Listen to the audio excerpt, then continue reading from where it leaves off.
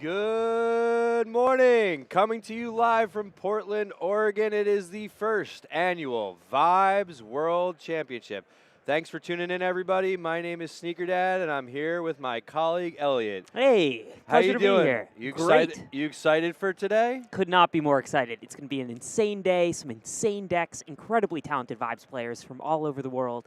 As far as the Philippines, here in Portland, Oregon, it's going to be a nuts time. It is. It is. We've got 33 of the best players competing for the first Vibes World Championship.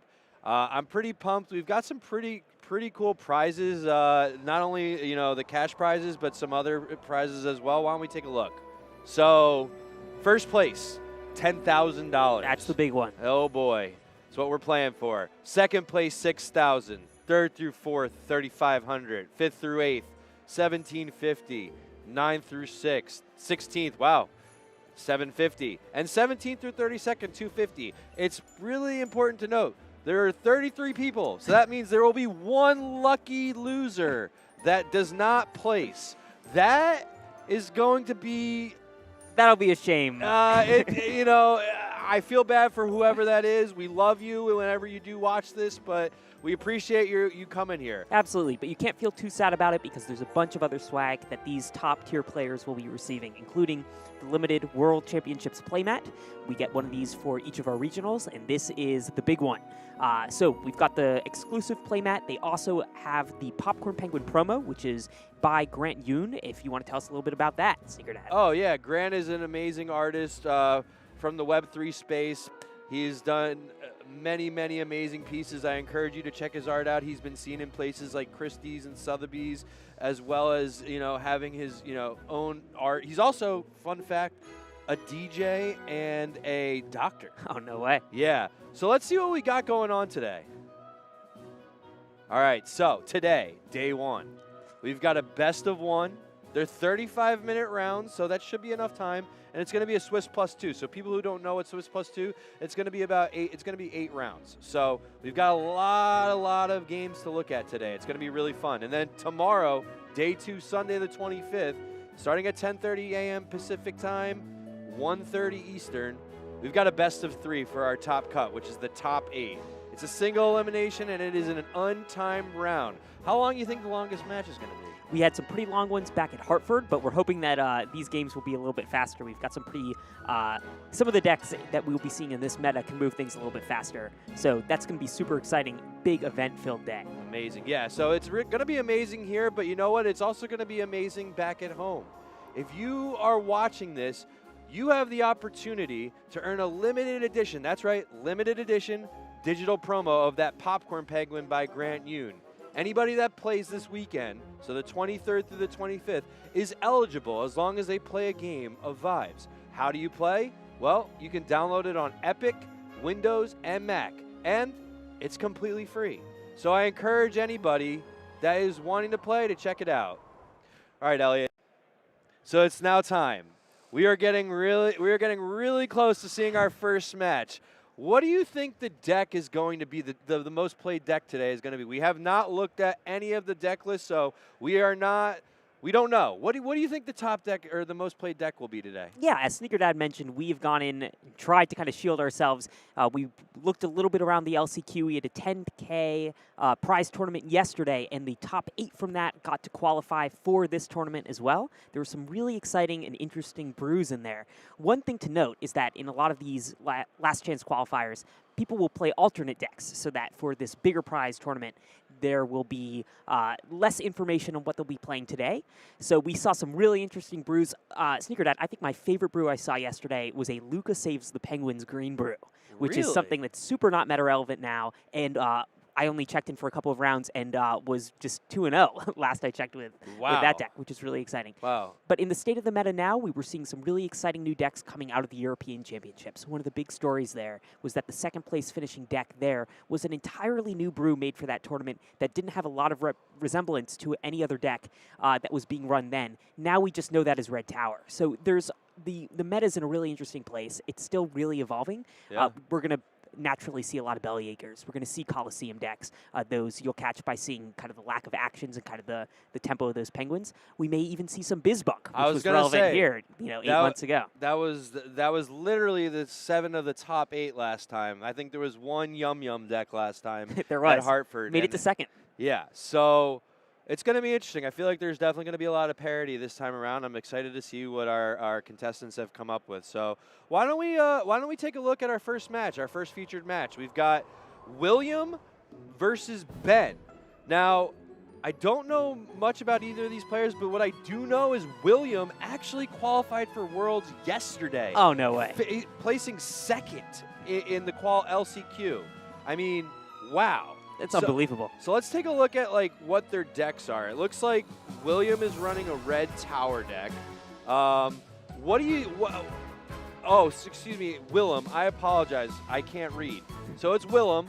What do you see in this deck that's really standing out? What makes it the red tower deck unique? Yeah, absolutely. So as the name might imply here, the crucial part of this deck is Leaning Tower. So Leaning Tower is a location card. This was a new feature in our latest set, Legend of the Lils.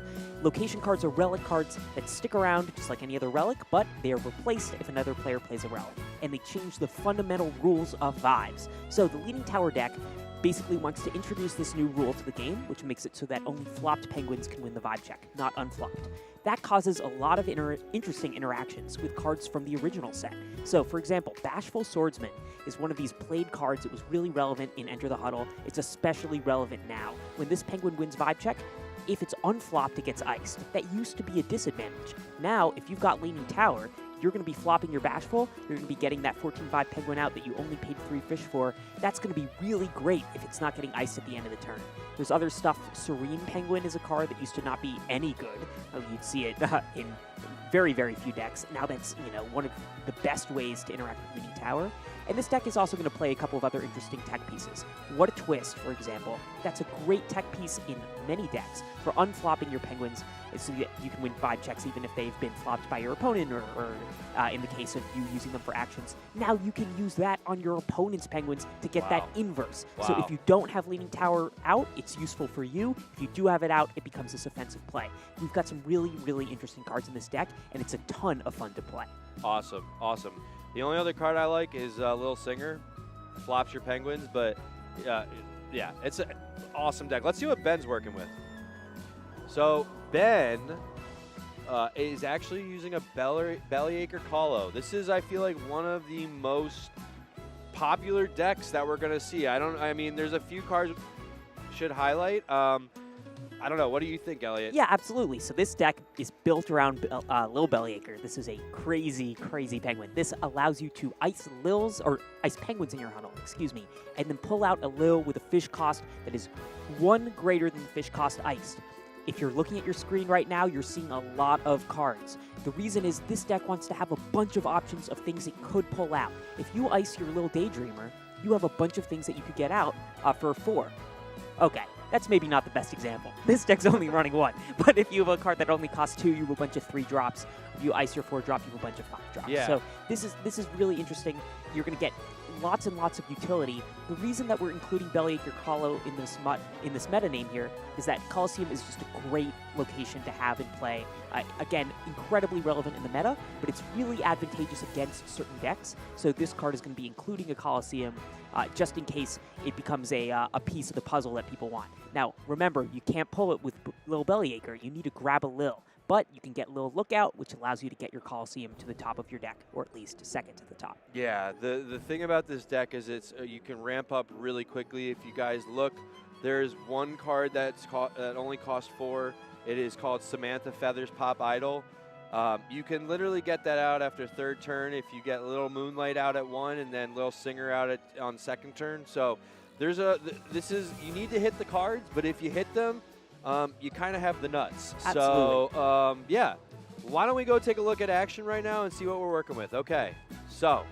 We caught him right on time. Wow. Yeah, literally. Our timing's just so great. Yeah. Let's see what we're working with. Okay, so.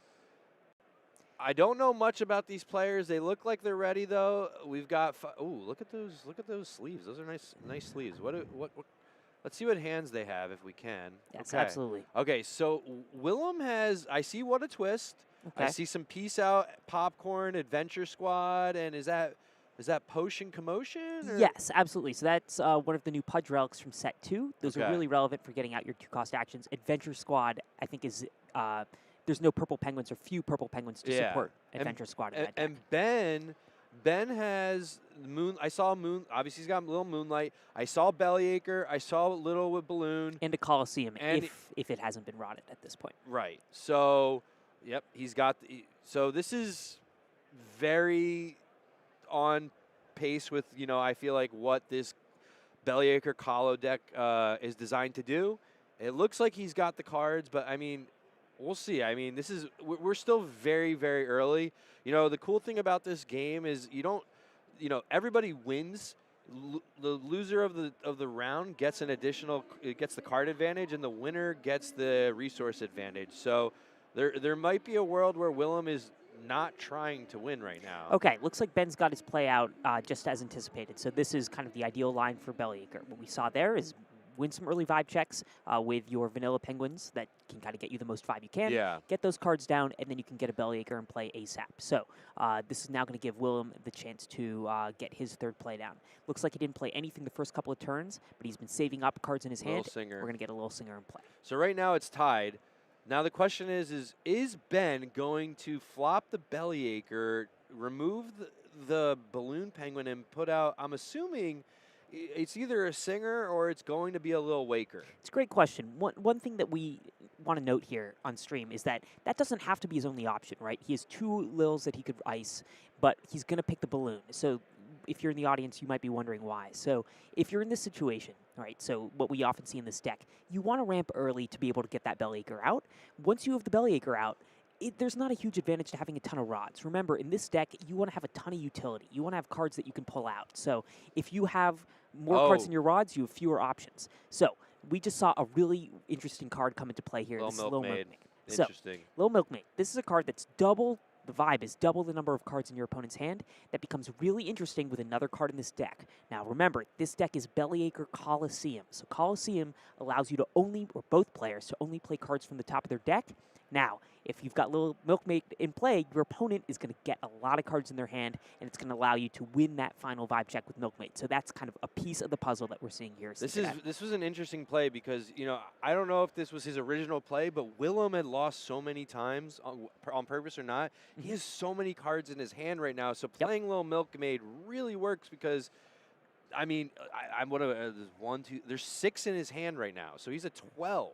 Right. Okay, so... Oh, interesting play. We've got a Lil Chef in play. So Lil Chef, when it enters, we're going to get a Fishsicle, and that can be spent later to try to get some of those high fish cost cards out. For example, maybe Coliseum. Yeah, this has got to be what he's doing because ultimately, he's at 6, so now he's at 7, and if he wins, doesn't he get more, right? Or no? No, it's just when it enters the huddle, sorry. So the way it works is Little Chef will enter with a vibe counter. You can remove that vibe counter, and you can use that to get that fish. Thank you. So, man, he might be able to get Colo out. But look at these options. There's a ton of really interesting cards here. So Popcorn Penguin, incredibly meta-relevant first season.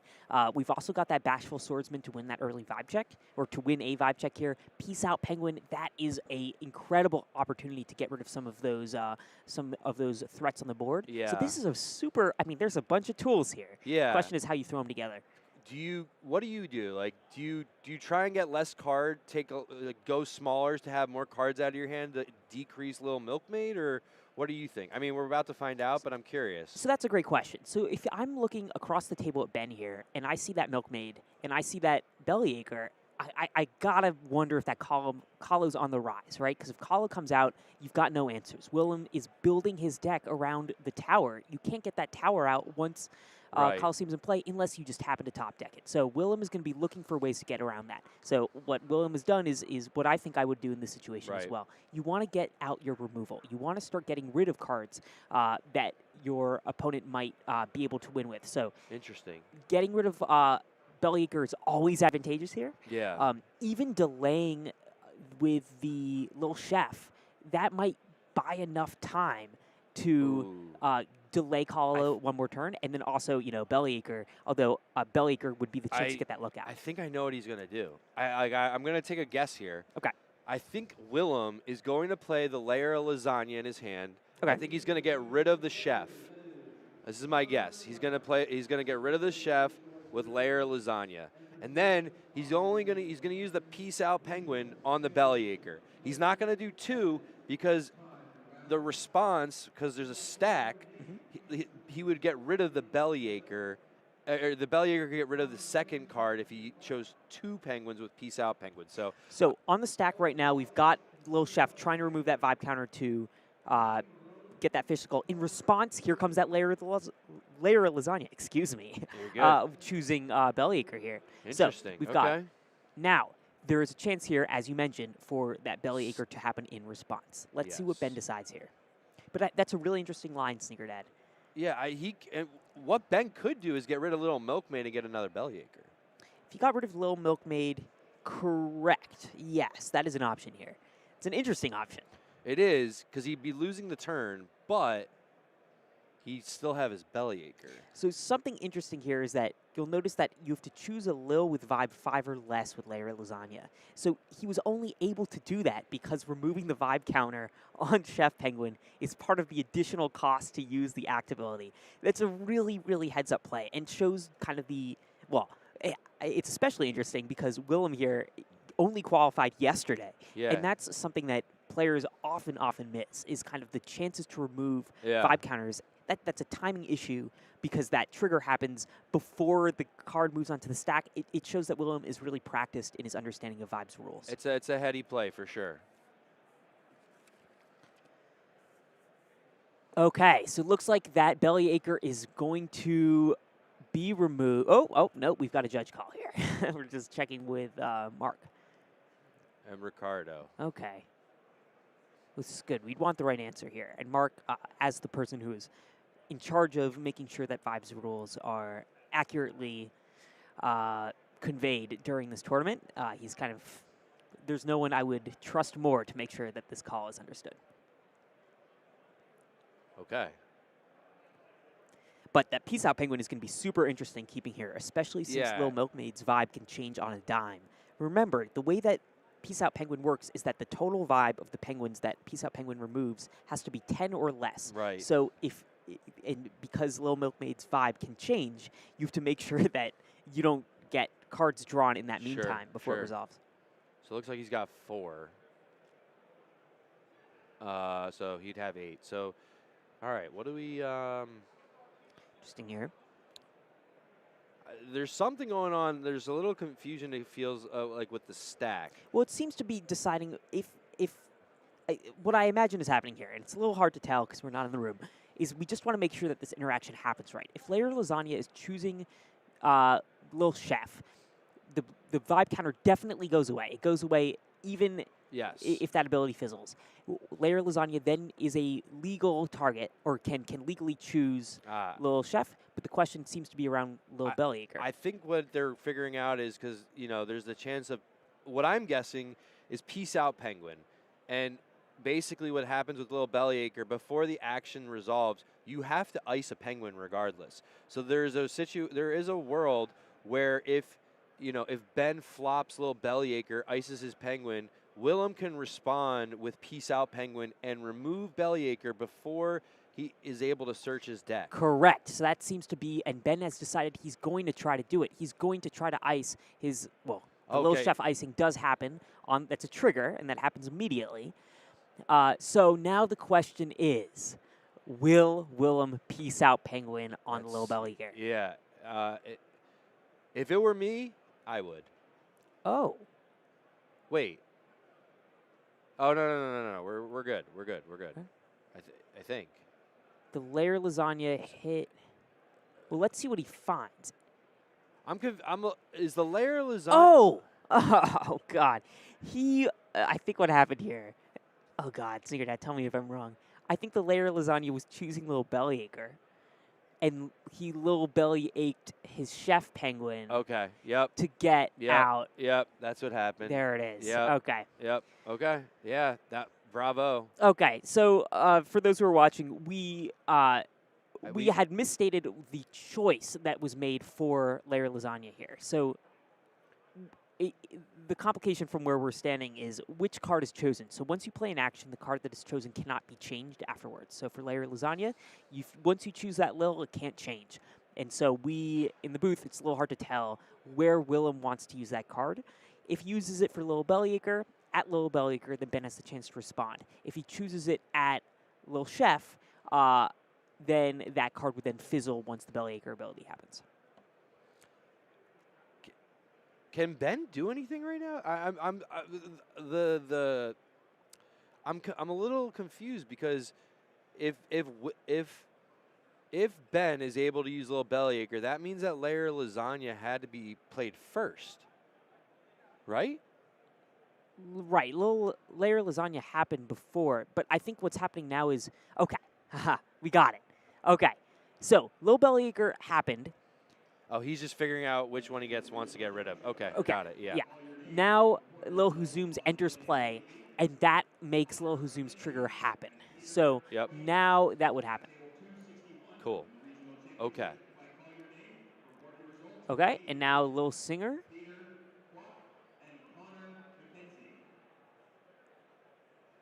All right, now it's clear. That was an interesting stack. That was you don't see that a lot. I mean, you do, but it's really cool for everyone watching this to see how this actually goes down. There's a lot that can happen in the action phase. Absolutely, and now we finally get to see that second stack occur. Peas Out Penguin chooses that Lil Milkmaid, and now finally Ben is in a little bit. Doesn't have that piece of the puzzle needed with Coliseum. So that's. Willem is in a better spot than he entered this cycle. Yeah, still a ton of really interesting tech in Willem's hand. What does Ben have? Wow. And And there it goes. Ben decides even without the Milkmaid in play, he's still going to go for the Coliseum. So he is ahead on vibe check. This is aggressive. But if Willem gets anything from his top of his deck that's above a 3, I mean that's aggro. That's really aggro. That's very aggro. Oh, but Willem doesn't seem to. Oh, that's tough. He gets out just one more card in play, but it's not enough to win that vibe check. I wonder what is on the top of his deck. I'm curious. It's got to be so painful. Maybe he has an action. Oh, no. 2, 3, 4, 5. Oh, he's at 12 in play. Okay, now Ben's chance. All right, Lil Waker. Lil Waker. What's the next card coming from his deck?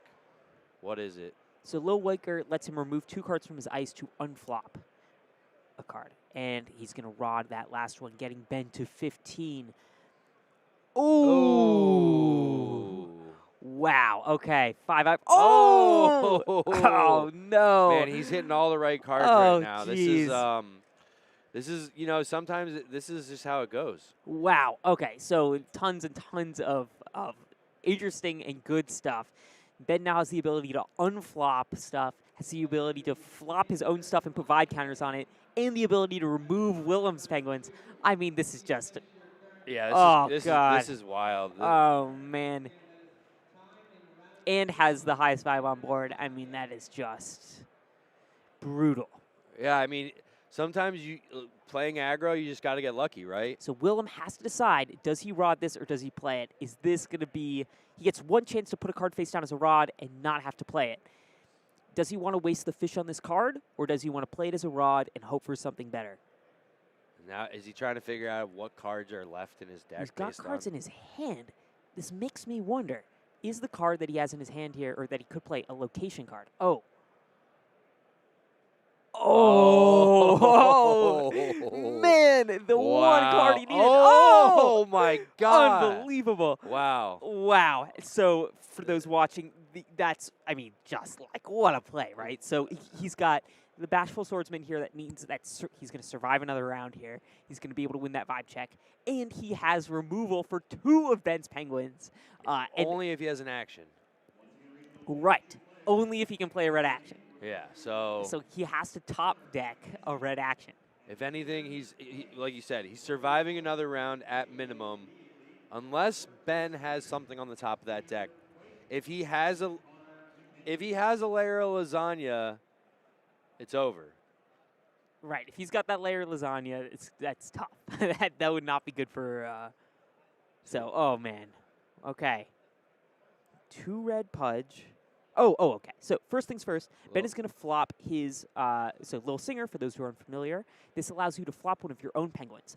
If you do, you put a vibe counter on that penguin. So he's going to remove this Little Speedy from the vibe check. He's going to winning it. Untap him now, or But, unflop him now. Correct. So he now has this other piece of this combo, which lets him unflop one of his own penguins by removing 2 cards from his ice, putting them on the bottom of his deck. So that is going to allow him to unflop again, and then so it looks like he's choosing the Singer, so he can do that one more time to another penguin in his huddle.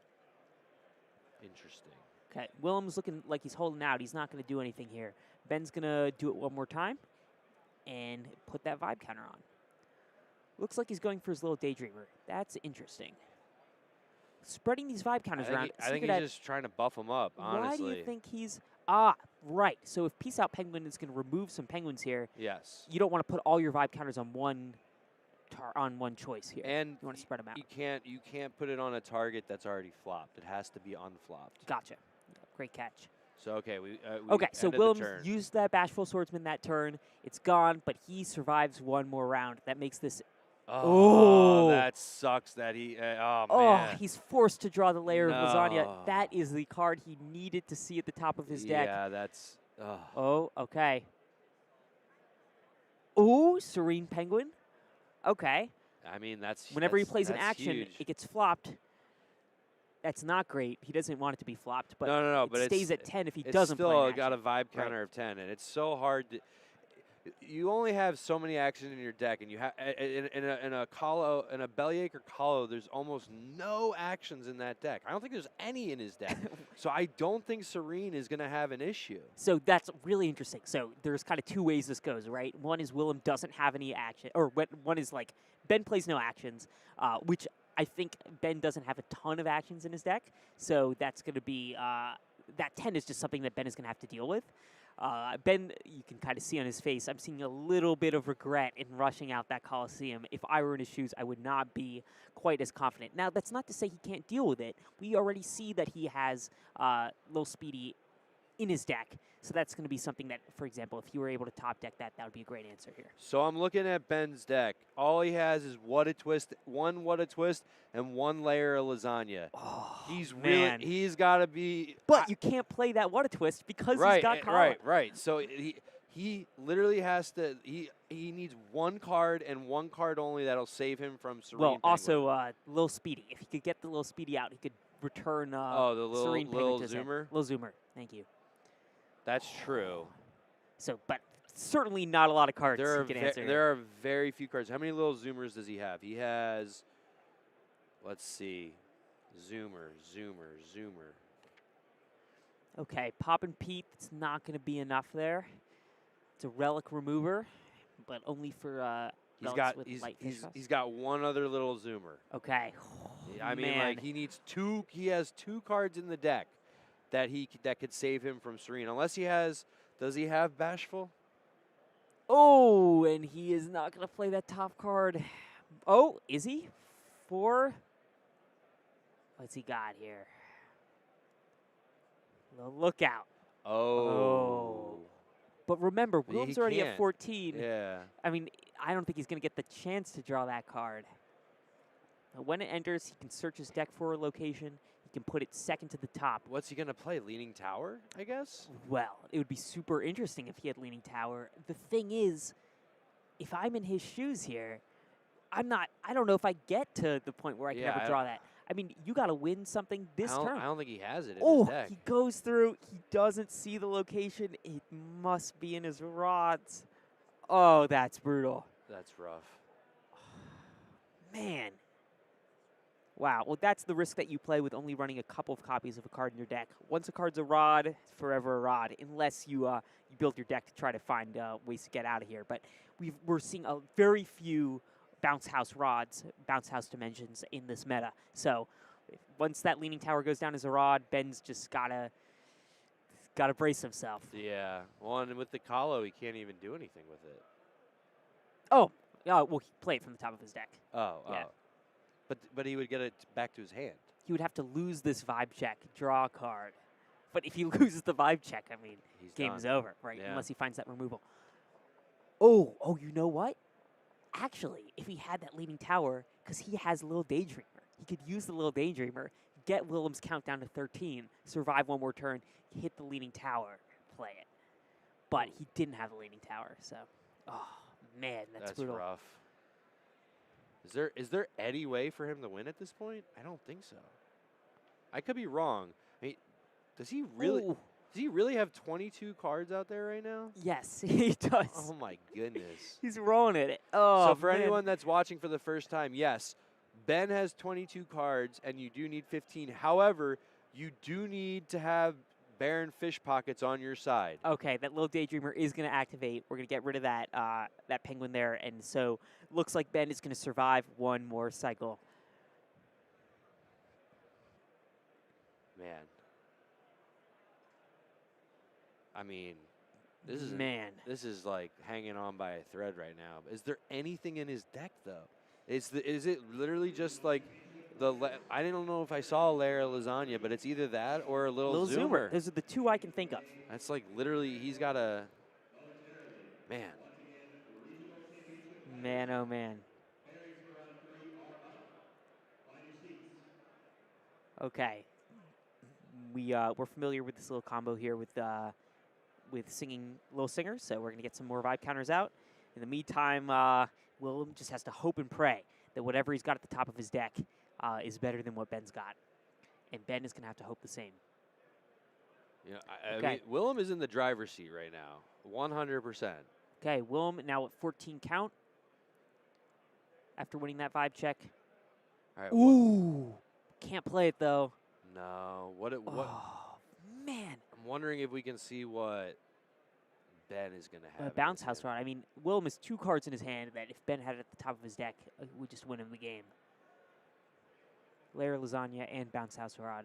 Okay. Actually, Bounce House Rod wouldn't win Ben here. He needs that tower on the top of his deck. But let's see what's in his rods. There's that tower that he so desperately needed. Played as an early rod. All right, what is he going to draw? What is he going to draw? Oh, wait. Oh, Leaning Tower. What? Willem just played Leaning Tower. What? Why did he do that? What? What did he? Oh, what is he doing? Why would he do that? What is he gonna? Well, I mean, holy cow! Remember, he's got a lot of cards in his hand, so maybe there's something to this. This allows Willem to use all of that utility he's been building up in his hand, but it looked like if Kala remained in play, Willem had the upper hand. So this is a real risk. That is a crazy play. Yeah. This is aggressive. It's really aggressive. At the same time, Willem just has a massive amount of utility in his hand. I mean, look at that. What do you think he's playing? Oh, look at that. Okay, I mean, he's got Layer Lasagna. He's got a Bashful. He's got Little Singer, too. Right. The Little Singers are great. He only has 5 rods, though, so he can't play Little Singer and Bashful. And if Ben ever tries to play in action, it flops the Serene Penguin for him. Which helps out there too. I think he's got to play the Little Singer. Let's see what's in Ben's hand here. I mean, Ben had oh, those are his rods. Excuse me. I think he's got to play. Okay, Adventure Squad. Okay. Adventure he Squad has his own leaning tower that now he can play. No, okay. those are his rods. Those are his rods. Yeah. Man, if he had that little introvert right now. I think he's trying to see if he can play anything from his rods, but it doesn't look like he can. Wow, this is a nuts game. This is a crazy game. Yeah, this is the first game, cow. and we're having a doozy. This is great. What does he have in his hand? He's keeping it very tight to the chest. Okay, look out. Speedy. He got a zoomer. He does have a zoomer in his hand. Okay. All right. Man, this is a match. This is crazy. That's actually nuts. So I mean, when you hit this level of play, it's also about predicting what your opponent has, and now. With both players with so much utility in their hands, it just comes down to this moment. Who's going to be able to win this vibe check? I don't expect us to continue on past this cycle. It's going to be what can you play from that hand right now. Yeah. And with I think Willem has 10 rods. Ben has like infinite rods. Wait, did Willem not play anything? Looks like it chose to hold off. Just played the tower. Didn't even play the singers. Why? Well, I see a lot of flopped rods there. Yeah, there's 8. What did he play? Oh, he played Potion Commotion, putting a Vibe counter in Serene Penguin, pushing it up to 11. Okay. That was his choice there. Now, not playing the Little Singers is really out there. I'm really surprised by that play. Little Singer, remember, it allows you to flop your own Penguins. That with Leaning Tower out, I mean, that just seems like it's the combo. the combo to win. So Why? why? He has 2 in his hand, too. Right, and Ben has it. Ben has the ability to do it. Now, here's what could happen, is Willem could just be so confident in his actions in his hand. Say, look, if I want to flop anything, it's going to be my Serene Penguin anyway, so... If I recall, he's got Lair, Lasagna, and I think he has Adventure Squad. I also think he's Heads I Win, Tails You Lose. Yes. I mean, Which is just, for those who are wondering, it's a one-cost red action here. The ability is less important than its ability to flop a Penguin. well, and it activates Peace Out Penguin, so then Absolutely. he can take 2 off the board. Man, so just deciding not to use that Little Singer to get that Potion Commotion is really interesting. Yeah, So now what is Ben going to do? So what a hand. I mean, look, there's one card in there that we didn't even mention. He's got Savior of the Skies. yeah. That is, I mean, that's the highest 5 Penguin, like, bar none, right, in this matchup. So he has it. Oh, but he opens with Returning Serene to Willem's hand. He had everything in that card. That was his out. Oh, man, that's tough. Oh, my God. Oh. And he doesn't even play Savior of the Skies. I guess trying to use these fish resources appropriately. Oh, my goodness. Okay, so he's just going to get another 5 Viber out. Oh, man. Holy cow. Ben's in the driver's seat right now. Ben's in the driver's seat. He's got tons of utility. He's got that little Bellyacres and just about infinite fuel, right? He could get out Samantha Feathers, Pop Idol in a heartbeat. Easily. Which is, doesn't even need to play that. No. At this point, though, I mean, he's just got, like... If I'm Ben, I'm letting Willem lead all the action. I can pass, Ben can pass and win. Okay. It is really on Willem to dictate what the actions are going to be, and that's what Ben wants, especially with Bellyacre. Yeah, and with Willem starting with priority here, Ben's in the position he wants. Willem has to make the first move here. So, as we know, Willem's got these red actions, and those are Lair Lasagna and Heads I Win, Tails You Lose. One's removal, which is good. The other one is just flip a coin if heads. I feel like card. I feel like you got to play Lair. Wait, did he? No, he didn't pass. He isn't. No. We're just kind of looking at Little Singer here, making sure we understand that card while Willem meditates on how he could possibly win this. Oh, Willem passed. Wait, what? Are they tied right now? I'm confused. Why would he pass? Because couldn't he just lose? Whoa, what's Ben's highest 5 is 5. Willem's highest 5 4. is 4. Oh, huh. Leaning Tower.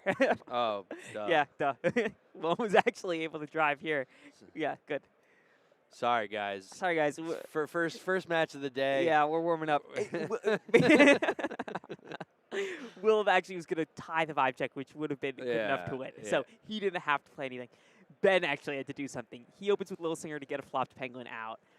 And he, I'm not sure who he chose with Little Singer, but what does happen here is Lair Lasagna. So Little Singer becomes flopped first. Now Lair Lasagna comes out. It's choosing, I don't know. It looks like Bellyacre. Little Singer he's getting rid of. Well, now Bellyacre's responding, choosing Little Singer.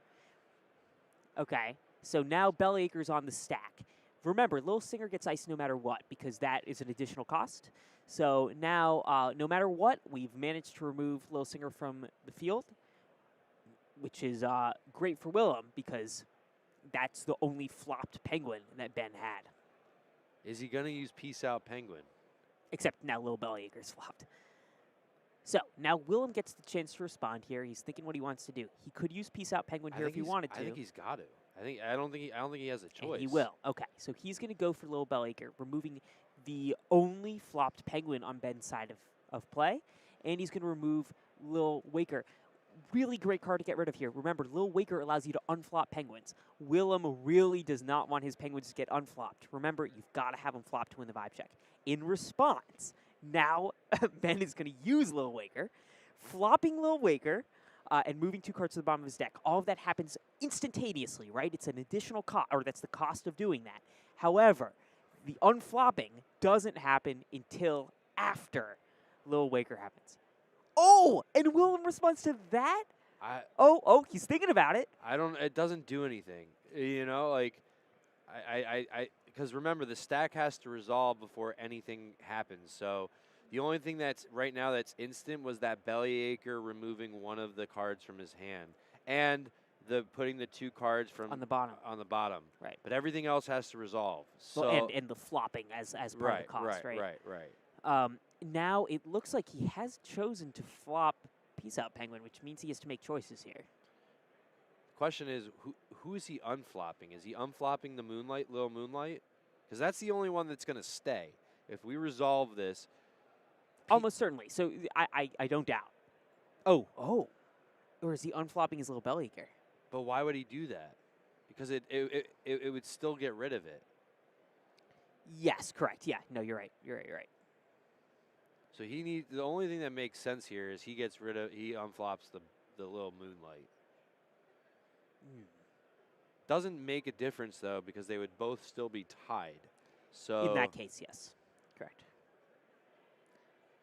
Man, these complicated stack interactions. Yeah. Okay, he is going to choose Lil Bellacre and only Bellacre. Bellacre goes, Larry Lasagna goes, and then Lil Waker and Bellacre go. Okay, now we are finally back out with just Willem with a 1-2 Vibe Penguin flopped, and Ben has no answer. Ben. That is it. That is the game. Wow. Wow. Holy cow. That was like 5 games in 1. Wow. Bravo to both of them, honestly. I mean, I couldn't have asked for, man, Elliot, I couldn't have asked for a better first match. Like, it was insane match. I mean, it's like my head is spinning. Like, it's crazy. I hope everyone understands, like, you know, we don't have mics there, so we're not sure what they're saying. Me and Elliot are really just making assumptions and guessing, but, you know, that was crazy. It was unbelievable. You rarely see so many complicated stacks in one match. Right. What was especially interesting there, and the reason why it's so hard to decipher is from where we're sitting on kind of strategically what's going on, is that each of those cards have multiple great targets, or great choices that you can make. Like Layer Lasagna, there's a ton of great options that you can use there, Peace Out Penguin. Yeah. So sitting here, there's a variety of different lines that each of these players could be taking. So because it's such a it's not immediately intuitive why they would take each of those lines. It's just because they're so good. And, you know, clearly they're at the top of their game. That's amazing. Well, I know we have another matchup going on right now as well. Why don't we check in and see how everyone's doing over at our second match, which is our friend Caution Fun versus Dead Slime. Absolutely. So Caution Fun is a classic name in the Vibe circuit. I mean, everyone knows Caution from his incredible performance at Worlds. Well, and his penguin is actually the mat. That is his penguin. This is Caution on the Worlds mat. All right. It really doesn't get better than that. Okay, so we want to kind of assess where we're at. So we're a little bit of the ways into this game. So something that we should note here is you're going to see a couple of names. Mount Fuji, really important card in this meta, and is probably going to be an important card in this game too. This is a card that allows you to remove the abilities of other cards in play. So Bashful Swordsman no longer has an ability. That means that it will not get iced for being unflopped and winning Vibe Check. And Peace Out Penguin is also named. So both of these cards on Dead Slime's side of the board here cannot have lost their abilities entirely. 1-2 is his advantage and 1-2 is disadvantage. Right. So that's but Dead Slime is at the end of the game here. So if he wins this round with with Bashful, that's it for Caution Fun. What is Caution Fun? Okay, so this is interesting. Well, he's got Dima the Destroyer. So Dima the Destroyer is kind of Caution Fun's relic. Here. Right. removing that relic would make it so Bashful Swordsman regains its ability, But- but Dead Slime would be able to use Peace Out Penguin. But Dead Slime has Layer Lasagna. Ooh. So if Caution decides to use Dima, Red Slime can use Layer and eliminate it. So in response. this is quite interesting. So if I'm Dead Slime here, I'm feeling pretty confident going in. Right. What card? I mean, Caution obviously is using a red purple control deck.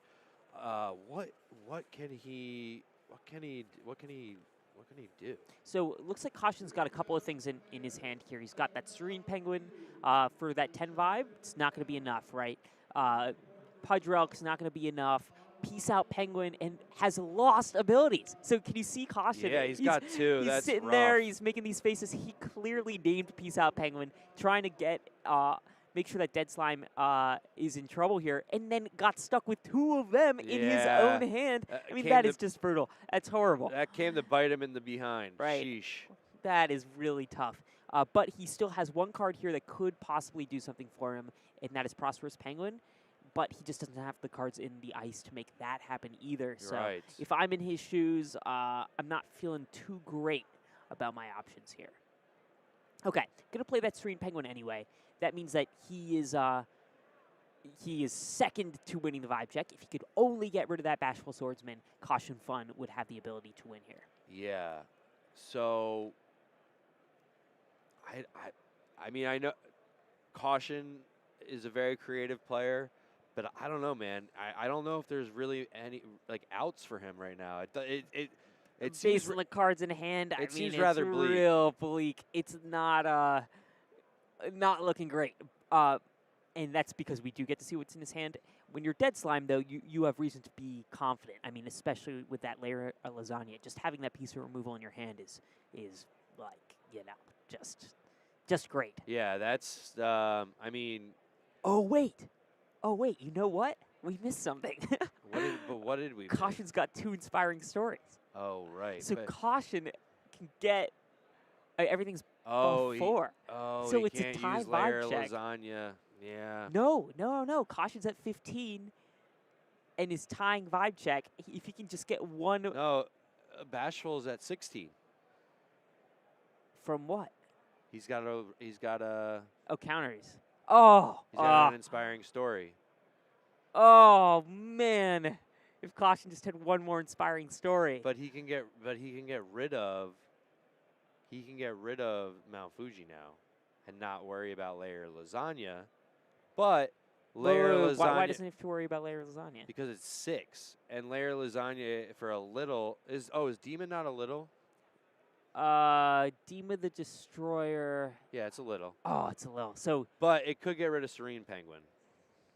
Even though it doesn't really have to, because if they play Layer Lasagna on, well, actually, the only thing it can play it on is Serene. So this is interesting. well, no. Let's pull up Layer Lasagna here and make sure that we understand the implications of this card here. So Layer Lasagna, really meta relevant.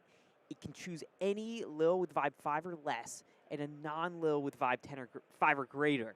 So that's why Serene Penguin is valid here, but why some of these other Lils are not. So the only thing Layer Lasagna can target is Serene Penguin, because Lil Singer is 9, and Dima is 6, and so it has to be a Lil with vibe 5 or less. Right, so we can only choose Serene Penguin. So if Caution Fun uses Dima here, Dead Slime has no answer. What do you think he's targeting? Right, does he go for the Fuji? Does he go for the inspiring story? I think he's. Man, this is tough. I think he goes for inspiring story. Would be my guess here. Because Well, if he goes, the thing is if he goes for Fuji, Bashful's done. right, Bashful gets iced. Oh, really interesting. Oh, this is really interesting. Whoa, he has 2 great options. Yeah, I mean, this is I want to know what he targeted. He flopped it, so Well, we're about to find I out. think he's getting rid of Fuji. Whoa. And Okay. Caution Fun has just unlocked 2 Peace Out Penguins in his hand that he could use. However, no, he put one down as a rod. Oh, okay. But now Dead Slime can layer a lasagna Serene if he wants, and then piece out Dima. Well, yes. I don't know if he's going. Yes. I don't know if he's going to, but this is a. I mean, he's got his hand on that pudge right there. Does he? Oh, he's thinking about it. He's toying with it. So I think what he's gonna do. Man, I don't know. Yeah, no. I think you layer lasagna Serene Penguin. You have to. The thing is, But he could do Dima, because remember, if Dima stays around, Dead Slime's going to lose that inspiring story next turn. No, he can't do Dima because it's 6. Oh, because it's 6. Great catch. Now, what I was thinking in my head while I was thinking out loud was, does he flop Little Singer to, save Bashful, but then he would lose. So we'll see. Let's see where this goes. This is quite interesting. Okay. Here comes the layer lasagna. Yep. Okay. That happens. So now he's at 14. And this is another good match. Two very strong. Whoa. I mean, I was gonna say two very strong players, but honestly, every single person in this event is a strong player. Right. We're gonna have to really hold back on our compliments here. All of these players are incredibly good. Man. Which is why we often can't keep up. Yeah. If only we were this good. Yeah, I know, right? Man. Okay, so Bashful Swordsman is going to win that vibe check, which is going to trigger its own ability, icing itself. That gives Dead Slime the ability to get that rod from the top of the deck. His count of cards in play is 12, and he will draw and take this next turn. Caution Fund now at 14 and probably in a more confident position now. He's got 2 Inspiring Stories out, making his highest 5 Penguin, which is Little Singer, 9, which is really a great position to be in right now. Did you see those 2 cards? Dead Slime has got another Bashful. Oh my goodness. And he's got another Little Singer. I mean, oh man. He needs to put down as many cards as possible so that if Bashful wins and it gets iced, he still could win this turn. So he's at what? Is he at 14? I feel like he's at more than 13. 15, yeah. 15, there we go. Okay. So if Dead Slime loses his Bashful, then he's going to have to use that Peace Out.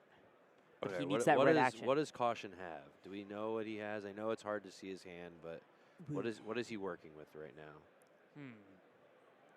Well, 1 less card. Okay. All right, there's that Peace Out. There's that Peace Out. Oh, man. What does he target? He's got to target. And Popcorn. Whoa. Yeah, so he's going to get the pop. Wait. Why? The Popcorn, he's the lowest vibe. Yeah, I don't know. It's interesting. This is the beauty of like the stack and like turn advantage. Oh, because we get all these buffs. Right, but Dead Slime's go into play before Caution because Dead Slime has the Baron. Correct. So wait, why did it get rid of it? Because his Peace Out, because he had Inspiring Stories. It's 6. Nice. Yep. So his Peace Out Penguin now gets rid of, or the Popcorn gets rid of Peace Out. But he can't. His Peace Out can only get rid of one of those Little Singers. Oh. Right. He can't get rid of Bashful using Peace Out. Man, Caution is. But he just destroyed the Inspiring Story. So now Dead Slime is just got those raw vibes. Oh, unflopping Dima. He's gonna get rid of Potion Commotion. Oh, destroying the Pudge base. Man, this is like goodbye. If Dead Slime had a layer lasagna, it doesn't matter now. He's got no purple Pudge. Caution Fund just absolutely nailing the card advantage with Dima the Destroyer. Yeah. He probably didn't. If he did, he could have used it before getting rid of it. But come on, Caution, show us your cards. Show us your cards. Ooh. You know what that is? That's Prosperous Penguin. Yeah? He's got Prosperous Penguin. He could, but that's not Oh, yeah, it is. Yeah, it's not really. It's not really doing much. No, that's not the most interesting thing. What does Dead Slime have? Flopping. Okay, so Little Singer's going to flop Popcorn to get that vibe counter on it. Try to just kind of keep its vibe up, right? Because we want to be able to eat the Little Singers next round. Caution Fun with Peace Out Penguin as his only unflopped Penguin now. Dead Slime still slated to win this flop check. This is interesting. I mean, man. Wow. I mean, what a turnaround, right? Yeah, I did not. Dead Slime was in such a great position. Yeah. And Caution Fun just absolutely Yeah, ate through each of those threats. Like ate through 3 relics in, 2 turns. All right. Okay. Dead Slime wins the vibe check, keeping himself alive for one more round. This is Caution Fun now absolutely dominant. What does he have in his? Does he have any cards in his hand? No, I think it's his time to draw, and this is all he's got. It's a Serene Penguin. Ooh, okay. He's going to get a 10 Viber. But Caution Fun's got that Peace Out Penguin, which can just eat Serene Penguin. Oh, but I guess... No, because if he flops with Little right, Singer, with Little Singer, keep it alive. he'll still lose because Caution's at 16. Yep, so Caution's just in a dominant spot here.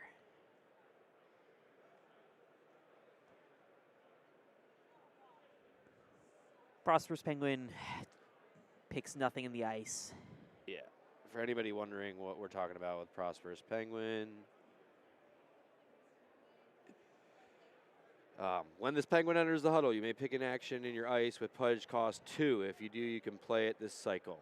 But there's nothing in his ice that he can play. So he is more just stacking. So action time comes, and Caution Fun has Oh, wow. a massive, massive board state. Do you see what is in his hand? 2-layer lasagnas. Oh, no. Oh, my God. Oh, man. I mean, I think that I'm not trying to call it. Nothing's over until it's over, but I mean, I don't know, man. Hey, here goes one. I think it's over.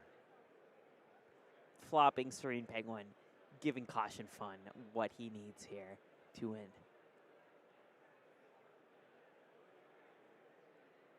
Yeah. There it is. Wow. Whoa, Caution Fun Man, back from the brink. That was a crazy. That was crazy. Absolutely crazy. That was a good game. And with only 3 minutes to go, I mean, that is just incredible. Caution Fun will be taking his first win of the day. Wow, Elliot. Wow. For round 1, that was those were 2 crazy matchups. I did not expect when we went over to that action that we were going to see Caution Fun somehow come back against Dead Slime. Yeah, absolutely. When you see such a dominant board state in play, typically when somebody has a location and their deck is built around it, I mean, you're really just so far ahead. What's really been interesting is that in this set we have these 5 relic-destroying penguins. Right. And those have become especially interesting here because of the dominance of these decks that kind of build their strategies around locations. And getting Dima out was just absolutely brutal. Inspiring Story has always been a relevant card. Yeah. And now you can get a card in your deck that both can tear through that and deal with location-based strategies. I mean, it really, really was a great, great card for Caution Fun to include there. Wow. Wow. I mean, how can you top those 2 games? Yeah, I mean, that was great. I mean, absolutely I'm nuts. sure we're gonna see some more amazing stuff. But wow, and everyone that's watching, you're in for a treat. If that was the first matchup, just wow, there's gonna be a lot more exciting stuff. So, I mean, I don't really have much more to say about those matchups. They were everything and then some. I mean, but yeah, I mean, I think we have our round 2 feature match in a little bit, but we're gonna take a quick break. So if you need to go get a snack, you gotta get some more popcorn, get a drink, run and get that, and we will be right back with more footage from the first annual Vibes World Championship. Thanks for tuning in.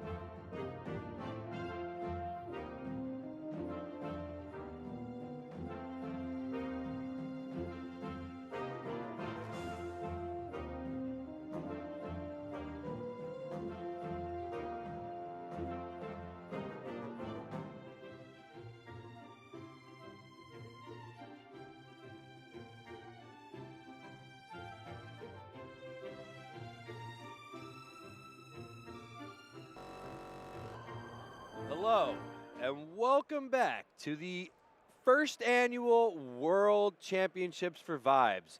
Sneaker Dad here with my partner Elliot. Man, what a first round of matchups. Those were intense. Absolutely insane. Those were two crazy, crazy games. Really high-level play, extremely high card count, especially on that first one. We saw some really, really intense moves early on. Complicated stacks, interesting transactions.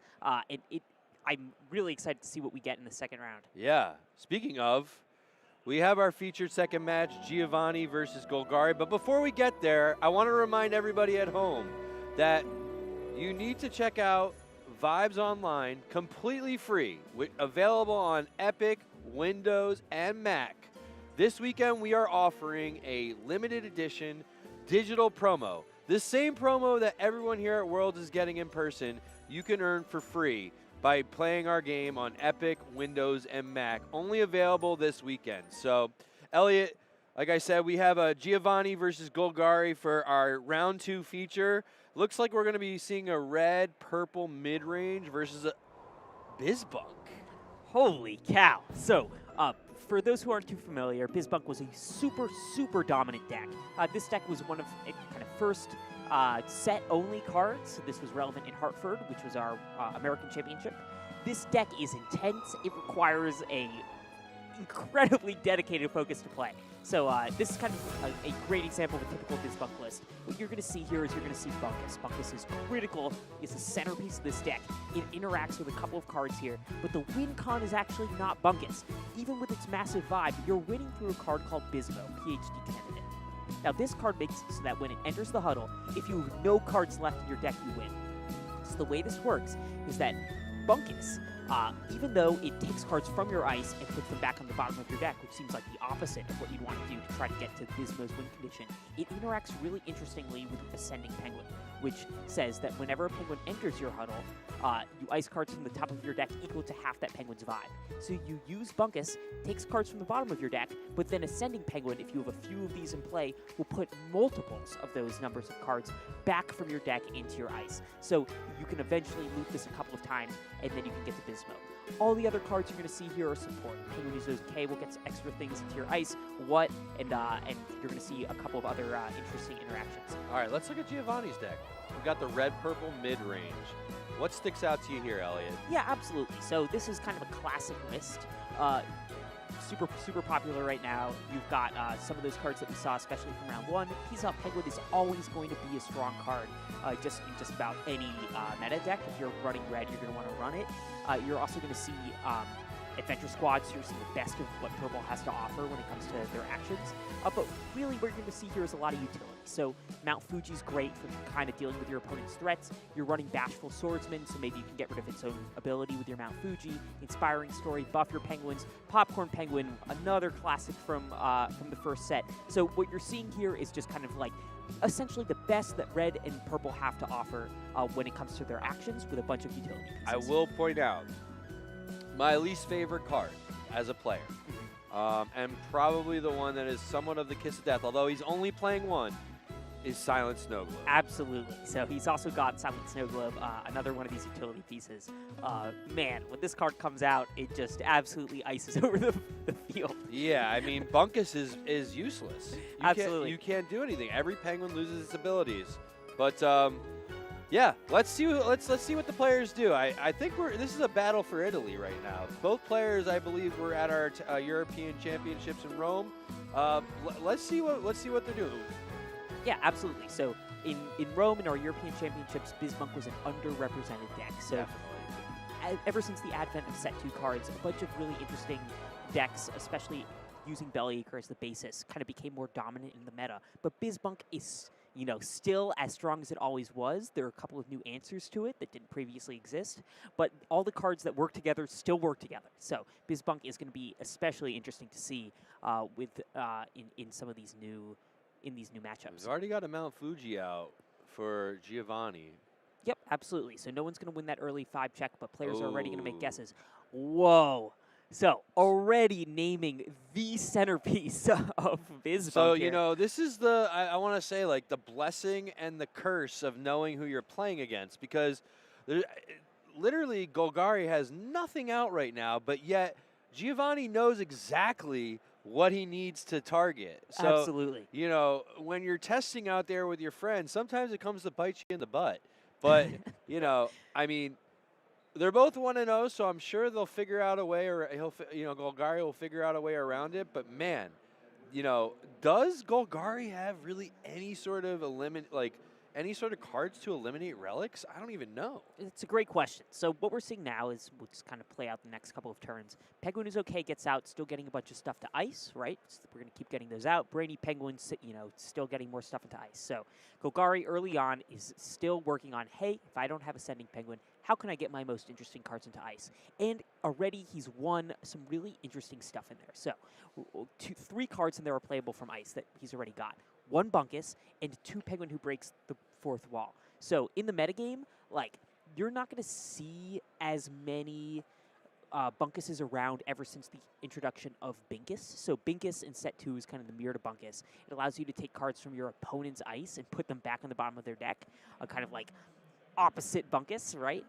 But as we saw in that early in red purple mid range, like, that's not a card that you really want to fill a slot with. So red purple mid range is going to answer that more elegantly with either Silent Snow Globe, as you mentioned earlier, Sneaker Dad, or Mount Fuji, which is just a more general utility card. So that's kind of what we're looking at here. So now Giovanni's going to take his turn. Looking at Golgari's deck, he does not have anything that he's going to be able to do to get rid of Mount Fuji. Right. And look at what already, even though that's tough for Golgari, like, Gianni's now like, what do I do? He played his Pudge Relic. He had to put a 5 counter on his opponent's Penguin. So, yeah. Although getting that Mount Fuji out early is really, really great, Golgari's deck, like, more stuff is kind of happening.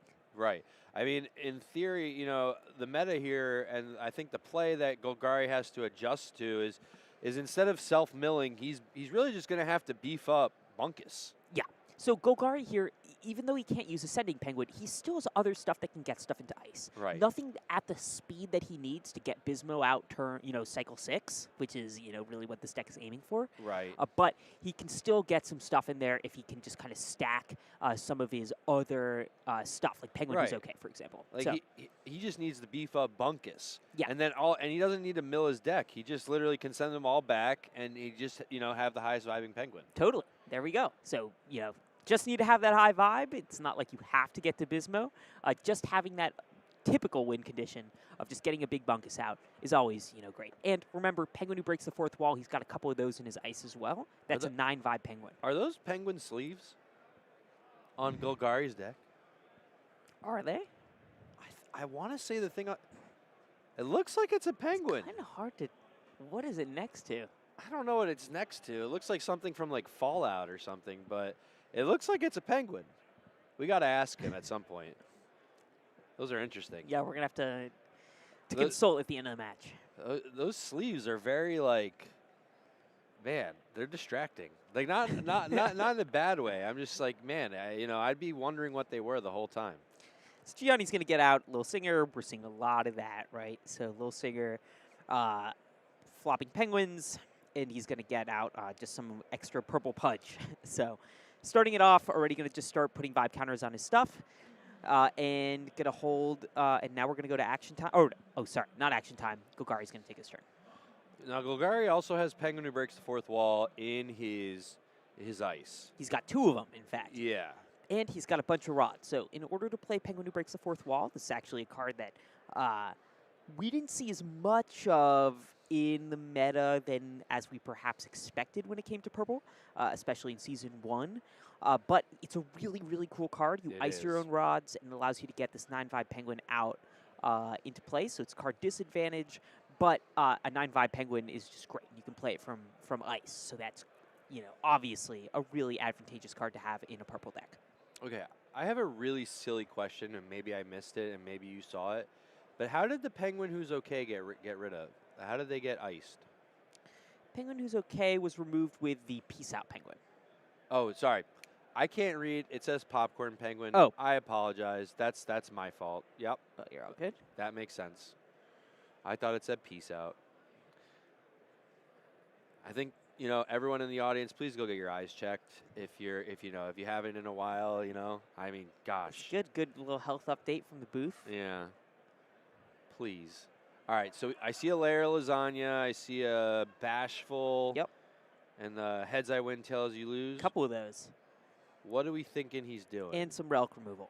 Not going to be terribly relevant against this Bizbunk deck. No.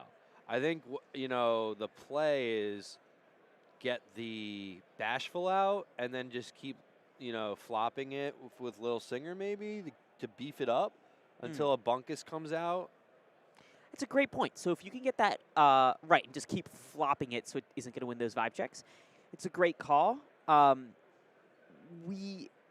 What'll be interesting is if I don't think either of these decks are running Leaning Tower. Am I correct there? Checking. That would be interesting, but I mean, Bizbunk certainly isn't. The question is in this red-purple mid-range, what Gianni's going to go for here. Now, Gianni's like kind of built his deck to answer a lot of stuff. One thing that was really interesting in Bizbunk, especially in the first set, is it just isn't as, I guess, adaptable. It doesn't run as much utility because, especially in set 1, we just didn't have that many utility cards. Gotham, for example, was one of the few utility cards in set 1. Set 2 is stocked full. I mean, Mount Fuji is so good at answering a variety of different threats. If you're running cards entirely from set 1, you're missing out on a lot of this new interactivity. So that's going to lead to situations where, like, one player can really build, you know, answers to your deck, and you're just, you know, kind of diddling around. You know, saying, oh, God, you know, what am I going to, how can I possibly answer this? Nobody likes a diddler. And a Bunkus is going to come out. All right, First of the game. So hard cast. So he's got 12 rods. So he does not have to get rid of anything. So that is how much? 1, 2, 3, 4, 5, 6. Is it 12? 12. It's 14? Oh, 2, 3, 4, 5. Oh, no, okay. I was going to say, I know my eyes are bad, but I'm pretty sure I can still count. This is when you have kids at home, you have to practice your addition skills. Yeah. Shout out to my kids. If you're watching, hello. Okay, so Gianni now gets out his 14, and, you know, 14 is... He has to play it. I mean, he has. He yes. also can't flop it because Golgari's, unless he has... Oh, he has a layer of lasagna, so... Okay. He's probably is going to flop it, honestly. So he's going to go flop 2 to ice Bunkus. Yep. Boom! And now, if you're Gianni, you just have, you know, big 14. Now, remember, if Yep, he did it. He's going to flop it. Nice. It's game. That's game. Wow. That was a quick one. Quick one, and this is, I think, a really, I'm glad we got to see a Bizbunk matchup early because it shows just how far the meta has come, right? Like, that was a deck that was incredibly dominant. Yeah, it didn't have answers. Like, there's nothing you could do. No. And now, you like, turn 1, that deck was answered, right? Yeah. The meta's changed a lot. That was a really fun match, and I think, you know, for everybody back at home, like you said, like, everyone thinks, you know, there are a lot of people that probably haven't watched us or are really tuned in since the first set, which is crazy. Yeah. But, hey, you know, welcome back. But, yeah, Bizbunk is not as dominant as you once thought it was. There's a lot more parity now, and it's quite exciting. And to be honest with you, that wasn't even, you know, one of what I would call the quote-unquote meta decks that we're seeing being played. No, absolutely. It was just a deck that had one utility piece, and that's a utility piece you're going to see all across the tournament today. So that's not, you know, a matchup that just is just favorable to Bizbunk. You're going to find that wherever you go. So really interesting. This time, 8 months ago, 7 out of the 8 top decks were Bizbunk. Yeah, it's crazy. And now, you know, you're going to see a lot less. It's crazy how much has changed. And, you know, since that was so quick, we are in for a treat and have a second matchup for round 2. It's actually going to be Kendall versus Mudman. Kendall actually won our LCQ, but he had already qualified from earlier this year. So, and both are staples in our community. Really excited to see them play each other. Kendall's playing the red-purple control, and then we've got Mudman with the red-purple mid-range. So, let's look at their decks, because I got to imagine there's a lot of crossover. So what sticks out to you with the RP control? Yeah, absolutely. So red purple control is going to keep, you want the best of red, best of purple, right? So you got some of red's big staples, Little Singer, which we're going to see, I'm sure, in every matchup today, right? Peace Out Penguin, Popcorn Penguin, and the newly dominant Serene Penguin in red. Purple, you're running Adventure Squad, period. And any purple that you have is just to support your Adventure Squad. So Lil Moonlight, just cheap purple pudge. Prosperous Penguin, because it's like the best. It's card advantage a lot of the time and gets you another Adventure Squad. Layer Lasagna, you're also going to use that purple pudge for. And then it's just like other utility. You know what's really cool about this game? Well, there's a lot of really cool things about this game that you guys designed, but what I love is, you look at these decks. I look at like something like Adventure Squad. It's like uncommon card. Yep. Just because you have rares and epics does not mean that they need to be played or that they're even the best cards. Yeah, absolutely. And it's really cool. So let's see what we got with Mudman now. So Mudman also playing Adventure Squad. We see a little bit of variation. I see a lot of the same cards. There's a couple cards at the bottom that I'm seeing that are a little bit different. We've got the Unmasked Penguin as well as Silent Snow Globe. What else? And also we've got Throw Some Snow. Yeah, absolutely. So, the difference between these red-purple decks is kind of in these extra few cards here. Silent Snow Globe is a classic, but really, let's talk about Throw Some Snow. This is a card that I'm not sure how much we want to get into the game design details around this card, but this card was not a card that we expected to be in any decks. And, so that's really fascinating to see it in the Mudman deck. This is one of those things, is you run a card that no one expects you to have, and then all of a sudden you're doing some really interesting stuff. Yeah. But remember, like, if you're playing against this deck, right, what are the three most dominant cards? Singer, Peace Out Penguin, Demon the Destroyer. So, actually, Demon is probably not as relevant as the first two, but like now Throw Some Snow is just like, in this case, a better Adventure Squad. So, this is going to be a really interesting matchup. Yeah, why don't we go take a look? All right, so let's see where we're at right now. Okay, we're right at the beginning. Oh boy. Before we start, I want to give a little shout out here to the Mudman's orange hat. So this is a hat we've seen in the meta for like 8-9 months now. It used to be a little less popular. No, I was referring to it's a little it's worn, like, it's it was brand new when Hartford came, and the Mudman is in pictures all over from all these different SCGCONs in that hat. Yes. That is a classic first merch item, and that's a nice item. Also a great stash. Absolutely. I mean, look at that thing. It's got some character. Totally. All right, so let's see what we're working with when it comes to car. Okay, so I see some potions. I mean, we got a mulligan. Right. But we're already seeing, we're going to be seeing those similar cards in both. Serene and Dima, I see from Mudman. Pudge Relics. Kendall, it's a little harder to see what he's working with. Yeah, it looks like, was that the Serene going to the bottom there? Interesting. That's really interesting. Another potion. Holy cow. He's got 3 potions in hand and another chance to create purple pudge. He kind of looked will like have no shortage of purple pudge. He looked pretty excited about that. I'm not going to lie. His face kind of, kind of lit up. Yeah, and he got a popcorn. So something that we should note here is that Popcorn Penguin was always like meta relevant, right? It's also the promo card for the World Championships. This is a much discussed card, right? Mudman in his hand has 3 different opportunities to produce purple pudge that aren't relics, or that aren't penguins. Did he just put a Mount Fuji down? As a rod? I believe he did. Holy cow. I see a Singer, I see a Potion, and I see at least 2 layer lasagnas in Kendall's hand. Now, that's interesting. Now, Mount Fuji, remember, you name a card, loses all abilities. That's an interesting scenario when 13 of the 16 distinct cards in your deck have the same name as your opponent's cards. Yeah. That's maybe a less useful utility piece. Still, it's a great thing to have and to store for later in the game when you find out what your opponent actually has in play that you don't. How many turns do you think it's going to take for them to realize that they're basically playing like almost the same deck? I mean, they must know, right? I mean, I mean, maybe not, but we'll have to see. Little Singer going out early. This, again, just so dominant. The 3 cost, 5 vibe on its own, plus one of the best abilities in the meta. Okay, so we're going to get out a Pudge Relic. So I was talking about this a little bit before. This is a great opportunity. These are the Wizard Relics.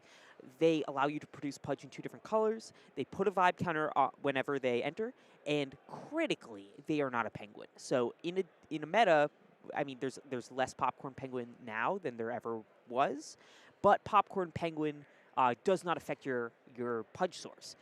And look what's happened, right? So Kendall removed the Mudman's Little Moonlight. Must have thought, hey, let's go. You know, 1 less purple Pudge. Little does he know, Mudman has a Popcorn Penguin in his hand, and Kendall has a lot more low vibe penguins than Mudman. Yeah. Ooh. Okay. So we put out. So both of them have Potion Commotion. I mean, I'm not gonna lie. I feel like they have to know that they're playing very similar decks. At this point, they must know. I mean, they've got to know going in. Now, you know, I feel like probably the most boring, but probably the most important thing to play is probably mirror decks. Like when you're when you're practicing, because it's really easy to play against other decks, but to know how to beat your own deck with that deck, like that requires a lot of skill and a lot of practice. Absolutely. Remembering from set 1, right? Popcorn Penguin big. What was the second most played card? Inspiring Story. And that's what Kendall has in his hand. And that is, you know, the answer to your opponent's Popcorn Penguin in so many scenarios. Yes. So this is interesting. We're getting a little bit of set 1 tech in this, you know, very set 2 meta. That'll be very interesting here. So looking like Kendall's going to get that Rod, keeping on to that Baron, and we're going to move on to this next cycle here. We've got, you know, 6 in play with Kendall. Mudman just has a little bit more in hand. Let's see what we've got out here. Ooh, Serene. Okay. Oh, and that is a foil. Look at that bright, shiny Serene Penguin here. Ooh, shiny. Okay, that's 10 Viber. That's a really, really strong card here. But whenever Mudman plays any actions, that Penguin will flop itself. Okay, Mudman's going to study an answer here. Man, looking at the screen, I mean, just those playmats are so beautiful. One thing not discussed yet, Blue Goo, the artist of that mat here at Worlds, he's signing cards and doing alters. So that's super exciting if you want to get your playmat altered. Yes. Okay, Mudman is going to be playing another Pudge Relic here, upping his Popcorn Penguin just a little bit. So if Kendall plays any 2 vibe, 3 vibe stuff. And it's gone. But it doesn't matter. And there it goes. And it's gone. Okay, Kendall is going to be flopping his he's beefing Serene him up. Penguin here, looking to tie the vibe check. So choosing not to. Or not. No, he did. Okay, cool. Tied the vibe check. The reason he does that, not only is he beefing up his Penguin, but he's also limiting Mudman's draw. Absolutely. So if you're feeling like you're in a pretty dominant position, it might be advantageous to kind of let that cycle go by. If you don't feel like you need the Rod, you'd rather deprive your opponent of stuff in hand, might be a wise decision. I really do think that's what he's doing. So getting that, he's got that layer lasagna. He's got Inspiring Story. Another Serene. And he's got another Serene. Man, so look at that flip. He's really, and the shine of those sleeves, it's like hard to even. I mean, he's fast. Yeah, this is somebody with real card dexterity skills here. That's exactly the sound it makes. Yeah. Yep. If you're a TCG player, you do it. It's an addiction. Yeah. I'm not gonna lie. I like doing it. It's fun. Yeah, it's good to keep those hands busy. You know, fight off the arthritis. Yeah. Okay, What's Mudman's gonna take his Mudman turn. playing? Let's see what he's got. All right, Singer. We got a Oh Singer. my God, this deck. It's the same exact thing. Neither of them running tower. It's very interesting. So leaning tower, super good. Little Singer, we're not seeing it in either of these decks. Okay, looks like we're moving on to action time here. See, Kendall does have this choice here of layer lasagna. He only has one possible choice. Is but it getting rid of that Is it worth it though? Right. It's like, do I want to get rid of this now? It's right at that interesting point here of being at 5 vibe. I feel like the answer is no, because it's only I feel like we're only approaching the middle point of this match right now. Kendall's got set. Maybe he's doing it. No, maybe I don't think he is. I think he's gonna let him. Maybe he's gonna let him win, because Kendall's only got 7, and Mudman's only got 8. So we've got. Oh wow, he's doing it. Okay. Okay. All right. I am wrong. This is why I am commentating and not why playing. Kendall is playing in Worlds. Yep. Exactly. So gonna choose to win that vibe check. I'm sure a big part of that math there for both players is, would I rather have that draw? Would I rather have that rod? He wants the control, hence the name Red Purple Control. And there he goes. Getting that inspiring story out is really, really going to be strong here. Even if Mudman did have a little singer out, being able to climb a little bit at a time, increase those vibes. Kendall is just a couple of cycles ahead, and having that inspiring story out is like being 2 cycles ahead. You see that? Right? You see what I'm seeing? Oh, Fuji and Bashful Swordsman. Yeah. Whoa, and relic removal. Holy cow. Yeah, that was huge.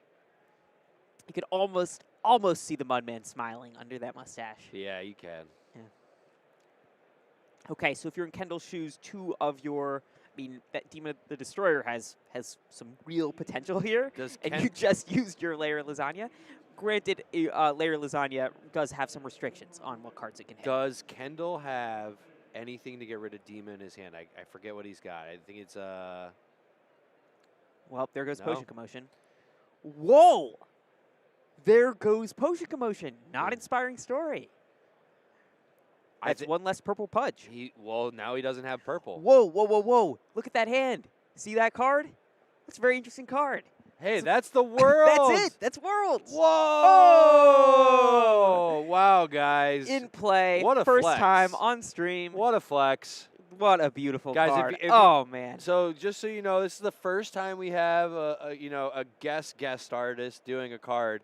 It's also the first time we have our new IP Moonbirds on the cards. It's a pretty, legendary and historical card in the Vibes kind of, history. Yeah, absolutely. This is a meta-relevant card. It used to be the dominant card, and now it is our first ever time including the new Moonbirds IP on a Vibes card. So that's super exciting. One thing that's been going on at Worlds this year is we have Burb has been wandering around the halls. We've had a inflatable Burb has been poking around, taking pics with players, kind of introducing what is to come in the future of Vibes. More on that later today. Yeah, I'm excited.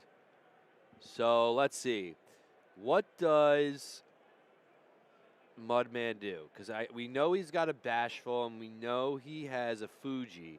Does he Fuji Popcorn? So he's got the Fuji. But then he messes up Dima. Or does he Fuji and name Bashful? So this is where we find out. What if you're the Mudman? What do you? What loses abilities? What is he writing down, man? This is what we are all wondering. What do you think? And Kendall gets the chance too. Yeah. But Mudman will have to pick first. Bashful. Bashful, classic. So Mudman's got that in his hand. He's focusing more on what he's got than what his opponent has. So he doesn't have to even get rid. He doesn't even have to name Dima, because Popcorn will get rid of it. Yes. So going into this next cycle, we unfortunately are going to lose Dima for Mudman. Rest in peace, Dima. You were you were short-lived, but great card. Yeah, it is a great card. Yeah. So good that it's the only green card that we see in the red-purple control lists. Yeah. Red-purple with a sprinkle of green. Yeah, with a sprinkle of Dima. Okay. What did he pick? Or is he still figuring it out? Great question. But we don't know. Oh, does he have to pick one? He doesn't have to, does he? You could name it. Well, he chose Serene Penguin, which was the right play. Yeah, it was. Neither of them have I Tower. Was he writing it? I don't even. It doesn't matter. Doesn't matter. Okay, but we'll flop Serene Penguin himself to get it up to 13 here, and now is officially out of Bashful. Oh, wait, no, Bashful is 14, so still a little bit behind.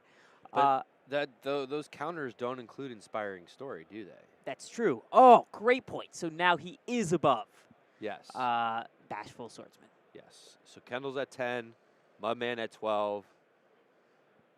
Sure. Now, not looking at cards in players' hands here, if you could be on one side of play, I think I'd want to be in Kendall's shoes. 100%. So you've just got that popcorn, right? Man, I hope. Well, actually, popcorn is going to have to eat itself next turn. Yeah. So Kendall's actually really at 9 count. I mean, but look at what he's got in his hand. He's got a Serene and he's got a Bashful. Oh, he's got a Bashful of his own, which won't get iced. I Man, mean, with that inspiring story, you got to wonder. And you know, I'm not at the highest level of Vibes play, right? But I know I beat you all the time. okay, rub it in. If you're if you have Deem out and your opponent has 2 Pudge relics or 2 relics, one it's inspiring story and one produces red and purple Pudge. Yeah. Which are you removing? Now, Mudman chose red purple Pudge. I mean, look, all I can say is that if Inspiring Story wasn't in play here, Mudman would be winning this 5 check. But Yes. I'm not, I don't know. And Mudman is pretty familiar with the purple list. He has reason to fear Adventure Squad. He, throw some snow is not as relevant now that that Dima is gone. But Well, and because you want to be wary of removal. I get that, but okay, why so not face the threat on the board? I think that was a toss-up that that Kendall put down, and I think now he's debating playing Bashful. Okay, let's see what he thinks. Nope, he's not. Okay. He's gonna have to ice his own popcorn. Such a gorgeous card to ice. That's It really is beautiful. Glimmers even from the ice. I know. And he is going to just keep climbing with that Serene Penguin there. In case the Mudman plays a I think something to buff. I think he's also doing it because he only has 1 card in his hand. He needs more cards. Sure. Yep. Kendall can last a few rounds here. He wants has a much options. higher. His Penguins are stronger. They have higher vibe counts, so it's to his advantage to take more cards now to just prepare himself, I think. Yeah, absolutely. So this game is really about ramp versus card advantage. That's built into the fundamental infrastructure of the game. But what's so interesting about that trade-off is that it's a trade-off not for yourself. It's often a trade-off for your opponent. Right. So you really have to be aware of not only what do I want more, but what do I want to deprive my opponent of. It's one of the most interesting things about this game, and it's something that makes these players especially so good, is that these are players that have really, really come to terms with understanding at each point in their strategy and of the other metagame strategies where they want to be. All right. Oh, wow. Okay. Foil Bashful. And there goes the Pudge Relic, upping it up to 15. Plus Inspiring Story, that's now 17 vibe. Mudman's top is at 14. Even if Mudman did have a Inspiring Story, which I'm not even certain he's running, that's tough. That's tough. That is tough. Kendall's at 14 right now. It's very interesting. Is that he's got one Yeah, so card Mudman has removal. He has Layer Lasagna. This can cook, keep him going for a turn here. So there goes Bashful. Now, remember, he's still a Serene Penguin. It just gets Kendall's count down to 13. Yes. But what Mudman is hoping for here is just that he can survive one more cycle. He really needs another Layer Lasagna if he has one now. Absolutely. Okay. Mudman looking not terribly cheerful. It's got to be the other Serene Penguin, right? It can't be the one that's vibing 16. There's no cards in hand, Mudman. Kendall's deciding here, do I want to buff, and if so, who? Ooh, look at this. Look at this view. Yeah. So intense. Dramatic. Really I know. dramatic. I know. Shout out to the production team. Right. Whoever got those banners going. Okay. Kendall's taking that vibe check. All right, so Kendall's back at 14. Back at 14, and we'll have 1 card in hand going into this action time here. Let's see what it is. Unless he decides to play it, which is always an option. What did he get? Oh, it's got to be a penguin, it looks like. Yeah. Oh, yep. 6. Ooh. Ooh. Dima of his own. Ooh. Whoa. He doesn't Whoa, even. whoa, whoa. The only I feel like you use it probably on Potion, and not on Mount Fuji. In this scenario, if you're already so far ahead, yeah, I mean, you don't want to expose your Serene Penguin. Your Serene Penguin right now is your chance out, or it's your plan to win. Why give it its ability back? What Like, is the one card? What is it? Is there anything he can do? And looking on board, Mudman's got nothing. Kendall's got nothing. I mean, Does he have? there it is. Trigger happens. Does he have a not a rod anymore? Maybe. It's a great question. So saucy actions are where this would get interesting. Does he run it? Does he have one of these bad boys? Okay. That's the Ooh. only thing that's going to save him at this point. That I can think of. I can't. Yeah. I'm going to try to be less.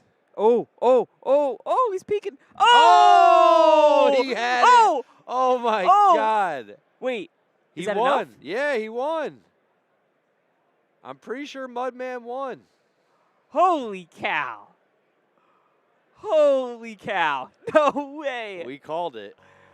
It was the What? one card that would help him win, and he What? did it. Wow. Oh, my God. Well, That is Mudman. crazy. Bravo, Mudman. Holy cow. Talk Oh, about poker face. Oh, my God. Oh, my God. Yep. So, yeah. I was just, wow. I got to stop looking at their faces to try to, oh, my God. That was crazy. That was nuts. That was nuts. That was Yeah. actually insane. That was two really strong opponents. I mean, I'm not going to lie. Seeing Kendall go 0-2 was not in my cards today. But you know what? That just shows you how strong this player base is. Absolutely. And like, it's just crazy. You know, it really is the best of the best. And Totally. so, you know, for anyone out there watching, you know, I hope you're enjoying this because this is some high-level play. And I mean, you know, we did guess that, but like I will say, you know, we're getting a lot of curveballs, and it's really fun because there are a lot of things that we're, you know, seeing for the first time, and like, yeah, even though those were very similar decks, they were played very differently. Yeah, totally.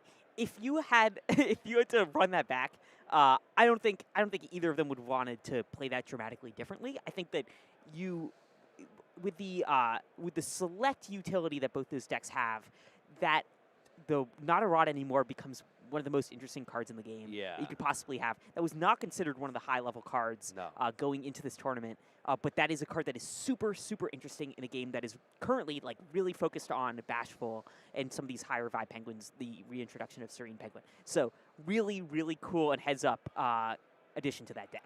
Yeah, wow. So we're now down 2 rounds. We've seen the first 2 rounds. We've seen some crazy matchups so far. It's crazy that we're only 2 rounds in, but I mean, there's so much more to come. But yeah, we appreciate everyone checking out the Vibes stream again. We've got a full day of a lot of play. We will take a little break right now, but go grab your popcorn, go grab some more to drink. Get yourself strapped in because there are a lot more amazing rounds to check out. We will be right back with round 3, but we are live from the Vibes World Championship. Thanks so much for tuning in. We'll see you soon.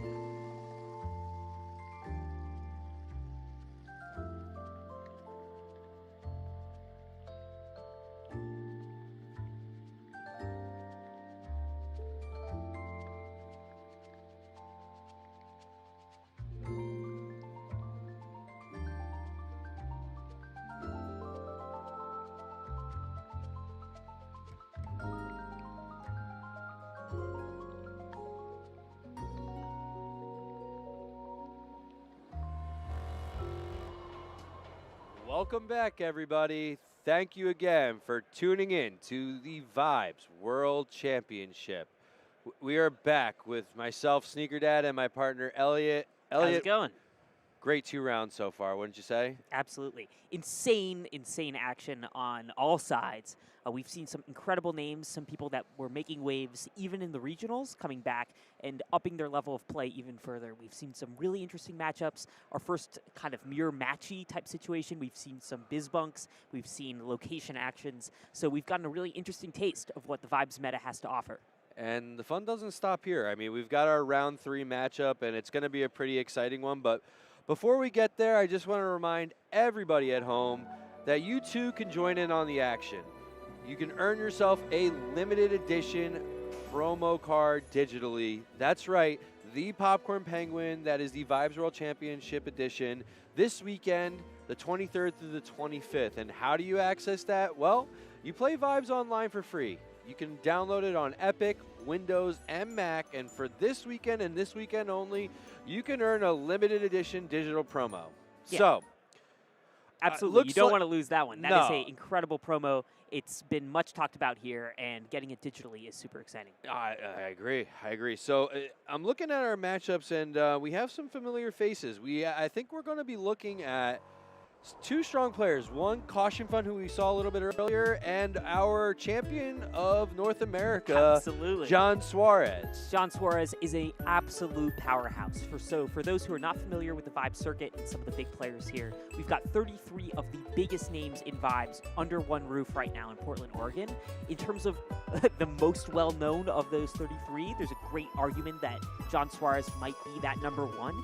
He absolutely dominated in Hartford under the Championship of the Americas. He ran a BizBunk deck that was so clean, so elegant, that players could just sit and watch as Suarez ran unbelievably complicated math in his head and just got unbelievable synergy. He was so incredibly good. Now, Caution Fun we've also seen today. Caution Fun is also an incredibly well-known member of the community. He is featured on the World Championships playmat. So in terms of a kind of battle of the Colossus level, this is kind of like some of the biggest names you're going to see. Totally. So let's take a look at Suarez's deck. I think it's going to be very similar to what he was running in Hartford for our championship in North Americas, with a few slight additions. So first off, it says a natural death. That is his name on Melee, but so when we refer to Suarez, this is who we're referring to. I'm looking at the deck, and there are 2 cards that really stand out that are new. Tina Who Tears and Lil Who Slides. Yeah, absolutely. So we've already seen a BizBunk deck today. Now that BizBunk deck that we saw was Enter the Huddle BizBunk. I mean, that was the BizBunk deck of times long past. Yes. BizBunk doesn't need to stay the same. There are new cards in the meta that are relevant here. Tina Who Tears is great because it's utility. When it enters, you can choose a relic, turn it face down as a rod. Remember, we just saw this deck lose to Mount Fuji. So if only that deck had had Tino Guterres, there would have been an out there. Right. The other interesting one here is Lil Who Slides. That's an 11 Viber. When it's chosen, it's iced. When you've got Ascending Penguin out, who cares, right? So Ascending Penguin, when it enters, you ice cards from the top of your deck equal to half that Penguin's Vibe rounded up. You play this, you ice 6 cards. So that's just like incredible. If you have 2 Ascending Penguins, that's 12. So this is a really, really wonderful new tool that is brought to the table. Very similar to like your Bashful. Yeah, absolutely. So this is like all the advantage, or almost all the advantages of Bashful here, and yet it's still purple, so you can still use it to play Study All Night or have a philosophical debate. All right, so we're gonna go back. We've seen Caution's Fund's deck before, so instead of like going through it, what does Caution Fund need to do to counteract Bizbunk? Yeah, absolutely. So Bizbunk is super strong, but it focuses on itself. So Bizbunk is winning through a win condition that it itself provides. Not that it can't win through vibes, but that's what it's focusing on. Mount Fuji is an obvious answer here. Peace Out Penguin is great for getting rid of Ascending Penguins. Layer Lasagna doesn't hit the smaller vibe stuff, but it does hit a big bunkus, which is, good. And you might just want to try to get there fast. So if you can't kind of poke down little stuff with Popcorn Penguins, your adventure squads are going to answer stuff, and you're going to have Throw Some Snow may not be as advantageous here. There's only 1 copy of it, so it's not the end of the world. But that's probably what you're focusing on here. Gotcha. All right, well, let's get right to it. Let's see what the guys are doing. We're starting from the beginning. Yeah, absolutely. These two players know each other. They're quite familiar at this point. I mean, kind of being staples of the Vibes circuit for basically since the game's inception. So this is going to be an interesting matchup for sure of 2 friends. I wonder if, if for anyone that doesn't know, John is actually a key member of the Star City Games team. So I think he might be playing some hooky right now. Really? No, he's not playing hooky. He would never do that. No, he's been an absolute wonderful person to watch play, but also has been a big help in organizing some events here in the hall. Yes, exactly. All right, so I'm seeing what? 2 Bashful, 2 Overwhelm. Brainy Penguin. Sorry, Brainy Penguin and Overwhelm. He's going to get rid of a lot of that. He's going to keep. You got to keep Ascending, right? You have to keep Ascending. Right, it's kind of the staple of the deck. You have to keep a Bashful, but too. You keep 2 Bashful. That I don't know. And I don't know if you keep a Brainy Penguin here either. But I would not, because... if Suarez says get rid of the Ascending Penguin, then you get rid of the Ascending Penguin. Suarez has proven himself to be the number 1 player of this deck. Wow, getting rid of both Bashful. Both Bashfuls. That's crazy. That's aggressive. Okay, keeps the Ascending. Oh, he's got 2 Ascending. And he's got the Penguin who breaks the 4th wall. Comes from his ice. Okay, on the other hand, we've got Lil Moonlight. Oh, he's already. That's a Arctic Foil, Lil Moonlight. Caution Fun flexing on the competition right from the get-go. That's really impressive. Yeah, almost as impressive as that Popcorn Penguin we saw. Yeah. A lot of flexes in Worlds. Yeah? Yeah. I mean, if not at Worlds, then when? It's not only sufficient to win a ton of money, you also have to flex on your opponents while you're doing it. Both these players 2-0, by the way. Will we ever see an all sketch deck, you think? It's a great question. In the hall today, we have seen tons and tons of sketches. And one of the really exciting things that have happened here at Worlds is Claire has started to do some really impressive sketch alters with tons of detail work. So I was watching a Curious Penguin that was coming in with all of the grass so cool. being colored in. Yeah. And also a Blossoming Penguin with all of these, each petal uniquely drawn by Claire in the altar. So there's some really, really cool sketch arts that have been floating around the hall today. Okay, so Caution Fun won that first vibe check. It allows him to get Peace Out Penguin out turn 2. It does tell Suarez that, hey, whatever you throw down is going to be a target. And as we know, Suarez has that Ascending Penguin. Now, he has 2 Ascending Penguins in his hand, and he has 2 cards that can be played from Ice in his hand as well. Yeah. 3 cards if you include the Overwhelm with Knowledge, which can be played. Now, this is the right play. This is the right play because what he really wants to get is a Study All Night, so that he can put the Penguin who breaks the 4th wall and Overwhelm with Knowledge into his ice. Yeah, that would just be a really, really great thing to get here. Brainy Penguin is draw 2, ice 2 from your hand, so that is also going to do that. Yes, exactly. Okay, Suarez deciding if he's going to play, or Well, kind I of don't what think comes he next. can play Oh, anything. right, no, Yeah, you can't. no. Nothing with 2. Okay, The so thing is Caution Fun is going to, he's now at 5 rods, and he's going to play that Inspiring Story, so that's going to buff everything by 2. Suarez still without a single Penguin or Relic in play. The thing about his deck with the Suarez's deck, though, is you don't need to worry as long as your opponent is not getting, close to hitting 15. He doesn't need to worry about that. All he needs to focus on is that he has a clear path with his own deck. You're right. It's a very internal deck. It's a deck that kind of closes the curtains and kind of just hangs out inside and focuses on his own stuff. But Caution Fun is there to beat down the door and blast in. Right? He's got that Peace Out Penguin is there to make Suarez's life difficult. That is the only reason you run that card, is just to kind of take out these puzzle pieces that make Suarez's deck work. I think, he does have a Study All Night, so I think he's got to, I know it's tough, but he might need to do the Tina Who Tears. So Tina Who Tears here would allow him to get rid of that Inspiring Story. Oh, no. Never mind. I was talking about putting it down as a rod, but he's not.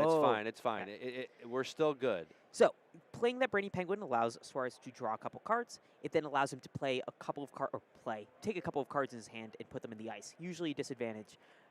Getting rid of that Tina Who Tears here, he's also, no Bunkus.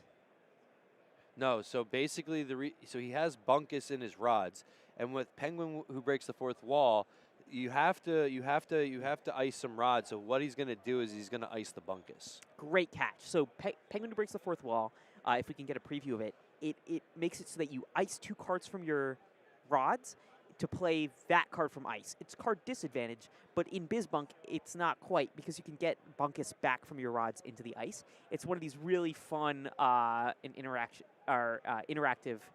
plays that this deck really excels at. Or internally interactive. So Caution Fun just has to sit and watch. Yeah. watch it all happen. So we just saw Study All Night for everyone watching. It's draw 2 cards, ice 2 from your hand. So Suarez had another Bunkus that he drew, and he iced it. So now you can see that Suarez is now separating his Penguins from all of his other cards, and that's because, if you guys remember, Bunkus has this ability that says, we don't have it up, but it's fine. Playable from ice. As you play Bunkus, put up to 12 cards from your ice on the bottom of your deck. Bunkus's cost, to reduce Bunkus's cost by that amount, Bunkus's vibe is twice the amount of Penguins in your ice. Yeah. So it's a lot easier when you're doing this, because it is quite tedious to have them separated, so that you know exactly what Bunkus could potentially cost. Yeah, for some of you beginner Vibes players out there, the cards in your ice don't have to be in a certain order ever. So if you see somebody moving their cards into ice into a couple of different piles, they're not cheating. They're not trying to mess with you, or maybe they are trying to mess with you, but they could also be doing it so they can figure out what they want to get out of their ice or move to other zones. Do you think we're going to see an Ascending Penguin? So there it is, right. So hard to play this deck without it. Yeah. We saw that earlier in round 2. Ascending Penguin is just such a keystone of this deck. I can't really imagine it without it. It doesn't exist without it. Yeah, but having that Bunkus in that ice means that we're kind of getting to the point where you can move that flywheel. So, for those who aren't really studied in BizBunk, here's how it works. You have your Bunkus in your ice, and you have your Ascending Penguin, maybe Ascending Penguins, in play. When you play your Bunkus, you have to remove cards from your ice in order to play it. But if you have enough cards in your ice when you do that, and you leave enough cards in your ice, your Bunkus is going to come in, and it's going to trigger your Ascending Penguin, which will move more cards from your deck to your ice. Which will then boost your Bunkus. Which will boost your Bunkus. So if you do your math right, if you have enough cards in your ice and you spend the right number of them to play your Bunkus, not too many, but enough to play it, you can kind of get that moving where you get that Bunkus in play and you can kind of refresh the cards that you once took to get that Bunkus out. And then if you can find a way to get Bunkus back into the ice, you can do it again. So, or maybe the cards from your deck get you another Bunkus. It's really like starting an engine. You just need enough fuel to kind of get the flywheel moving. Caution is at 14 right now. So Caution is just not letting up. So Caution never spent that piece out Penguin, kept it there to increase his count of cards in play. He's got Bashful out to try to win a vibe check. I mean, he's just rolling. Now, even though Caution's at 14, which is, remember, you need 15 to win, and if he wins the vibe check, you get to 15, he actually will only be back at 14 at the beginning of his turn because he'll lose the Bashful. Right. So Caution Fun looks like he's moving really fast. There's no doubt. But Suarez is going to have at least one more cycle in order to try to get his head in the game. Yeah, I mean, Suarez has a lot of cards. Like, I know he's shuffling fast, but I'm seeing at least 2 adventure squads. I'm seeing a what, which is fine. I see another ascending. I see a Bashful. The question is, how do you play? I think you have to, do you play a Bashful here so that you could start beefing up your ice? I feel like you have to. Yeah. So it's a great question. So getting that Bashful out will allow you to get 7 cards in ice with 1 ascending. If you can get some interesting stuff into the ice, you can play it. But even if you don't, it just gives you more fuel for your Bunkus, which is just more engine in your starter to try, or more, whatever. I guess that's not, the starter doesn't run off fuel. Yeah, you're good, you're good. Yeah. This is, can you tell I'm a city kid? But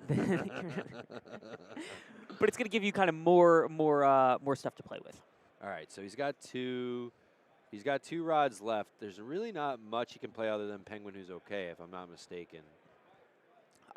So that might be true. At least for this round, Sneaker Dad, I'm going to try to make less statements of the form of blank is the only thing they can do. Because every time I've made a statement like that, in every round, I've been proven wrong. Yep. And that's what you get for.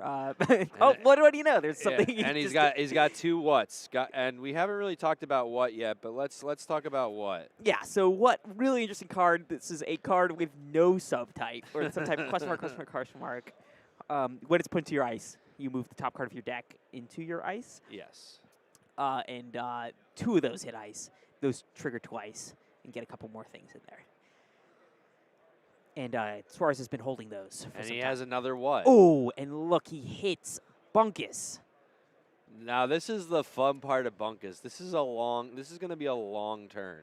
So this is it. He's got a lot of pieces to this puzzle. Yeah. I think that you can see they're laughing about it too because they know exactly what's going to happen. Yeah.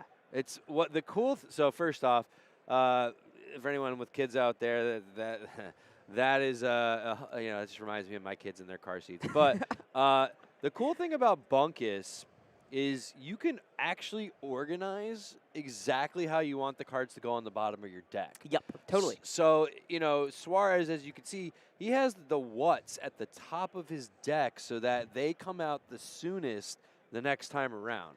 It's quite an interesting strategy, and Bunkus is now. Remember, Bunkus is so strong right now that no matter what, wow, it's weird saying what with what.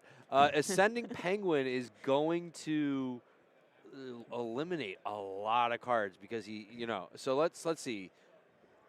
There's 12. Yep, there's 12. So how many? He puts it back. Yeah. I mean, it's just so incredible. This deck, I had forgotten seeing it in action. Does he have 14? Caution Fund? Oh, no, he has 16. 16 was the amount of, it was 8 Penguins in his, oh boy. And he got another what? Oh, wow. So, well, he's running 4 of them, so he's hit everyone in the deck. It's really unbelievable. Something about, especially John Suarez playing this deck, is that this deck gives you the ability to stack your own deck. Yeah. Because you take cards from your ice, you put them back on the bottom, and Suarez takes every little advantage he can get, right? He's putting the whats at the top because he anticipates that they're going to be part of the next Bunkus cycle and fuel to get the next cards in. The crazy thing about Bunkus is, so you have Bashful, right? Yep. It's going to get rid of Bunkus potentially, but Bunkus can come right back. So tell us a little bit more about that.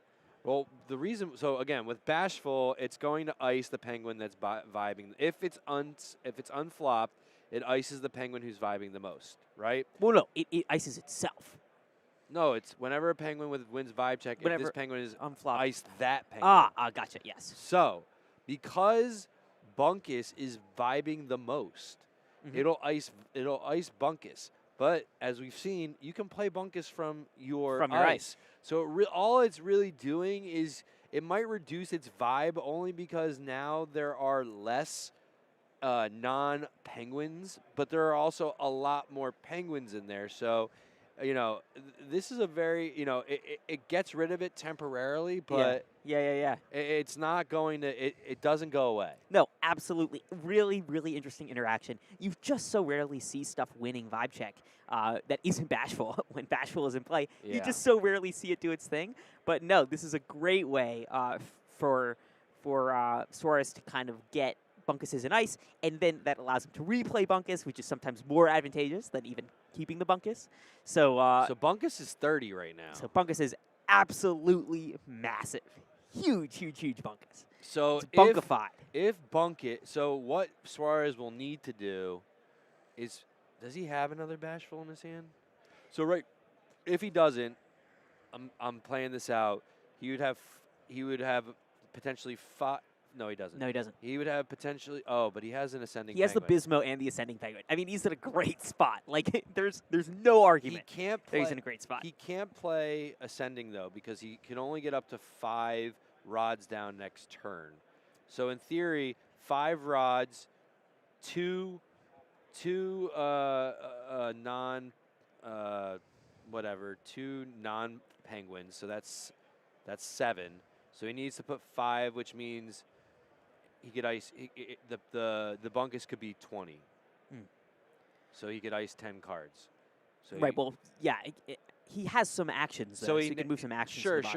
So he nets 3. He loses 3 still. For all of you at home watching us try to count and do math here, just imagine having being able to do this on the fly in your head and make actionable decisions from it.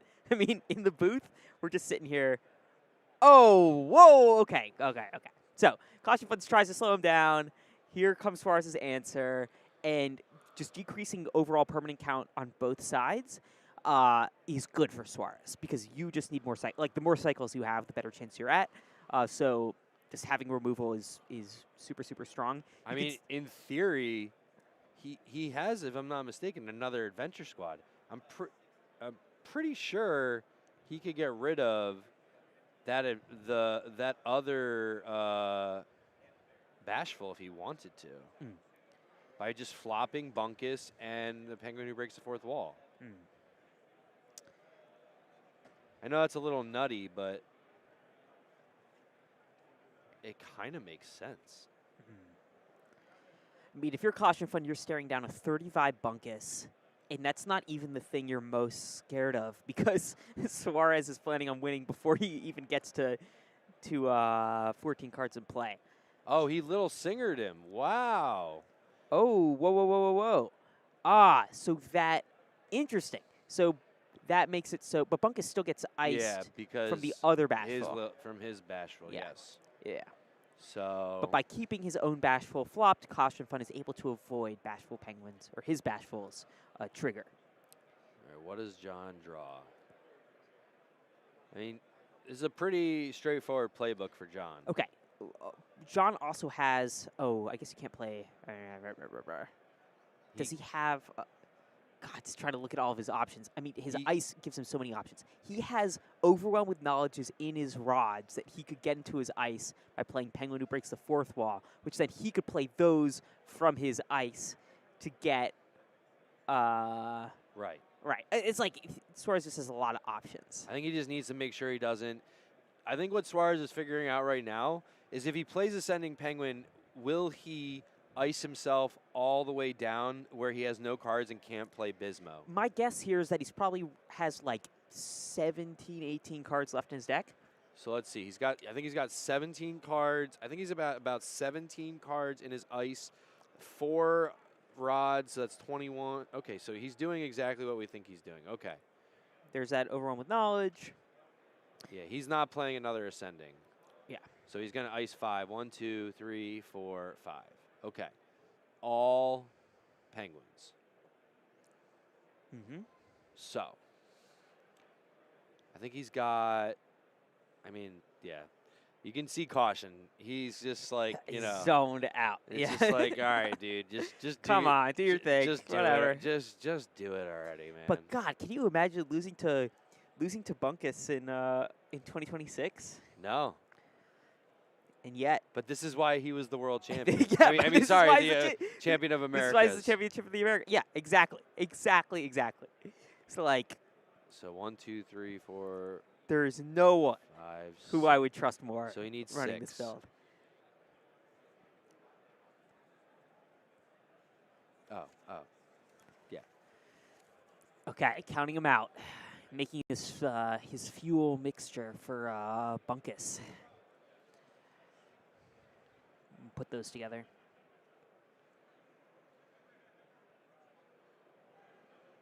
Yeah, I gotta say, being well rested has got to be really important for being a champion. Caution Fun should really take this chance to take a little nap, but instead he is keeping his head in the game, which is better than I could do. He's checking what order Suarez is putting cards on the bottom of his deck so that he makes sure he knows. Suarez then goes and takes those same cards. They re-enter ice with the Sending Penguin. Hits those triggers. Okay, 3 what triggers. So now he gets 3 more, and he's really getting to the end here. This might be it. Oh, hits another what. Okay, he's got another Overwhelm with Knowledge, giving him more options. I think this is, I forgot how fun this deck is. It's one of my favorites, that's for sure. Man. You know, you were saying being well rested. I heard a lot of the players last night went a little too hard. Oh, you want to tell us a little bit about that, or do you not, want to tell us about that? I don't know who it was. I can't confirm or deny it, but, you know, some people are not on a lot of rest, and so that's their prerogative. Okay, would it be something I would do? No comment. In some ways, the adrenaline has got to be helpful, right? Yeah. Or maybe you're more in touch with your instincts. You're less prone to overthink. Sure, and that's game. Okay, he gets there. He gets through all of those cards, and we have a BizBunk victory on camera in the new year. First time, and he had looks like Caution Fun is showing he had a silent snow globe not too far off. That would have been a great answer. That was the one card that could save him, but yeah, you can't always get what you want. Unfortunately, man, what a game! That when you are rolling with Bunkus, it's like an avalanche, or like you just can't stop it. You know, it's going to once it starts, you can't stop it. So it's just like you need to get those cards out there as quickly as possible. Silent Snow Globe, I think, costs what, 5? Yep, it's 5 costs. So it's not even crazy. It's unfortunately though, when you only play a couple of them in your deck. I think he had 1 or 2 of them in his deck. Yep. It's really hard to get when you have a 52 card deck, right? So, you know, unfortunate for Caution. You know, he was 2-0 going into this, so you know, I'm sure we'll see a lot more of Caution today. But no doubt, he's a great player, and losing to Bunkus is nothing to be ashamed of. No, not at all.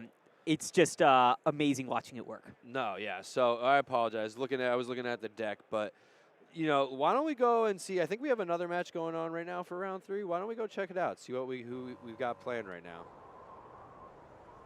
I'm in for a little surprise. Okay, so we got Chonkaroo and Staz Dingo. So Staz Dingo is actually one of our Asian Championship qualifiers. Absolutely. So we're seeing a deck here, Caffeine Coliseum, that has neither Caffeine or Coliseum out. Yeah. Playing against Bellyacre Colo, which is a build that we've already seen sometime today. Yes. Kind of assessing where we're at. We're, not too far from the end here. We've got 14 in play. We've got 10 rods on Staz Dingo's side. But critically, both players have Bellyacres out. So what that means is what you see is not really what you get. Bellyacre can turn anything that's in play into something else. Looks like Staz Dingo has priority and has just decided to use his to search for a 2-fish cost Lil, which will be entering, giving him a 5 vibe Penguin here.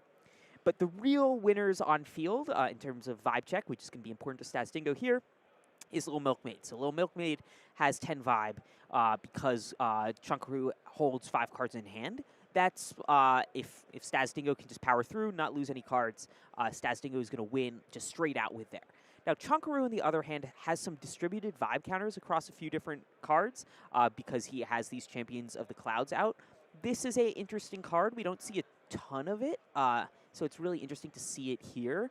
Sneaker Dad actually crushed me with this earlier today. I sure did. When we were making some decks out of some packs we had lying around. But basically, this is going to be fuel if he wanted to get any of his 6-cost stuff out, like Lil Zoomer.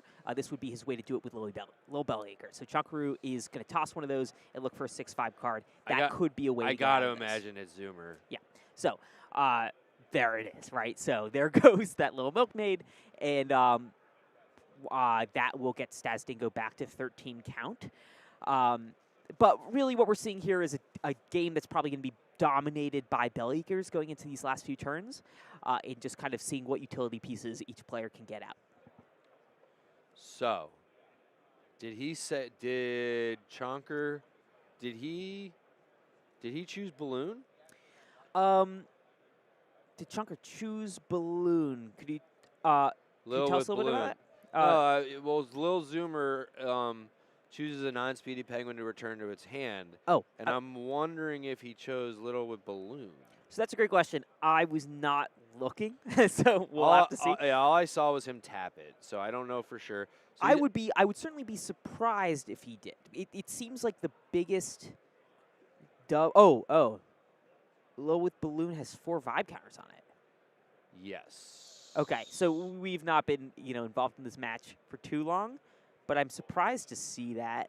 I don't know where they came from. Champion of the Clouds. Perhaps. So because Champion of the Clouds with Little Extrovert, because Little Extrovert says, of course I did that. Apologies.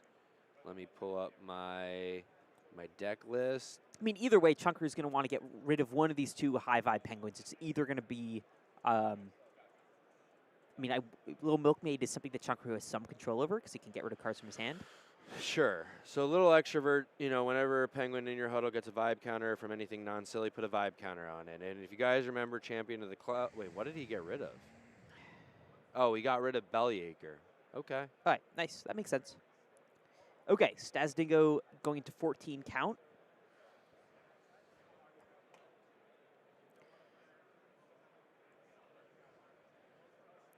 Okay, rotting it out. Interesting. And he's going to replay the Bellacre. Now, Staz Dingo looks like he's got nothing in hand. If he can, but he has the high vibe.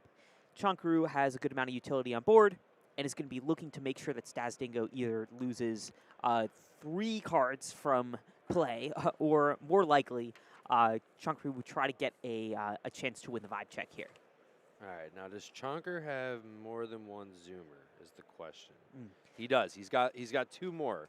I don't know. We don't know what's in his rods, but he has 2 more, so he technically could summon another one and get rid of something. Yeah, absolutely. So with Chunkaroo here, part of the reason why Chunkaroo is in a pretty good spot here, even though he's really far behind, right, is he has 2 Bellacres. He's turning 2 of his penguins into different penguins every cycle at the minimum. Or he doesn't have to, but he probably wants to, right? He's also beefing up Champion of the Clouds. And and he's got a 3rd. So this is someone who just has like a deck full of utility and a ton of chances to use it. So even though he's behind on vibe, just kind of depending on what isn't rotted right now, Chunkaroo has a lot of interesting stuff to do. So all he needs to do...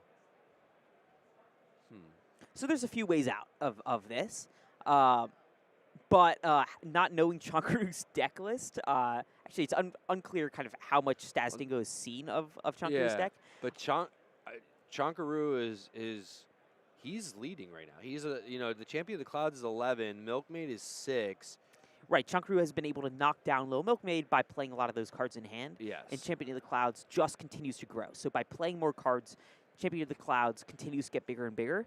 That puts Chunkaroo in the lead on vibe without having to deal with Staz Dingo's threats, which is just a great place to be. So the only thing, not the only, I'm sorry that I say the only thing, but the one thing that comes to mind that Staz Dingo could do, but it would tie, is get rid of his Little Milkmaid with Bellacre and get the Samantha Feathers Pop Idol, which is a 11 vibe penguin. That is the only thing I can see that would that would potentially tie.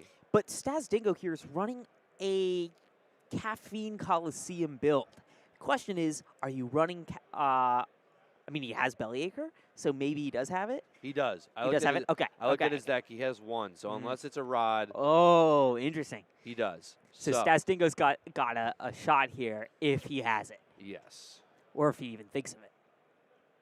Okay. So Oh, That's okay. game. All right. That's so, it. That's game. All right. Chonker won. Yes. Chonker won. Chonkaroo had it. Big vibes. Chonkaroo with bringing vests back into the hall, which is great. Yes. Those things are really warm and It's useful. pretty cool. For anyone out there looking to play Vibes, Chonkaroo is a pretty awesome story. I met Chonkaroo at our SCGCON Las Vegas event, our 5K. That was the first time he ever learned Vibes. That was a couple months ago now.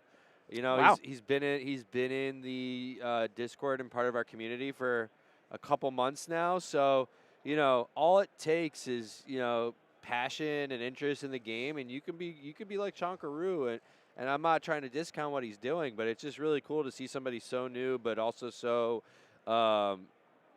just so involved in our community, like doing so well. So, that was a really awesome game. I'm really excited. It's crazy that we've gone through 3 rounds already. Yeah, it's pretty nuts. And seeing kind of the top 33 players, it's amazing that we have so many players that are coming by from visiting Learn to Play booths and then moving to the top 32. I mean, we had some players, especially in Asian championships, that had only played Vibes as their first ever trading card game and are now here or qualifying for Worlds. You love to see it. It's just incredible. Yeah, it's amazing. So we've got a lot more planned today. We will be going to round 4 shortly, but before that, we are going to take a quick break. Again, we are at the first annual Vibes World Championship. I'm Sneaker Dad. This is Elliot. We will be back with you shortly, but thank you for tuning in, and we'll see you soon.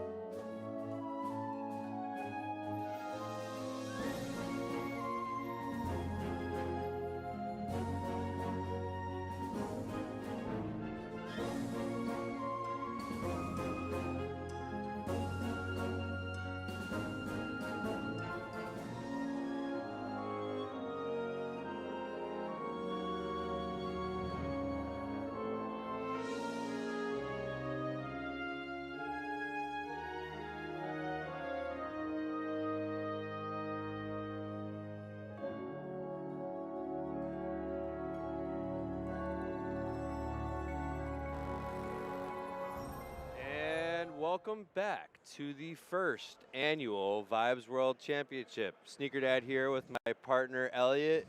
We've seen some pretty amazing matchups so far, Elliot. We have. It was a good chance to get a little snack and get refueled before we see more matches. It's been a nuts day so far. Oh my so God, for those who are just joining, we've seen some insane games. Bizbunk, we've seen lots of red purple. We've seen some interesting stuff.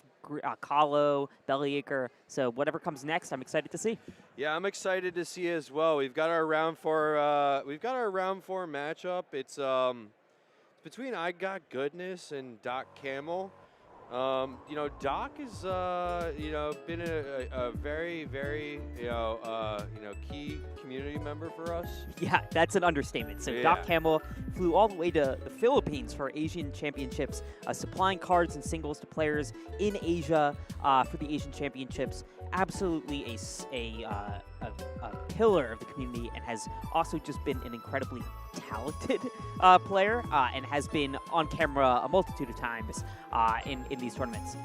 So why don't we take, I know we're looking at the players now, but why don't we take a quick look at their decks? It's two decks that we've seen before, but let's see if there's any variation. So I Got Goodness is playing the red-purple deck.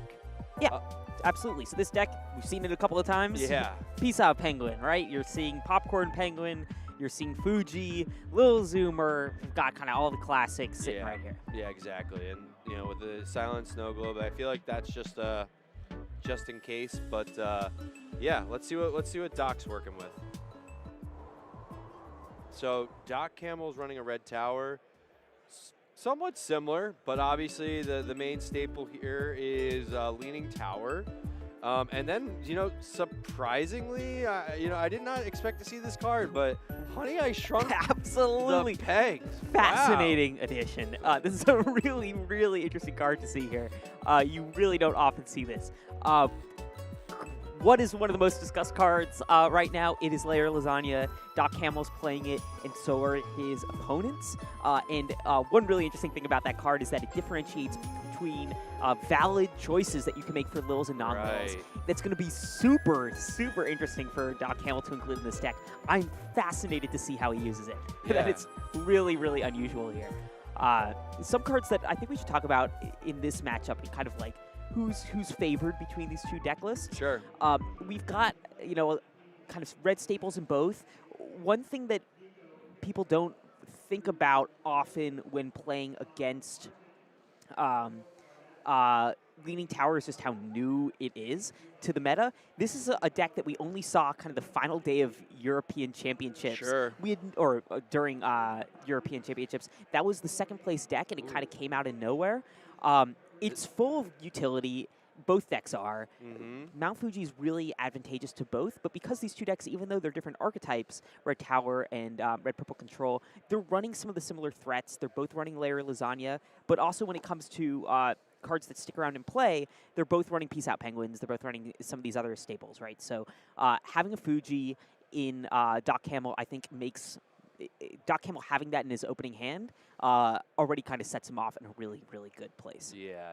Did you see that Arctic Mount Fuji? I did see the Arctic Mount Fuji. Oh, my God. I don't know how much we're supposed to talk about non-gameplay aesthetics here in the booth, but Doc Camel flexing his extensive collection of Vibes cards and playing with a really beautiful, beautiful deck. And if you care about the beauty of your cards, you might be interested in our promos that are coming out this weekend. If you are playing Vibes online, this is a great weekend to log in. You can get our Popcorn Penguin from Worlds digitally in client, and that is a beautiful, beautiful, shiny thing that you could be playing. Doc Camel now continuing on with a classic opening in Red Purple. He's got that Purple Pudge just from the get-go, and he's got that little Singer, and of course, both are foiled out. And you see that Layer Lasagna peeking out on the left. I see it in his hand. Yeah. To start off, why not get an extra vibe counter on Little Moonlight? Why not? And tie off that vibe check.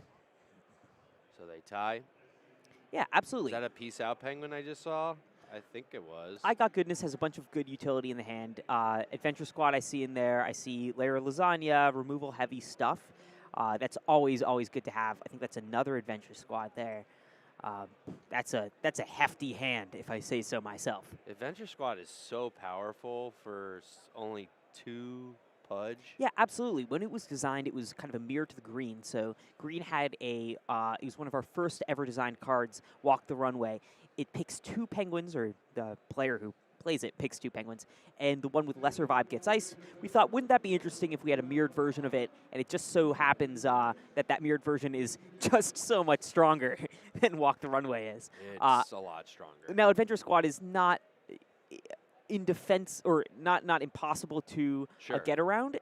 By icing your opponent's lower vibe penguin, you can make that card fizzle. So it's not unbelievably strong, but having such a strong removal action, especially when we only had the first set of cards out, just kind of made it become this kind of legendary removal action that people would basically play purple just to get a hold of.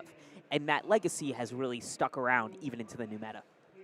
So I see, I got goodness, they definitely have a layer of lasagna as well. I mean, they have a lot of, all right, so the play here has got to be what? It's either, what are we doing, Fuji or Peace Out? So it's a great question. If you get the Fuji out, you have to know what you want to get rid of. If you play the Peace Out, you don't, but I Got Goodness can play around it if you get that Peace Out early. Either way, you probably want to play, or you don't. Don't play anything? Don't play anything. Why not? Because, get that action timeout. Leaning Tower. Whoa. Ooh, do you play Leaning Tower, though, or Fuji? Because you've got the Peace Out Penguin right now. It's a great question. You can only have one. You can't have them both. Right. I feel like I feel like you play the Leaning Tower. No. I don't know. It's just a really interesting decision. Well, what's nice for Doc Camel is he doesn't really have to pick right now. No. He's got... he needs to play the Peace Out Penguin, though. Right. Once he wants to deal with Lil Singer in some regard, having something with 7 vibe is enough to win some vibe checks. He's also putting I Got Goodness's Peace Out Penguin in check, because it's like, hey, if you do that, I'm gonna do it to you. Well, assuming they both have red actions, you gotta both have your red action to do it. I know, assuming they have that whole saying about assuming, but I feel like in card games you almost have, in some ways, unless you're a very aggro player, you almost have to assume that they have it. Sure. Yes. And when you're playing, I mean, these are both builds that are.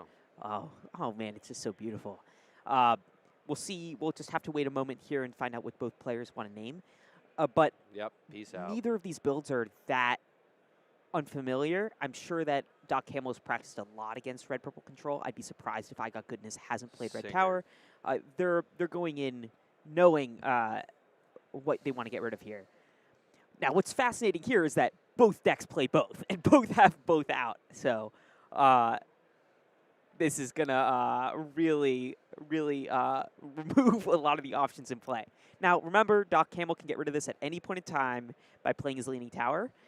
So I Got Goodness is kind of locked into this. The advantage to Doc Camel is he can get out of it whenever he needs to. Crazy. Yeah. Also, I Got Goodness can play Layer Lasagna on Lil Singer, but Doc can't because his is a 7 vibe. Yeah, absolutely. So it's somewhat of a precarious situation. I mean, again, it's so early. There's a lot he can do. He also has the Leaning Tower in there, so he can get rid of Mount Fuji whenever he wants. Yeah, absolutely. Having that Leaning Tower just as a chance to get rid of his own Fuji is a nice trick to have up his sleeve. As soon as he does, his Little Singer is able to be used again, and he can start flopping down penguins. But when that happens, he wants to make sure that he is another big vibe penguin in order to flop down to make sure that he's kind of out-vibing I Got Goodness here. Okay, Doc Camel, they're kind of getting into the end part of the game. I'd say we're about 75%. We're in like mid-third quarter here, I'd say.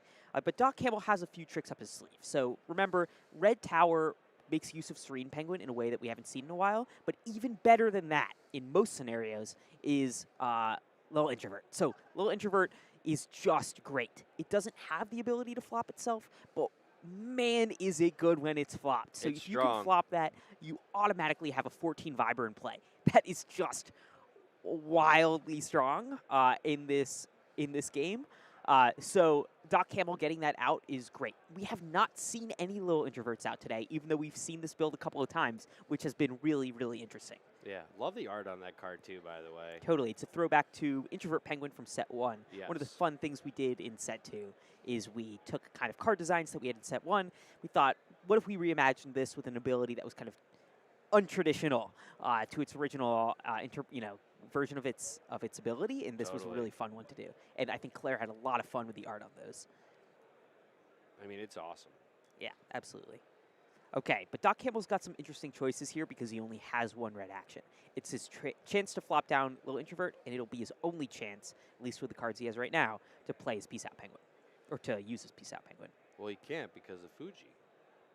Yes. He can't use it because of Fuji unless he plays that Leaning Tower. But this whole scenario, if he wants to flop Little Introvert, is after he plays Leaning Tower anyway. Okay, here comes Layer Lasagna. I mean, yeah. Choosing Singer. He doesn't, yeah. It's the only one he can choose. Right. Well, I guess he could choose Little Moonlight, but.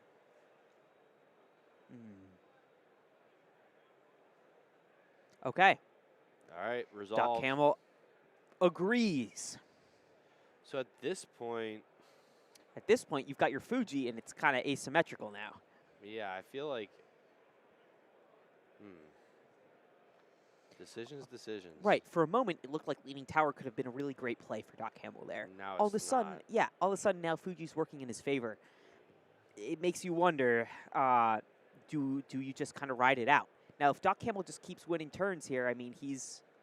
Well, he doesn't have the Baron, and... He doesn't have the Baron, so he's going to have to make some sort of move. Yeah, because Lil Singer's tied with his Introvert, so... Yep. Let's see. Man, this is interesting. What can he do? Let's see if we can see what Doc is working with right now in terms of his hand. Okay, right, Serene Penguin. Layer Lasagna. Is that Potion? But that's a Prosperous Penguin at the end. So if he played his Layer Lasagna this turn, he could get it back. He could get it back. He doesn't really have anybody it can target right now. Right. The issue is, do you have something that you can even pick to remove? If only he had that interesting card that he added in his build. If only, man. What will he do? Okay, playing one of his Little Introverts down as a Rod. Interesting. And he's going to play that Serene Penguin, so he's kind of holding this backup strategy in his hand with Layer Lasagna and Leaning Tower. Once he plays that Layer Lasagna, that might be when he finally can get that or why he might finally want to play that Prosperous Penguin.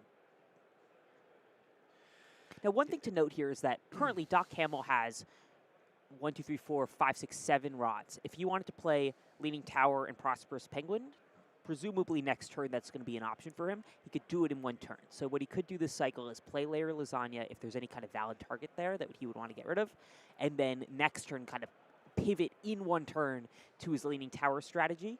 Now, he would need enough cards in play to deal with it, and Peace Out might kind of be a complication here. Right now, we're just in a scenario where both players have a nuke. We're in mutually assured destruction mode now. Yeah, it's... so as soon as you defuse that Mount Fuji, those are prone to go off. Yeah. Yeah, it's close. I mean... I see a Layer Lasagna, and I got Goodness's hand. I'm just curious what else. Is there another Pros? Well, we can't see it now. Yeah, putting it down on the mat definitely makes it hard to tell. We don't have those glasses. We got to play with clear tables next time. Okay, hit the high note. Lil Zoom is interesting. Okay, hit the high note is really interesting actually, and Lil Zoomer there. Why don't you tell him why hit the high note is interesting? Hit the high note was the only thing that even approximated relic removal in set 1, and was not a terribly played card. This card, 1-cost red action, return a relic to its owner's hand, draw a card, and Doc Camel has Fuji. So I got Goodness at any action time could remove that, and then all of a sudden, Little Singer's in play, Peace Out Penguin's in play. So let's say Doc Camel, yeah, anyway, whatever. That's kind of the gist here. Yes. We won't try to imagine what Doc Camel does with it. But both of them at this point now have cards in hand that can get rid of Fuji. The kind of advantage I Got Goodness has here is that he can do it during action time. Okay. I Got Goodness chooses to use his red action. So, Peace Out Penguin would be able to go off if Fuji were no longer around, which is good to know. Doc Camel responds with his own layer lasagna. What is he targeting? I only wish he had tapped something and to let us know. Yeah. I think it's gotta be Zoomer. Yeah, I think the only thing he can target is Zoomer. Okay. Yep. Go with Zoomer here. So now I Got Goodness has priority. Now, if I Got Goodness wanted to, this would be a moment to make Fuji go away. The question is, do you do it? If you don't do it now, if you don't do it this turn at least, you may never get a chance to use your Peace Out Penguin again. At the same time, Doc Camel has used his red action. You got to kind of wonder if your I Got Goodness, does he have another one? Looks like he's going to play it. Oh! And there goes Fuji. I don't think Doc Camel saw that coming. No, I mean, if he wants, he can literally get rid of all his... Right, there goes Zoomer and tons of cards. He can literally get rid of Peace Out Penguin and Little Moonlight right now if he wants to. Yeah. He doesn't even have to, though. I think he wins. With 14 I think I Got Goodness wins. Because Peace Out is flopped. Why would he do that? Did he? Oh, I don't think he realized. Oh, he was only at 13. He wasn't at 14. Okay. See, he did not have the chance there to win. My apologies. No, not your fault at all. It's hard to keep these counts updated in real time. Okay, I Got Goodness going into the next cycle here. Doc Camel doesn't have a lot in play. I mean, it's not over, but... Oh, God, if you're Doc Camel right now, you just got rid of the... I guess, I mean, there's a 10-5 Penguin. Even if you were to play Leaning Tower, you just happened to get faced off with the one 10-5 Penguin that can get flopped. Right, and he's got a Little Singer. He is, but he's a Little Singer anyway, so, you know. But just... can't make Doc Camel's life easy. Oh, obviously he's got Fuji. Right. He could have Fuji'd the Singer. Okay, so he's got Leaning Tower. He's got Bashful, Prosperous Penguin. Okay, I'm seeing something else that costs 5. I don't know what it is. Introvert. Oh, it's Introvert. Okay. Yeah. For a moment, I thought it was Silent Snow Globe, and I was gonna freak out. No. Oh, so many rods and nothing in play. I think he's got to play Bashful. That's the only thing he can do. Both these talented players going 2-1. So they both had a taste of losing.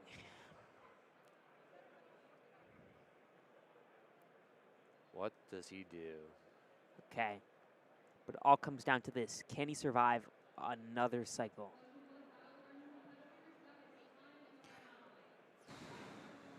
It's tough. I Got Goodness. Now, Doc Camel, if he doesn't play anything with 2 Vibe, I Got Goodness is going to lose his own Popcorn Penguin, bringing him down to 14 count. That means that Doc Camel could try to aim for a tie here by playing something with Vibe 10. Unlikely. I don't think that's really what Doc Camel has in mind here or what he has. He does have a little Introvert. That's Vibe 7.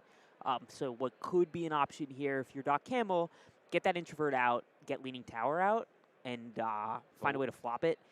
That could be the way you just kind of delay here. I think you got to play Bashful. Bashful. Does he have Bashful? He does. Okay, so Bashful here also will do it. If you want to use that now. Yep, he's got that Bashful.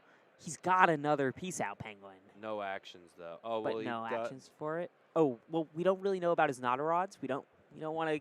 Right. Can't count out the Nodorod. Might be in his ice. Yeah. Or, sorry, in his rods. But he is going to play Prosperous Penguin, which is going to give him the chance to play an action this turn if he wanted to. But he, interestingly, chose to rod the Peace Out Penguin. I think he's going to Fuji popcorn.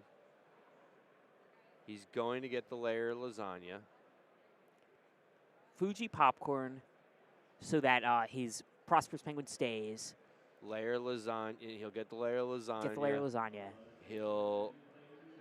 And it looks like he's doing. Oh, I got goodness names, a little introvert. But well, we'll get it written down. It's not a big deal, only because he has nothing to flop it, right? So Right. Well, layer lasagna. If he can play that next turn. Well, yeah, but he has nothing then to unflop it. Unless he has. I don't think he even has a What a Twist in his deck. I'm looking right now for What a Twist. Right, that'd be a way out here.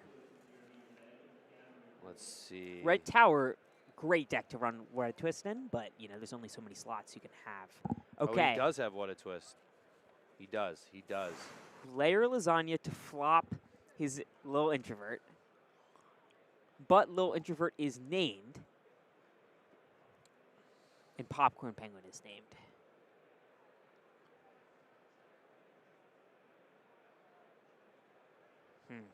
Interesting. If only he had to hit the high note of his own, right? If only. If only. Be a great addition to that deck. That would be really good right now. Yeah, really good right now. Serene Penguin flops. All right, so I Got Goodness goes down to 14 count. Wait, Well, is the count updated? 1, 2, 3, 4, 5, 6, 7, 8, 9. 14 count. Okay. Here comes What a Twist. To try to win the vibe check. And Squad. there goes Adventure Squad. Oh! Man, that's Oh, but he's checking. Does he have something, anything? Does he even not or got him? I don't think he runs got him. But if he did, this would be his chance to get one more cycle. And Doc Hamill scrambling. Can he find something? I don't know. I don't know, man. He does not have it got him. I think that might be all she wrote. Oh, he's got nothing he can do during action time. I mean, he's just like, man, that was a kick. That was a kick to the rough. Oh, that's so hot. Wow. If only. Oh, but it's just that Fuji play. Oh, there God. it is. Oh, man. The handshake that ends it all. Right. I Got Goodness with the dub. But you can only wonder what would have happened if he had played his tower instead of his Fuji. It'd be a totally different endgame. I can't say it would have been the best call. It's kind of hard to tell. Yeah. But that's a really, really interesting end of game play. It didn't seem to pan out. No. We can only imagine what would have happened otherwise. But you take risks, and sometimes they hit, sometimes they don't. But really, really wonderful game to watch, and just super, super talented gameplay overall. It was really awesome, and we're now officially halfway through our Swiss round 1. Is that crazy, right? Crazy. We've seen some really awesome matches, and what's really interesting is this second half is going to be very, very high stress for a lot of people, because at this point there are a lot of people that are on the fringe of making it to top 8 and eliminating themselves. And so it's going to be quite interesting to see what we have coming up. But before we do that, we are going to take a quick break. I want to just remind everybody again that if they are at home watching, they too can participate in this World Championships by, playing our online game on Epic, Windows, and Mac. And you can earn yourself a free digital promo card of Popcorn Penguin. So please make sure to do that. Make sure to go grab a drink, use the bathroom, whatever you got to do. I'm Sneaker Dad with Elliot over here at the Vibes World Championship. We will be right back, and see you soon.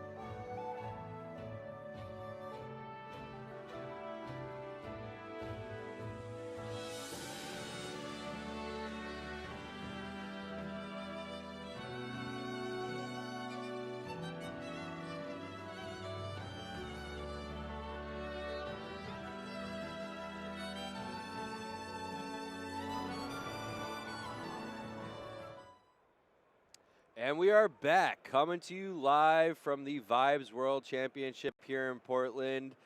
No, that is not Elliot. I am Sneaker Dad, but we do have our colleague and resident gamer, Jeremy. Yo, Jeremy! And he is in the house.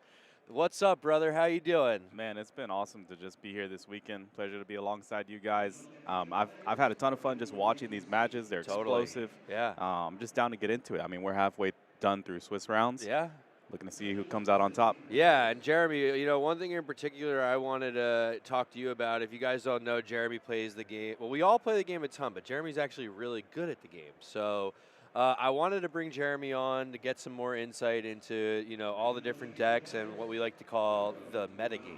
So, yeah, I don't know if you wanted to kind of run us through kind of, you know, what you're seeing and, you know, all the different types of meta decks we have, but I would love to learn a little bit more from you. Absolutely. Glad to hop into this. I mean, it's really not going to be a surprise that we see a bunch of Coliseum decks. In total, we have, you know, 9 over here on the Caffeine Colo and then Belly Acre Colo as well. So that's going to be pretty much a third of the decks represented this weekend is going to be Coliseum. Okay. And that card is just incredibly strong. Most people consider it OP. I don't think it's quite game-breaking, but at the same time, again, I'm not surprised to see it be a third of the decks here this weekend.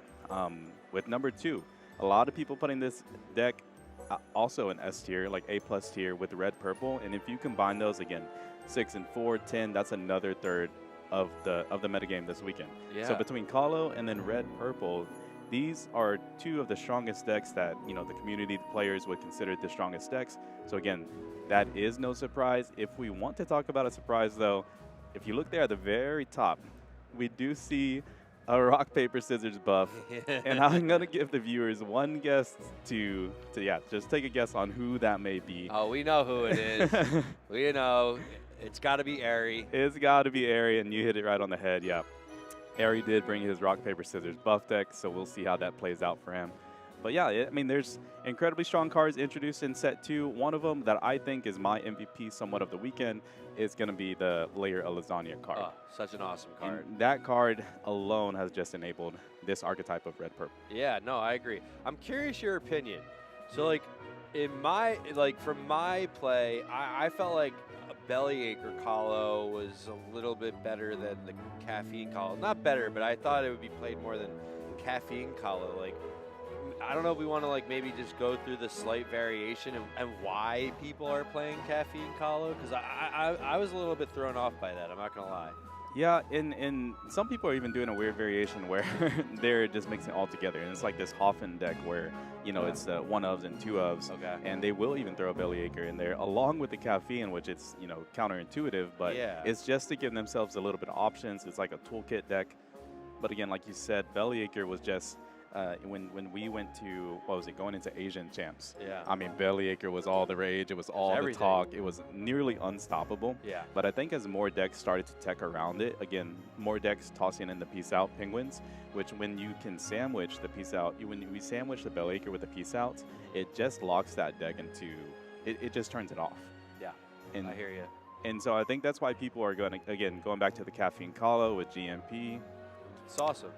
No, I mean, makes sense. No, it's as you can see just from like this versus like, you know, our Hartford Championship of Americas, there's a lot more parity, a lot more decks. There's, you know, I think there were, you know, you would see like 90% Bizbunk if we were looking at kind of like what the decks were in at our Championship of Americas. But yeah, no, I appreciate the breakdown there.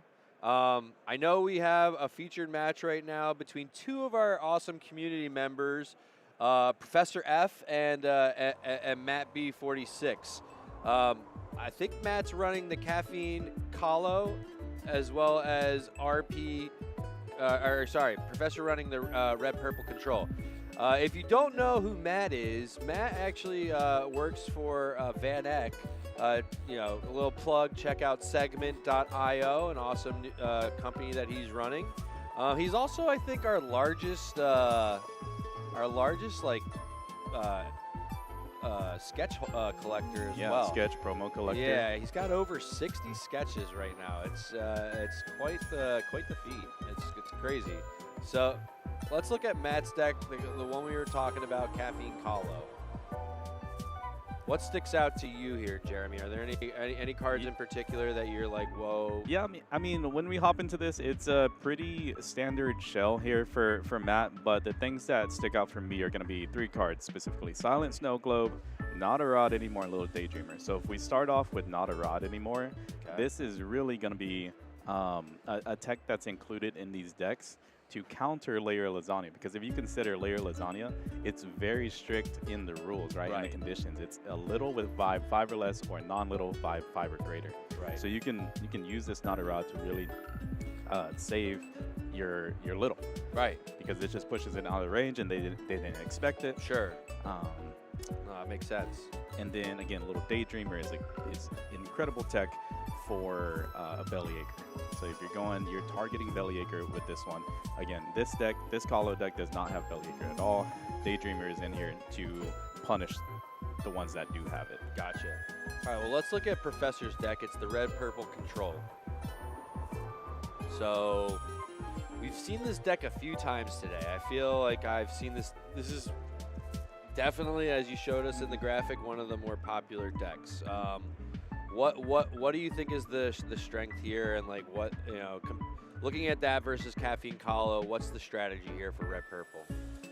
I mean, red purple is just, hey, they're gonna let the opponents play whatever characters that they want, right, on the board, and it's a grind game. It's a game of attrition where they're playing, hey, at the end of the game, I'm gonna be the only one that has the bigger penguin standing. It's like, they're just gonna ice the opponent's deck with whatever, maybe the popcorn and story combo that we see all the time, the peace outs. But then also, the tech in here, it's not really a tech, it's becoming more popular these days. Pretty much a staple is going to be the Prosperous Penguin. Sure. Going back to the Layer Lasagna card, where it's so strong in this set. What a lot of people didn't realize when set 2 came out is that actually counts as a 2-cost action. It seems obvious when you look back at it. Sure. But it took people a little bit to catch on. It's like, oh, I couldn't actually Layer Lasagna or Prosperous to get that Lasagna back in. Right. But give the community a little bit of credit. It was also bugged early on in our online game, so they couldn't use it as intended. But it is fixed now, and it is a very strong combo. All right. Well, let's get to action. Let's see what we've got going. So we're right at the start of play. They both look ready to go. Yeah, wow. A friendly handshake, wishing each other luck. 2-2. This is a really important game for both of them. It's going to be really hard for them to come back with a third loss. So there's a lot of pressure riding on this game. Yeah, there is most definitely a lot of pressure. My thing going into round 5 is that these players have probably seen each other's deck, walking around. So their mulligans kind of changed versus like a blind mulligan in the earlier rounds. Sure. Because they didn't have any idea what decks they're going up against. And as in any TCG, I mean, the mulligan is half the battle. Yeah. Yeah. I'm curious to see. Matt's got his cards down. What does Professor have going for him right now? I see a Prosperous, Popcorn, Hit the High Note, Layer, Adventure Squad. Okay, so he's getting rid of those 2.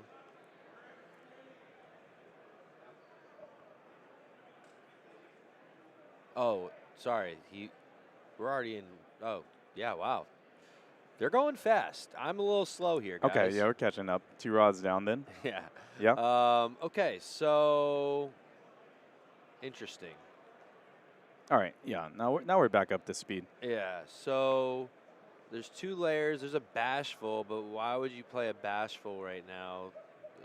That seems a little silly. What is Professor going to do? I mean, this deck kind of starts off slow anyways. It is most definitely a slower deck, the red-purple control. So I don't think that he's any danger at the moment, especially with Matt on the Colo deck. The most important thing is to get a 1-drop down because you want to hit that ramp. Yeah. 1, 3, 5, and then you there's not really a 6 in there. So 1, 3, 5, and then you're just trying to curve out into your 9. The dangerous thing, and then Professor, I think I noticed in his deck, I can't remember if I saw the heads I win, tails you lose, but if Professor can get Matt to a single card in his hand, which often happens when you're ramping and winning vibe checks, he keeps that Colo in hand, and Professor hits the heads flip on heads I win, tails you lose, Oh man, Matt would actually end up discarding his Colo, that would be rough. completely oh my ruining God, his entire game plan. Right, that 0 would be cards in so. hand. Yeah, it'd be insane. So I hope He has that one. He does have one heads I win, tails you lose. Yeah, so that's a brilliant piece of tech there that is really can be effective against the Colo deck. Again, you need a little bit of luck, but in what TCGs, what would a TCG be without a little bit of luck? Yeah. If I could say one thing I've learned or seen today, it's there is a lot of luck involved, especially when you're playing Coliseum. You just don't know what you're getting at the top of your deck, so it's just like you got to be a little lucky there. Yep. So now, Matt actually did put the pressure on a little bit because he is getting to that point where, okay, Colo's coming into be a factor, especially with his GMP down. That's part of his whole game plan, again, with the caffeine GMP combo. And so Professor now is like, okay, I need to solidify my board state so that way when Colo comes in, I have enough tools on board to be able to deal with this. Yes. Yeah, he needs to start putting stuff down. I just don't know if he's getting it. Like, let's take a look at his hand real quick. They're just awkward cards in hand, is what I'm seeing at this stage in game. They're good cards, but this early and then only with 5 rods down so far. Yeah, like he was forced to play that. Like he does not have a choice. It's a dead prosperous penguin. There's nothing to target in his eyes. He's just tempoing out a 3/2 and getting. He just needs penguins on the board, basically, like you said. Yeah, because he knows Colo's coming. It's either dead on the board or dead in hand. Yeah, literally, literally. So. Okay, so let's see. Matt gets another rod. He's now at what? Yeah, 1, 2, there's 6? 6 currently, but I don't know. Okay, so he rods for 7. Okay, so he got a caffeine. He probably rods little moonlight, right? Yeah, but this is where again, and it's not open deck list, but it's still a better player, or I'm not saying Matt's not a better player, but what a good player may be thinking about is, okay, do I get rid of all the cards in my hand and only keep Colo? Because heads I win, tails you lose is a card. I do have to respect it. So I think a lot of the better players are going to try to keep 2 cards in hand, especially taking advantage of this super slow start by Professor. So there's not a huge disadvantage by doing that, and you kind of protect yourself against it. Interesting. Yeah, I don't know. I mean, I'm not. Professor seems to be getting a really, really just bad luck with his hand. I mean, I don't know if I'm not saying it couldn't be worse, but it feels pretty bad. Mm-hmm.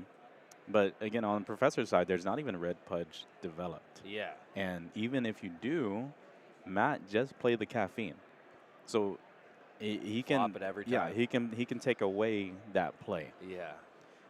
Whatever it may be, it's like if it's 2 purple and he's scared of Adventure Squad, tap down a purple. Would you play the Bashful here?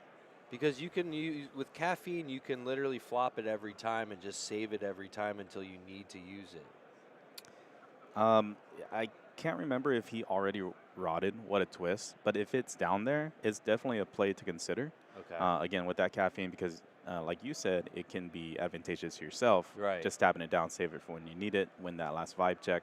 Oh, and he's got a Dima. The other thing about playing it now is like if I don't play it now, it's almost guaranteed that Matt's gonna play Colo on the next turn. 100%. Yeah. So it actually does end up coming down. He is trying to get ahead of this Colo, but it just puts himself in such an awkward space because now I think he can rod one more, I believe. Yeah, he going can. into this turn. So he's only going to have 3 rods to spin, which, looking at his current hand, that's not going to be too helpful for him. All right, so we're passing into action. Yeah, so we're all the way. Look at Matt's rod development, and then look at Professor's board and what he's been able to do up to this point, which is essentially nothing. Yeah, it's not great, but it's not over. No, it's definitely not. Professor does have the Mount Fuji's in the deck. You never know what can happen when this Colo comes down, and that's assuming that it does. I don't see why it wouldn't, but when it does, again, there still are plenty of ways out. All right, yep. What? Oh, wow. Okay, choosing to... Why did he do that? I'm really confused. Wouldn't the play have been to flop his Bashful? Choosing to win here. Well, this does allow him to do more board development is the other thing. So if he's confident more in the cards that he had in hand to like, okay, now I have enough rods to make a play like, like 3+4 now with my 7 rods, or I'm more comfortable with my board state that I can develop by winning this versus your Colo versus But why did he letting him go play into the Colo and then having all these cards dead in hand. Why? But no. But why did he get rid? Why did he let his Bashful get iced when he could have flopped it? Yeah. So the thing is, like when he flops it, Matt is going to obviously take that round, right, and then go straight into the Colo. Oh, okay.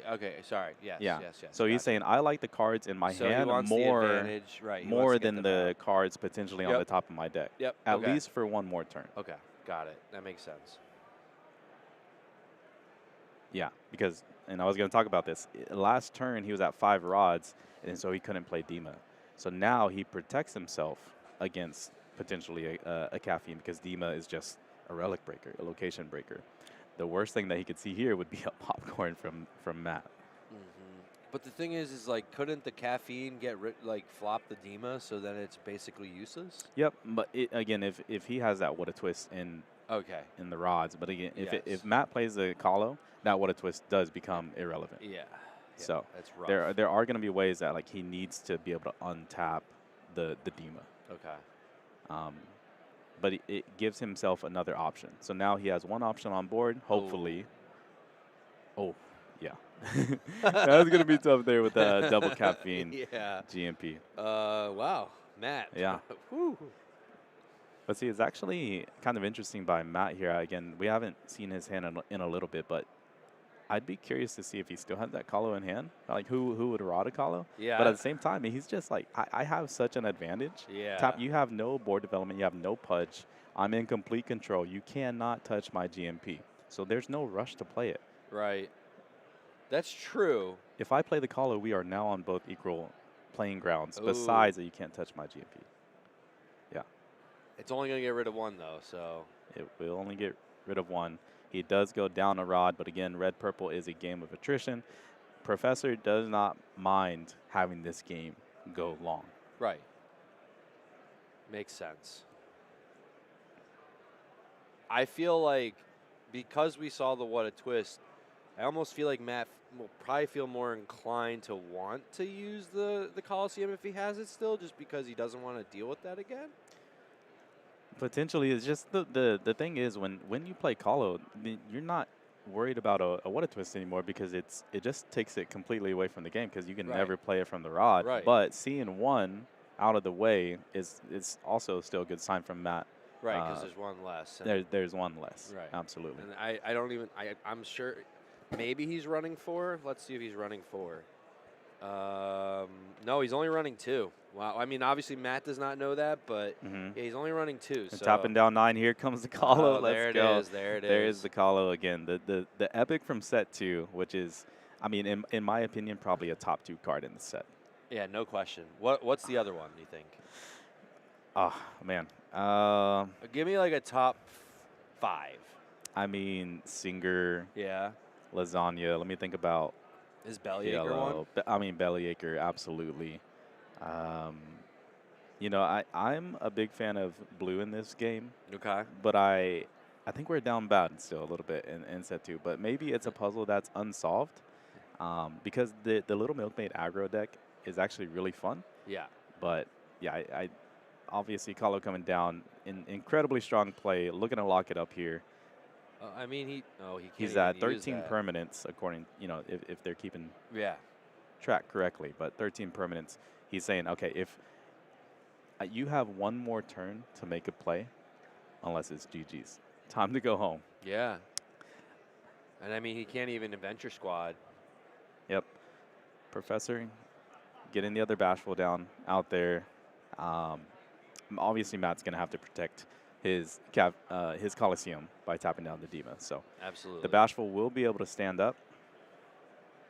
And he's got an adventure squad, but again, he can't use it against anything. So it's drawing dead right now. There's absolutely no spell that Professor he could ever play here. there's not a relevant one drop or a one cost purple action or one Right. cost blue action. Right. There's no red developed either. And then with that Coliseum on board, now you're just hoping to get lucky, hoping to find your answer. It's But what's crazy. common, I swear, half these games, like it looks dire, but in half these games, if you're taking the 3 Fujis in, you're bound to hit one. Yeah, I swear. you would think. You know, it does come out a lot more than you like one would imagine. But yeah, you got to just pray. You basically now are playing cards to get to the next card, right? Like he's like, I need to just hope that I hit this one card. So whatever I can play right now. Like I pray it's up. There it is. There it is. Yeah. There it is. And I love how he's taken a pause. Like, hey, do I even play this? But, you know, it's obviously not a question. Yeah. But, you know, he kind of slow rolls the Fuji there. But the thing is about taking his time. It's not about playing the card. It's about what is he going to choose. Right. Right. But it's funny when you see Kahlo. Like, if I saw Fuji on the top of my deck against that, I'd slam it down so quick. Yeah, it's like, yo, get that Coliseum out of here. yeah. Yeah, so you got to target GMP, right? Oh, most definitely. Especially knowing that, well, if he has the knowledge that Matt's not playing Bellyacre, that's kind of the only other thing that can save him. But Matt doesn't have anything else developed. You might be scared about a Bashful or something like that, but Bashful will ice himself if he does win. There are so many cards that he has. What is he? He's got 3 rods left. What can he play with 3 rods? Matt's caffeine is now kind of working as a trader, because now Professor has flipped the board, whereas now he has a little bit more punch development. The beautiful things about the Wizard relics in set 2 is caffeine doesn't work against them, right? Caffeine only targets penguins, so those those Pudge rocks just stay out there, and I mean they're a menace. When set 2 first day came out, I was like, I think any good deck. And I'm a little bit wrong on this, but when they came out, I said any good deck is going to have at least a playset of these in the deck. This is interesting. Yep. So you got to go green Mega Penguin here because Bashful will ice itself. Yeah. So I think they've already chosen. I don't see any notes on the board, but I think they've already chosen. That's why GMP didn't go up by 1. I believe. But what did Matt choose? Did he choose Dima? Because if he did, why would he? You wouldn't tap it, right? Yeah. So what did he choose? Potentially maybe a Bashful. I was about to say maybe he did Bashful. Potentially a Bashful because he's at 14 here going for the win. So. Yep. That's what he did. Okay, so he just has to make a play here, right? Like remove 1 because obviously Professor is at the disadvantage in the vibe check. He has to remove at least 1. Does he have what it takes? What does he have? He has Adventure Squad in hand, so that obviously already. And a layer lasagna. Yeah, and a layer lasagna, but with the Approaching Commotion and the Prosperous, he does have the right. The he option could do to remove here. Either one. Yeah. I guess it doesn't matter, right? No. Well, no. There's nothing Matt could play that could get like if he played Adventure Squad. There's nothing that actually, does he have Gotham? If he had Gotham, then maybe it might make sense to. I don't think there's anything Matt can do here. It's just Professor has him somewhat in a checkmate in terms of removal and control. And, I mean, look at the name of the deck. Yeah. Red, purple control. I mean, you're going to have all the options that you need to take away threats like this. Oh, dude, he's got such a 2-layer lasagnas and an Adventure Squad. I mean, he's going to get rid of both of them over the next 2 turns. Yep. If he even needs to. Right. So.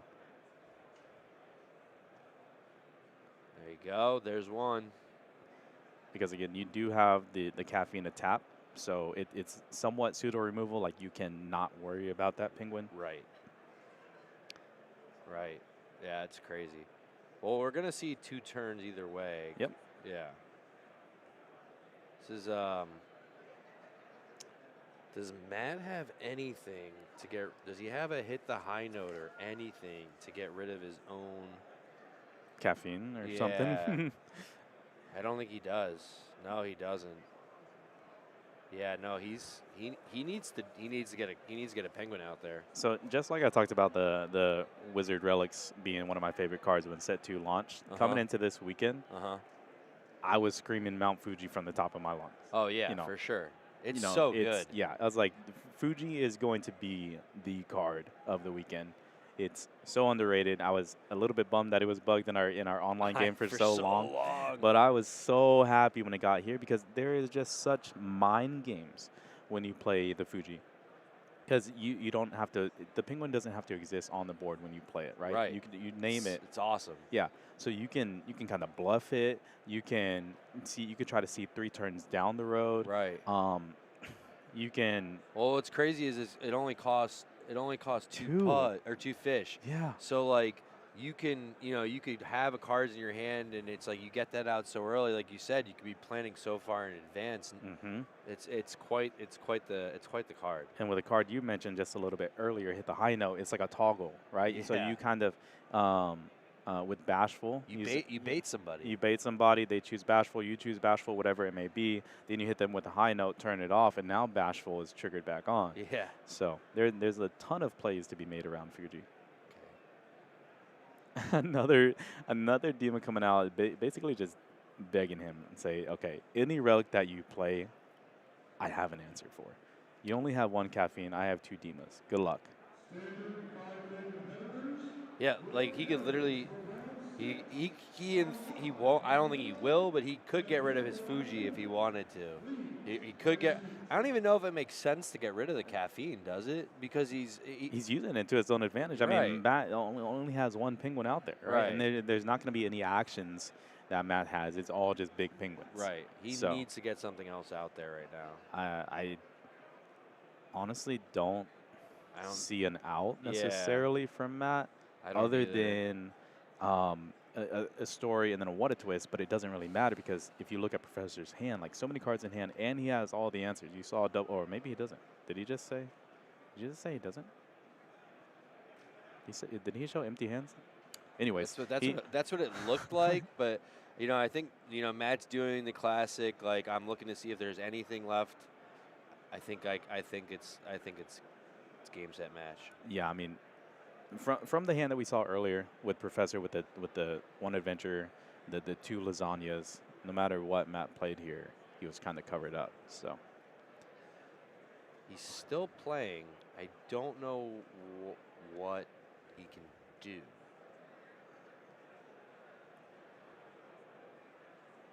Yeah, again, this isn't gonna be enough. Because he's at 15. No, this is game point and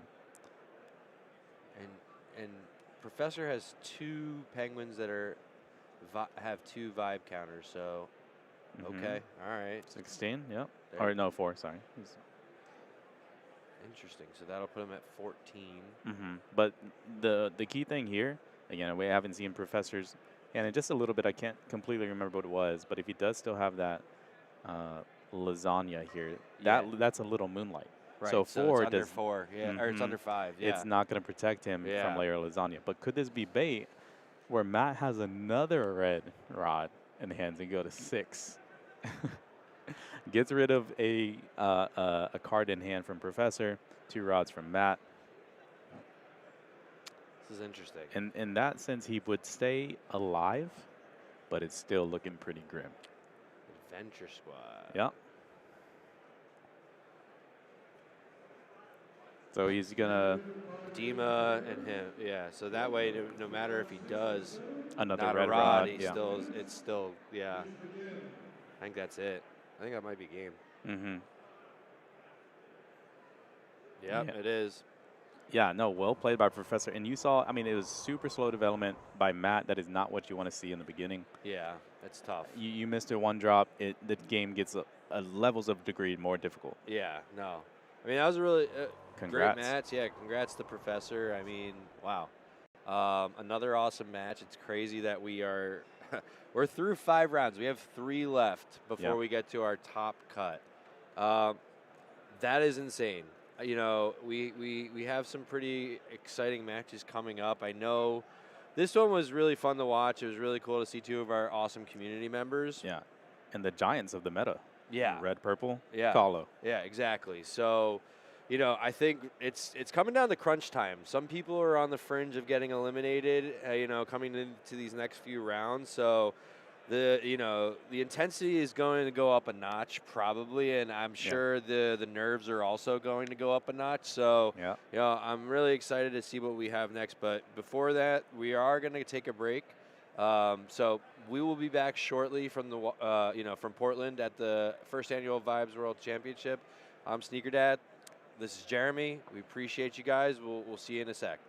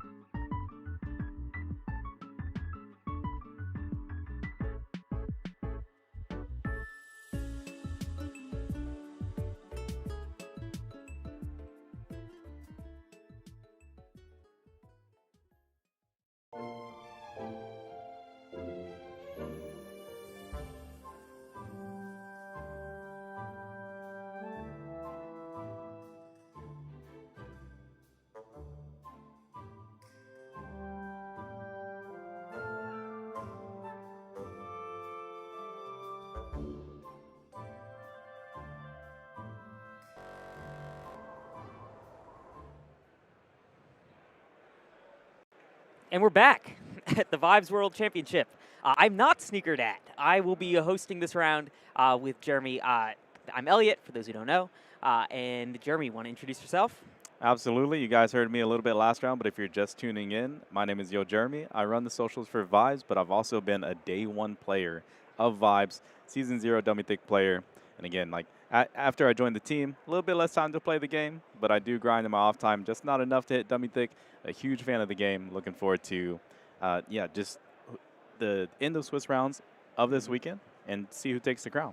Yeah, absolutely. We're here in Portland. It's been a pretty insane past couple of hours. We had a $10,000 prize pool, last chance qualifier just yesterday. So we had some really interesting new decks shown at that round, and now we're here. $40,000 worth of prizes on the line. 40,000. And if you are at home right now, you can get a digital version of the promo that is being given out here at Worlds. This is our Popcorn Penguin promo. This is a super, super iconic card for all you Vibes fans out there. This is one of the most discussed cards, certainly from our first set, Enter the Huddle, and also from Grant Yoon, a incredibly talented artist. Shout out, Grant. This is going to be one of the most exciting things coming out of is Worlds. So log in and get it yourself if you play this weekend. Yeah, and that's going to be fully available on Epic, Windows, Mac. So if you have a computer, download Vibes, free to play, get yourself a free Grant Yoon Popcorn promo card. Absolutely. Okay, well, without further ado, let's jump into our match. This is round 6. So in this round, we've got Kendall versus Chonkaroo. These are two big, big names. Jeremy, you want to tell us a little bit about these players? Yeah, absolutely. Kendall is, I'm a fan favorite. I'm a fan of Kendall because I've seen him play Lorcana for so long. This guy is incredibly skilled, talented. He's a great deck builder. He's a guy that doesn't really need a lot of practice. You know, he's been heads down on his main title here, but he's been practicing for about the last 1.5 weeks. He's kept up with the meta coming into this weekend, but he has no fear. He came here to take it all down. And then with Chonkers, a little bit of history with Chonkers is he actually won our SCGCON in Vegas. So he learned how to play that weekend. Took it all down with the yellow Yum Yum. Yellow starter, a little bit modified. Yum Yum took it all down, and now he's back. Unbelievable. And now here he is in Worlds going 5-0, if you can believe it. Not that Kendall's doing much worse. He's going 4-0-1, so pretty insane. So Chonkaroo right here, he's been playing a Bellyacre Colo deck. Want to tell us a little bit about that build? Yeah, absolutely. So Bellyacre, if you guys are familiar with like Birthing Pod from Magic and stuff like that, I call this Belly Pot because it's so similar to Birthing Pod, but it's even more OP because this is just something that lives on board, and then you can tap it, untap, tap over and over again, and this allows for just incredibly good deck construction to where if you know the ratios of cards in hand, your deck just becomes an entire toolkit where you can get the exact card that you need in the exact moment that you need it, especially going with that combo. The disgusting combo of Little Waker and then Bellyacre. This one is a slight variant, again, with going into the aggro of you get your 1-drop, aggressively mull for the 1-drop into your Milkmaid, and then the Milkmaid just gets you into whatever card you need. On the other side, let's see what's going on with Kendall's deck. This is kind of a red-purple control build here. We're seeing a bunch of these this weekend. Jeremy, if you want to tell us a little bit about what to expect. Yeah, I mean, this is going to be very similar to the match that we just watched with Professor's deck over there. I think this is honestly going to be the same exact ratios looking at it, but again, the cards to look out for is going to be Layer Lasagna, which is just OP set 2 cards, so good. But we do have the combo of Singer to be able to control when you help control whether you do or don't win the vibe check. Yeah, this has been a super, super dominant deck this weekend. We've seen a couple of rounds already with this being played at a really high level. There's some great stuff here, and I can't wait to see Kendall pilot it. So without further ado, let's jump in. And I did take a peek at that heads I win, tails you lose. We talked a little bit about that card last round. Absolutely. So clutch against these Kalo decks to be able to discard that. Yeah, so given kind of these decks here, oh, we're seeing already a What a Twist down by Kendall. Chankaru's already got some interesting stuff in hand, putting down one of his little Daydreamers. He's still got one in hand. He's already got that Daydreamer or Bellyacre in his hand. Yeah. From this get-go, what are your feelings going in? Based on cards in hand and the cards available in decks, who do you think is favored to win these builds? Well, Chonkers, again, on that Kalo deck, I don't believe I saw a 1-drop in hand. So that's already good for Kendall, because if he can slow this game down even a turn in the beginning rounds, he's feeling pretty good. Right. You want to get... And why is that so important? I guess tempo-wise, why is it so important that you miss something that first turn? Where does it put you? Because when you draw that Milkmaid, Milkmaid just becomes not a dead card in hand, but very less useful. When you have Milkmaid in hand, it's so important to win that first turn, because obviously that other player is going to draw additional cards, and it just makes Milkmaid, incredibly big, where it's almost a bit overwhelming. And now it's a third threat that you need to handle other than GMP, other than Bashful. Now you need to take care of Milkmaid. Sure. Milkmaid is so interesting because it's just like, in terms of vibe to cost ratio, right? It's traditionally, in the games that it's played, it has this amazing ratio where most of the time your opponents have more than 3 cards in hand if you're building your deck correctly. But you really you have less control over it than you might have with other cards, right? Your opponent can kind of play cards down to kind of get out of it. And again, going into that, the 1-drop into the 3-drop Milkmaid, you continue winning vibe checks, but what that's going to do is that's going to force the other player to draw, again, additional cards. They're not ramping, and then you curve out into Kalo. So now their big hand, which is typically great to have in a TCG, provides that little bit of parity. They all become dead once that Kalo is played until you answer Coliseum. Chankaru, in action time of this third cycle, is going to use his little Bellyacre, so he's going to get rid of his little with Balloon. He's been winning those early vibe checks, but now he's going to be able to look for something. The classic one would be Waker, but we'll see what he decides to go with here. Oh, looks like he's going a little Milkmaid. Yeah, so he's saying maybe I do have, my perfect hand. I don't mind winning these vibe checks because I have what I want to play, right? That's a really interesting point. If he can kind of keep moving forward, keep winning those vibe checks, get to Kalo, he may not have a ton in hand, but if he has everything he needs, then why not? Why not get rods? Yeah, why not get that tempo? Progressing my game plan is exactly what he wants to do. I love these dice right here. Yeah, and in vibes, you definitely need a lot of them depending on your deck construction, but most of the time, yeah, you're going to need quite a few of these on hand. And look at that. Yeah, it just would be 10, but he won that vibe check, so now it's at 12. That's absolutely massive, massive penguin to have with only 6 rods in play. Yep. And again, all for 3 costs. Insane. Who designed that? Yep. Okay. This is going to be great options again from Chonker. Just coming down with the balloon. You think, okay, it's a 2-cost 5. Yeah, I mean, I want to play this on 2. Why would I care about playing it mid game or late game?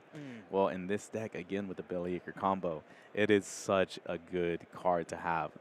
Some type of 2-drop, because you're getting into that little Waker to set up your Wombo combo with the Waker Bellyacre out there on the board. Awesome.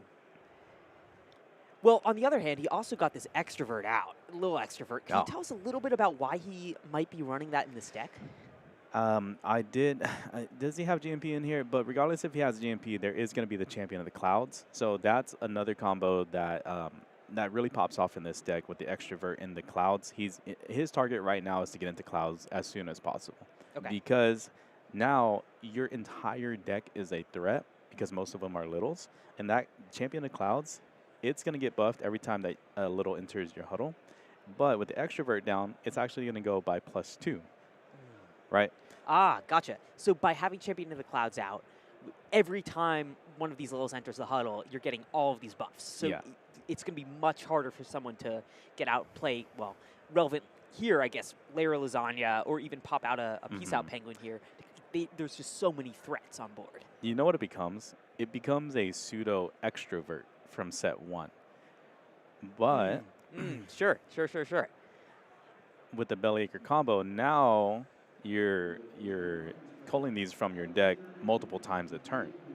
So interesting. you're getting them for free essentially, right? Because in set 1, the extrovert, we're all familiar. You have 7 rods, maybe you go 2-2-2-1 and get those triggers like that. But in now, you have the Bellyacre Waker combo, and now you're bringing in penguins entering the huddle for free.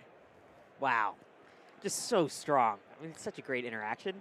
But once you get it off, but here's the thing, right? Kendall gets that layer of lasagna really early. So key. So key. Chakra's having trouble with it. You could tell he didn't like yeah, that. That he one did not want that. that one was pain to watch. Now that, Low with Balloon, a little less useful.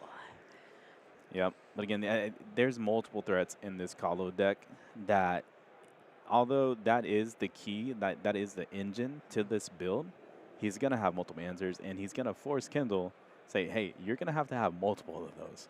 Looks like Kendall's going to pop the Peace Out Penguin here, going for Little Extrovert and Low with Balloon. And he's going to get it. Chankru has nothing in his saucies that could deal with it. He made sure to check just in case. But because Peace Out Penguin requires 2, or the total of the penguins it's icing to be 5-10 or less, pumping it with your not a rod anymore, for example, is a great way to get out of that sticky situation. Looks like Chankru did not have the answer. Oh, but if we take a little peek at Chankru's hand here, Does have the GMP? I'm seeing the GMP. A really, really played card, certainly. And at least I can't speak towards round 5, but rounds 1 through 4, we didn't see a single one. Here comes GMP. What was so key on that last turn as well is, again, the Peace Out by Kendall was such a smart play because this forces Chonkers to just obliterate his board. Yeah, he does get the GMP down, but now all of a sudden, 1, 2, 3, 4 penguins within a matter of 1.5 turns or half a turn are now gone. Right. It's a great point. And Chankru, because he was winning those early vibe checks, he thought he had the perfect hand. I mean, it's all on his board. I mean, it's all rods, right? And Kendall has stuff in hand, and Chankru is just sitting there with very, very few options. I absolutely love just the way that Kendall is navigating this deck. You can tell he's had plenty of reps against it. You can tell he studied the matchup. Yeah, absolutely. But what it does come down to is, again, that mulligan, and then does Chonk get the 1-drop on turn 1. So this just, again, that 1 turn of a slow start by Chonk just gave Kendall the opportunity to say, this is my game now. Yeah. And you could just see how quickly it transformed there. And we've got, looks like he's got a little singer on his Moonlight, but now he's got that 10 vibe penguin. Now GMP, for those who are not as familiar, this is a super, super relevant meta card. It was incredibly important in set 1. This is part of the 5 mega penguin cycle. It requires you to ice a penguin from your huddle, but it can't be chosen by your opponent's stuff, so your opponents can have trouble getting rid of it or even flopping it, and it just gets bigger every cycle. So that's a penguin that you really have to find a way to out-vibe or you're in trouble. Now, that card used to be really played with caffeine. We haven't seen as much of that, but Jeremy, do you think that that's something that really matters here? Also, does Chankru even run it? No, because, again, with the caffeine, you just put your Bellyacre. You just turn off your own Bellyacre. So it's not a combo that you typically ever see. Some people do get wild. They'll throw in the caffeine with the Bellyacre. But I think it's just so detrimental to your own plan. And say, why would you ever do it? You're either going to be a caffeine call-out or you're going to be a Bellyacre call-out. One thing that I wanted to mention, that with Serene coming down, that was an incredibly strong play because if you know this archetype of Bellyacre call-out, they don't run any actions other than maybe a rod, right? Like a what a twist or not a rod anymore. Other than that, that Serene is never going to be tapped down because you really have no threat of Chonk playing an action from hand. Right. We talked about Little Milkmaid earlier about how at one point it was Vibe 12 for 3, but at some point, as Kendall played cards, it became Vibe 6. This is only costs 4, but you're getting guaranteed 10 here. Yeah. Now Chonk is a little bit back in the game, but with Kendall, again, plenty of cards in hand, enough cards in hand to make a play around this, but this is absolutely what Chonk was hoping to draw back into, right? One Bellyacre gone, and then now I'm back to the Wombo combo. So tell us a little bit about this Wombo combo. This is super relevant in the meta right now. How does this work? I mean, again, you're tapping down Bellyacre. You're being able to search what you want. This turn it's not going to happen because he doesn't have another target. Right? Or, okay, he's going to decide to use it on Waker. Oh, but wow. Okay. Let's traditional. Oh. Losing. Oh. Wait, was it a removal? Okay, it was. Guess they're figuring that out now. Yeah, it's a removal. But the yep. combo is when you have a third option, that you can choose to sack with the Bellyacre. You bring that card in, you use Little Waker, move 2 cards from your ice back into the deck, untap Bellyacre, and you can just pump up, up, up. So now when you started with maybe a 2-cost Little with Balloon, you do it 2 times, now you're at a 4-cost. Now you got your little extrovert out. Right. Now you got your what else is out there at 4 costs? Maybe an introvert, maybe a I can't remember all the forecasts right now, but the real key one that I like, I think is a little bit underrated. It is somewhat expensive. Is Little Zoomer getting into that 6 sure, totally. for a final play. Totally. When your opponent thinks, okay, there's no way I can lose this 5 check. Yep. Because how are you going to take care of my Bashful? How are you going to take care of whatever? And then you tap your Bellyacre, you sack the champion of the clouds, and you bring in your Zoomer for that final play. Yeah. It is such a good feeling. Oh, man. Because you just blindside your opponent. Totally. Yeah, Bellyacre already is so opaque. But being able to kind of search through so much stuff. Look how much stuff Chankru has in his ice. If he had that combo out right now, unfortunately, Kendall was able to deal with it. Unfortunately for Chankru, but Kendall's just in a driver's seat. Right, Kendall. But that is something that you only get when you're at this level and you're this practiced. I mean, if I was playing against Chankru's deck right now, I don't think I would be making half the decisions Kendall is. Kendall obviously is really, really practiced in this matchup. Most definitely. And the critical thing to mention here, too, is with Vibes being such, a relatively new TCG over the last year, there is a bigger population of newer players to physical card games and physical events and big prize pools. But Kendall, no I'm not, is no stranger at all to these. He's played at the biggest levels. He's played in the biggest games. He's played at the biggest stages. You can just see his level of confidence and how relaxed he is, how he's taking his time. He's thinking all this through and thinking 2 turns ahead. Yes, absolutely. I mean, you could just see it on him. And at the LCQ yesterday, I mean, just an incredibly dominant force. Yep. So again, all respect to all of these players out here just making the trip this weekend. Yes, absolutely. We're so glad that everybody came out here to compete. They came here to win. And it's not that Chonkers isn't relaxed or poised or anything like that. It's just I know for sure that Kendall's heart rate right now, it is not high. Even with this much money on the line, like he is a tried and true card professional. So looking at the threats on board, Green Mega Penguin's only at 9 vibe here against Serene. Serene was 11, now it's 12. Yep. Kind of the deal here is Kendall's going to be able to keep incrementing his Serene at the same pace as Green Mega Penguin. So at any point in time, he's going to be able to win that vibe check over Green Mega Penguin. That's just the advantage of Lil Singer here. Well, you look down here and you see 7 penguins in Chonk's eyes. Right, yeah. That is not what you want to see. You want to be able to tap those you Wakers. Because ideally when you have those Wakers out, your ice is going to be empty. Right, you're just cycling them back in. But the critical thing that Kendall is doing over here with the Little Singer, why it's one of my favorite cards is, again, you can toggle most of the time. Ideally, you can toggle when you win or lose vibe check. And so Kendall is just putting him in a chokehold where it's like, okay, you have to top deck a card that can get you out of this while I continue drawing 2. Right, per it's just turn. that control. I mean, Right. it's just that presence on the board. Because Kendall, if he didn't tap the Singer to tap down his Serene, would have won that vibe check. But for what? Right. Why? I'm in total control. Totally. I Why give want him more the draw? cards. Yeah, absolutely. I mean, Chankru, you can see Chankru's paid for it. I mean, all those rods on that board are missed opportunities for cards in hand. Chankru definitely does not need those as rods right now. I'm not even going to give you the chance to find an answer. I mean, look, Kendall's now just like he's playing down the Peace Out Penguins, has absolutely no need for their abilities. Yeah. Just getting cards on board, and Chankru is out of options. He puts him on a 1-turn clock. He loses that vibe check. He knows what he has in hand to go up to these 15, 16 permanents and say, I still have a higher vibe Penguin than you. And then even if you play the Bashful, that's no problem for my deck. Yeah, and Bashful, super played card. You see it all over. But at this point, it just isn't enough. Oh, what a twist! So it is going to tap down the Serene, and again, we talked about this earlier. Yep. This is the only action that you really kind of fear, in a way, for tapping down this Serene. Because other than that, when you play Serene against the Kalo deck, you're thinking, okay, this thing is going to stand up forever. Sure, right. Think, oh man, there's just no action, so why would I ever? So Chonkaroo delays Kendall for 1 cycle here, which is great for Chonkaroo, but at the same time, it costs him one of his own rods. Unless Kendall has a What a Twist of his own. Oh, does he He's have it? He Oh, does. and he does. GG. Oh man. Yep. Wow. Of course he does. And look at it. Calm, composed, just like he Collected. was totally in control. Yeah. Even in the What a Twist scenario. Congrats He to had laid Kendall. out his Congrats to options. No, I'm Not. That's going to be, he handed Chonkers his first loss. Wow. Yes, from 5-0 to 5-1.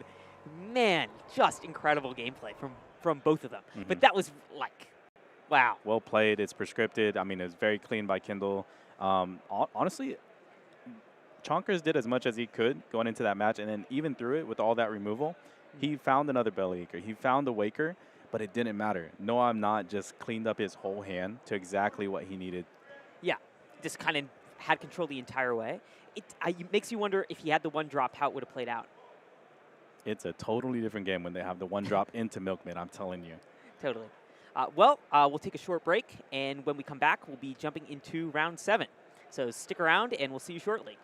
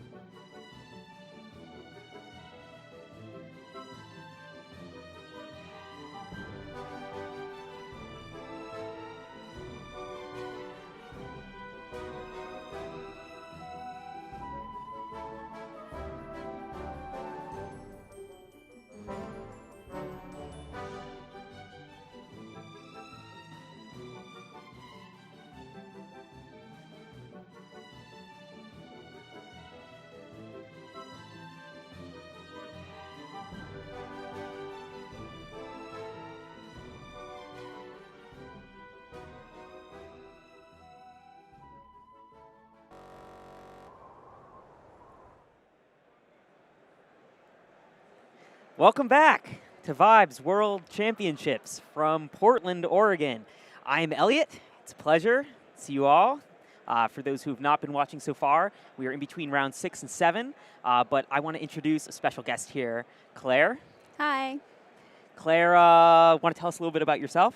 Sure. For those of you who don't know me, I'm Claire. I'm the art director and lead artist for Vibes. So I thought it would be fitting to make a super special announcement. So exciting. That Claire would certainly want to be on stream for. So without further ado, should we do it? Let's do it. Okay. There it is. Da-da-da. Set 3. Set 3, Burb Burb and and Pengu. Pengu. So we've gotten a ton of messages, people in the hall chatting about anticipation for Set 3. It's been a long time coming. We are super excited about the state of the game, where things are at with Sets 1 and 2, and now it's time to Shake things up. shake things up even more. Burb and Pengu is our third set. It's a completely new take on our formula of vibes, and there's a bunch of new stuff going on in it. But the big thing here is Burb. So we are introducing a new character into Vibes. Burb makes its way in. So once a penguin-themed trading card game, we will now be introducing our new avian friends, Yes, Burb. Burbs. So super exciting stuff. And if you're up for it, we'd love to show you guys the first spoiler card from Burb and Pengu. Woo! Burb There it who's is. 100 feet tall. This So- is one of our vanilla cards. Absolutely. right? So this is one of the new vanilla Burbs, which will be making their way in Burb and Pengu. Awesome, awesome art. One thing to note here is we have a new illustrator on the main set, do. Jungle. This is a incredibly, incredibly cool set when it comes to art. Claire, if you want to tell us a little bit about what to expect there. I'm so excited for this set. We have, each set we've kind of introduced a couple more artists to our Vibes family. And this time we have, I want to say like 8 to 10 main set artists. So I have, had the pleasure of working with so many different people.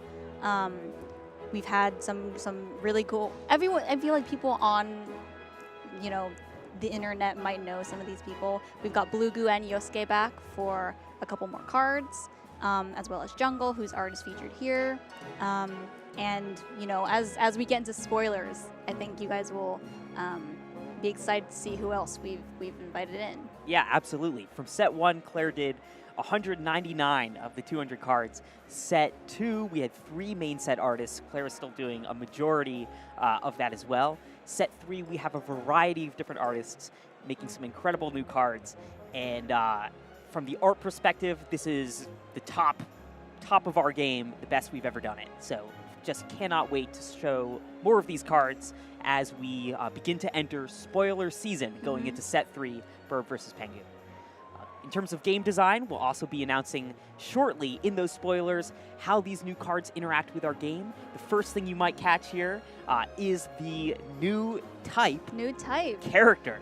So this is a major, major change in Vibes. Up until now, all cards that had Vibes were Penguin cards, and now going in, all of those cards have a larger super type called character. So all cards that affect Penguins now affect characters. An errata to sets 1 and 2.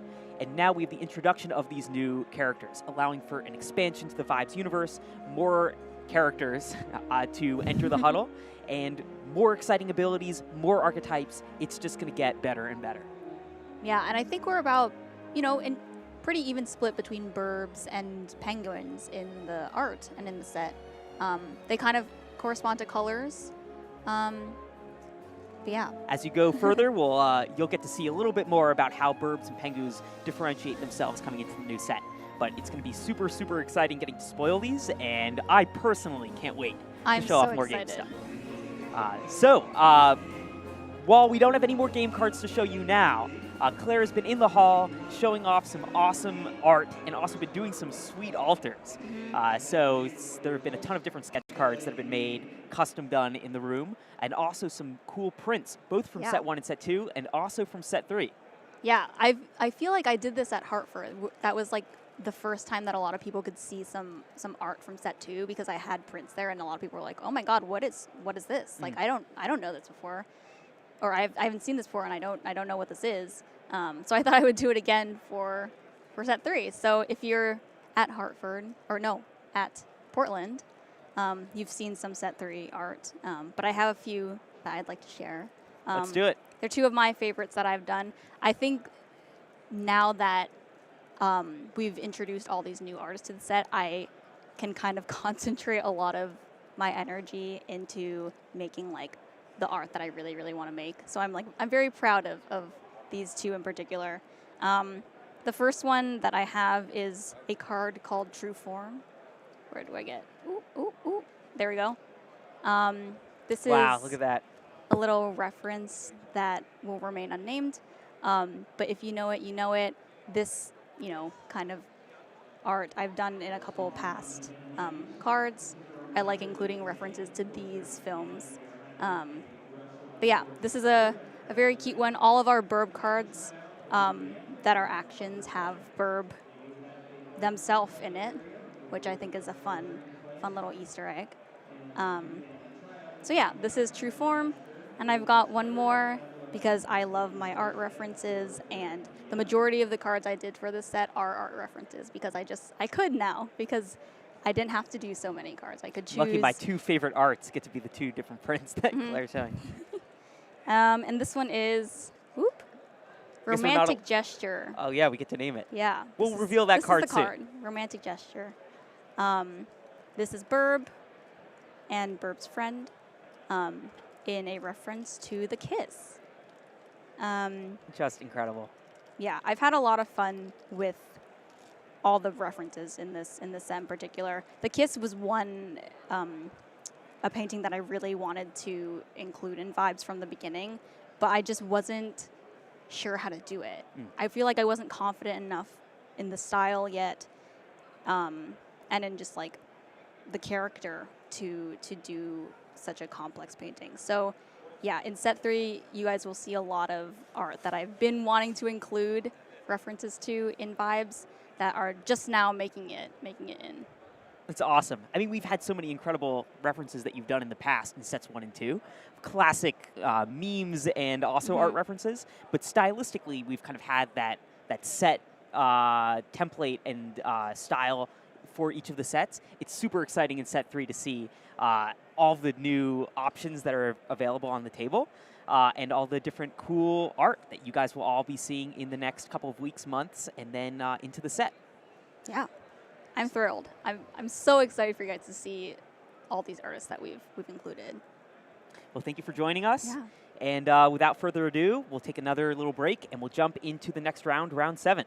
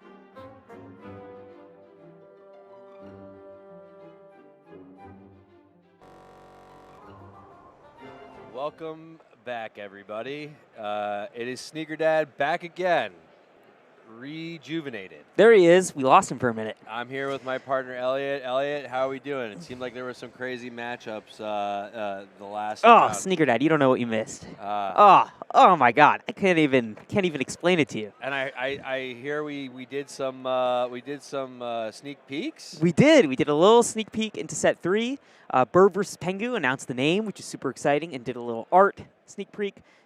We haven't talked much about gameplay, and we won't quite yet, but players will be getting to hear that in phases over the next couple of days and weeks as well as we go into cards. Super exciting. Been heads down working on that set for like 5 months at this point. I'm really excited for people to get to see those cards. Yeah, that's awesome. All right, well, let's go to our featured match for round 7. We have Doc Camel versus Eri, two of our most prominent, community members. Eri is running a very interesting deck. He is the only one. We kind of hinted at it before, but he's running rock, paper, scissors. So this archetype is not even a word I would use for it. We made rock, paper, scissors cards in set 1. This was a joke that we added in when we were making the first set. We thought it would be fun to add them in to kind of play rock, paper, scissors before you started a game, but never anticipated them being very good cards at all. And then we made Lil versions, and they still were not considered any good. Except Eri seems to have disagreed. He's made a deck entirely based around them. And these are cards that when you win Vibe Check, they put 2 Vibe counters on the other one. So if you would a paper out and your opponent has a scissors, whenever scissors wins Vibe Check, it gets buffed. And similarly with the other pairings. So it's super interesting. There's some interesting cards in here. There's a lot of stuff that gives you vibe counters. Little Extrovert gives more vibe counters to anything that gets vibe counters. That's really going to be the thing that fuels this deck. So in this deck, it's about getting it out as many as you can as quickly as possible. Yeah, so you're playing rock, paper, scissors against yourself at this point. So different, winning with 1 buffs the next, 2 buffs the next. But really critically here, you've got just a lot of yellow stuff that puts vibe counters on stuff. And, what better way to win than have a penguin with a lot of vibe counters on it? Interestingly, this is not using the vibe counter removal that we printed in set 2. We have attack of the vibe counters, which is a way to use them, but don't see them, and we'll go from there. All right, let's just get a quick refresher on Doc Camel's red tower deck. We've already seen it. We've seen this versions of this build all over the place. All the essentials, right? So best of red versus best of purple. Adventure Squad, Peace Out Penguin. Classic utility, and of course that leaning tower that the whole thing is based around has got some saucy actions in there too. Yeah. Let's get to match play. Yeah. Let's see what's going on with the guys. All right, so we just started the match. Eri's looking quite fresh. You know? Look at him. Absolutely. Going into this matchup too, I just want to talk about kind of who we feel is kind of favored here. Something going on with Eri's deck that I kind of want to bring out in Doc Camel's deck is Doc Camel has some interesting cards that you don't normally see in the Red Tower build. We talked about it briefly. Honey, I Shrunk the Pengs. This is a card that is rarely played, to say the least. That's being nice. Being nice. Love the art. Like, no problem with the art. Beautiful just in terms art. of game design, maybe not the strongest card we've ever printed. Doc Campbell seems to disagree, or at least thinks he's found a use for it. That's going to be something in this matchup. He's playing basically against effectively all Lils. So Doc Campbell is going to be able to, that's kind of an interaction between those two cards. Changing penguins into Lils is not as useful when all of your opponent's penguins are already Lils. And Eri here is going to win that first vibe check and will continue on. Doc Camel will just have more cards in hand.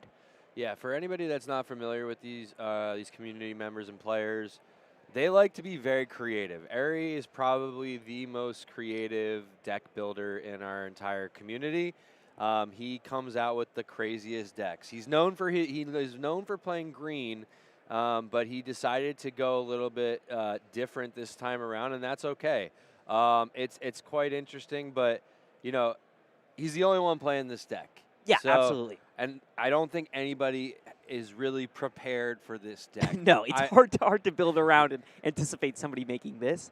But it looks like both players opening with a pretty standard opening. It's hard to say exactly what RPS's standard opening is, but getting a lot of little RPSs out is probably the right thing here. And Doc Camel with the Peace Out Penguin. I think the biggest thing for that deck is actually getting those cards. Like, you know, you need to have, it's not just getting one, it's getting 2 or 3 of them. Like 2 or 3 out of the set of the cards so that they can interact with each other. Otherwise, it's kind of, you know, it's going to be an uphill battle. But yeah, absolutely. One thing I want to note here is that both these abilities, while they kind of hit each other, they have the same trigger, right? You have to win Vibe Check. Right. Doc Camel his deck isn't about winning Vibe Check all the time. That may give Ari a couple of opportunities to win Vibe Checks that Doc Camel isn't necessarily, I guess, defending for lack of a better term here. Doc Camel may have to make some pretty heads-up plays here, kind of playing some high vibe stuff that he might not normally try to take advantage of. All right, so let's we've been looking at Ari's hand a lot. What is Doc Camel working with on his end? Yeah, Doc Camel, in terms of what he's got in his hand, we can't see it on screen yet, so we don't quite know it. But having the Little Singer out early, I want to quickly just kind of point out, that's a 5-vibe Penguin. That's like enough to, I mean, even if Ari managed to win 1 Vibe Check, it's still not enough. Oh, man, and all of a sudden it's at 7, right? Ari needs to somehow buff a Penguin by 5 and to win a Vibe Check here. And he's got an Adventure Squad, Lair Lasagna, and he's got a Prosperous Penguin. So gosh, so he has effectively 3 removal cards in hand. He can remove 2 Penguins from the board with his Peace Out Penguin. So, wow. I mean, he can just totally wipe Ari's stuff here. He just has a lot of, I guess, weapons at his disposal. Yeah. Yeah, no doubt. And the punch to do stuff. Yeah, as it's well. So Doc Camel playing pretty controlled here. I mean, he's got keeping his options open. He's got great Pudge base, right? He hasn't played anything that's too out of the ordinary, too insane. Doesn't have the tower out, but it's fine.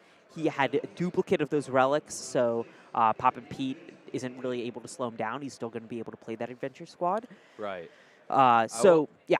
I will say, no, we have not seen really any Poppin' Pete's today. Yeah, really interesting point. We had one played in a round earlier, and it didn't have any valid targets, which was fine. You're still able to play it. It's an Enter the Huddle ability. It's not conditional to playing that card.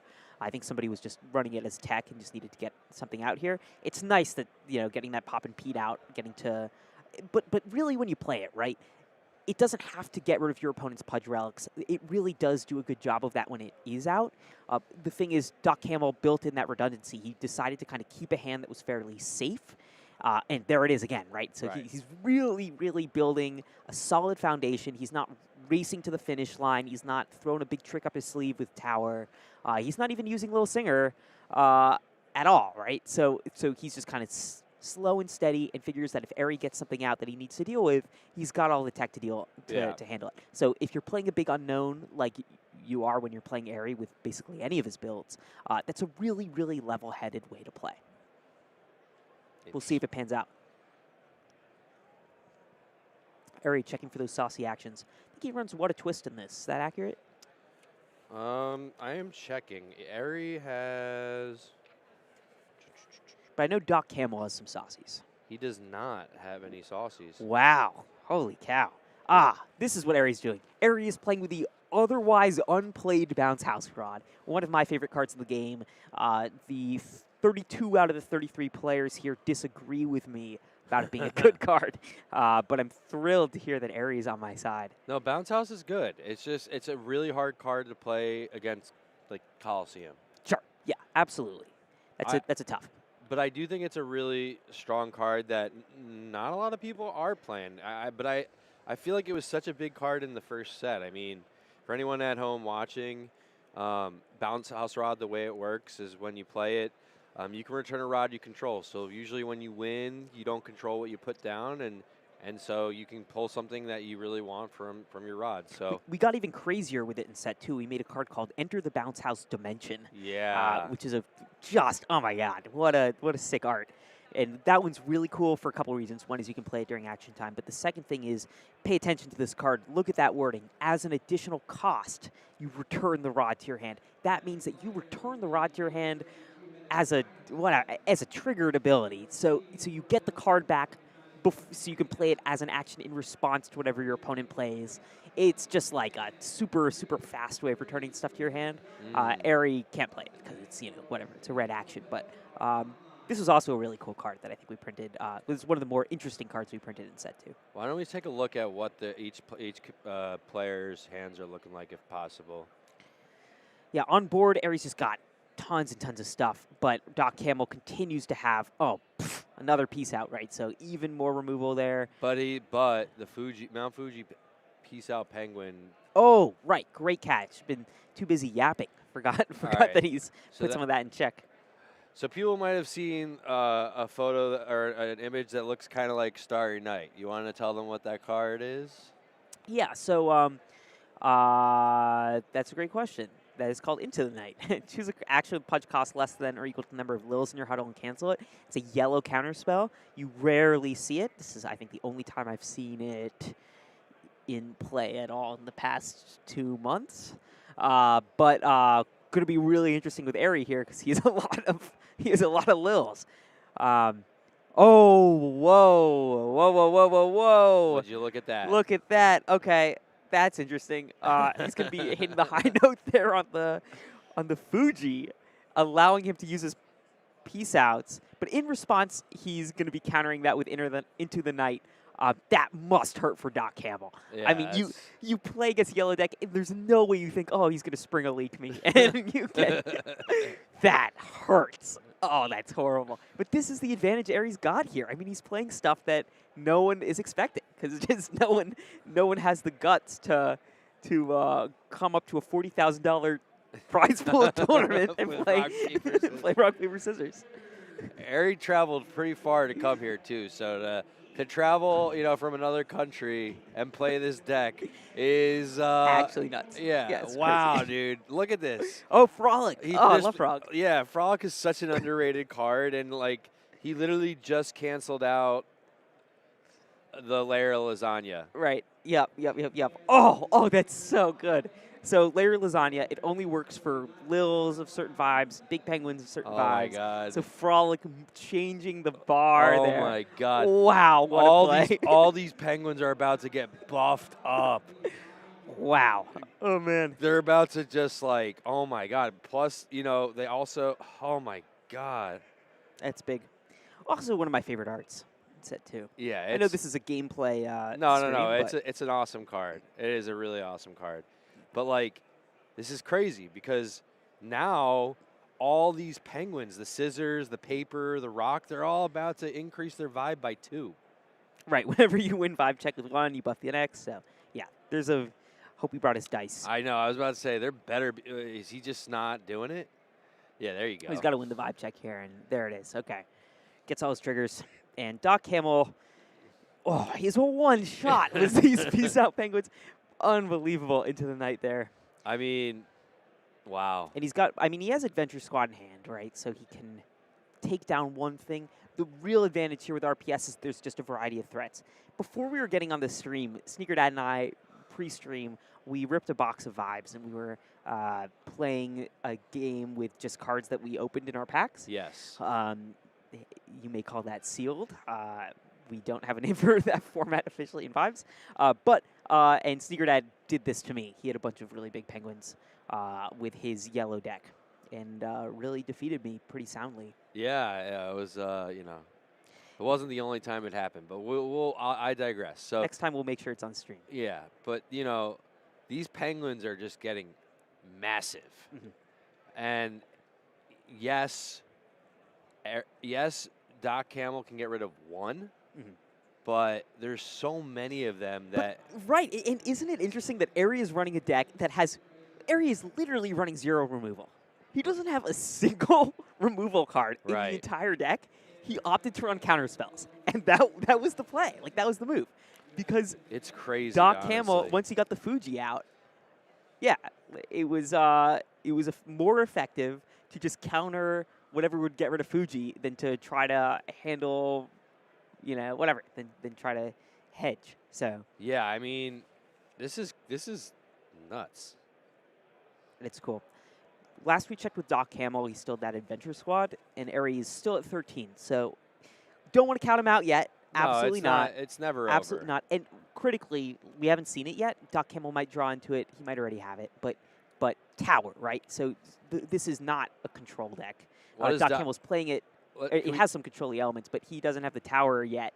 If you played that, it would be a very different game. Can we see what's Doc got in his hand? Well, we're about to find out some of it. There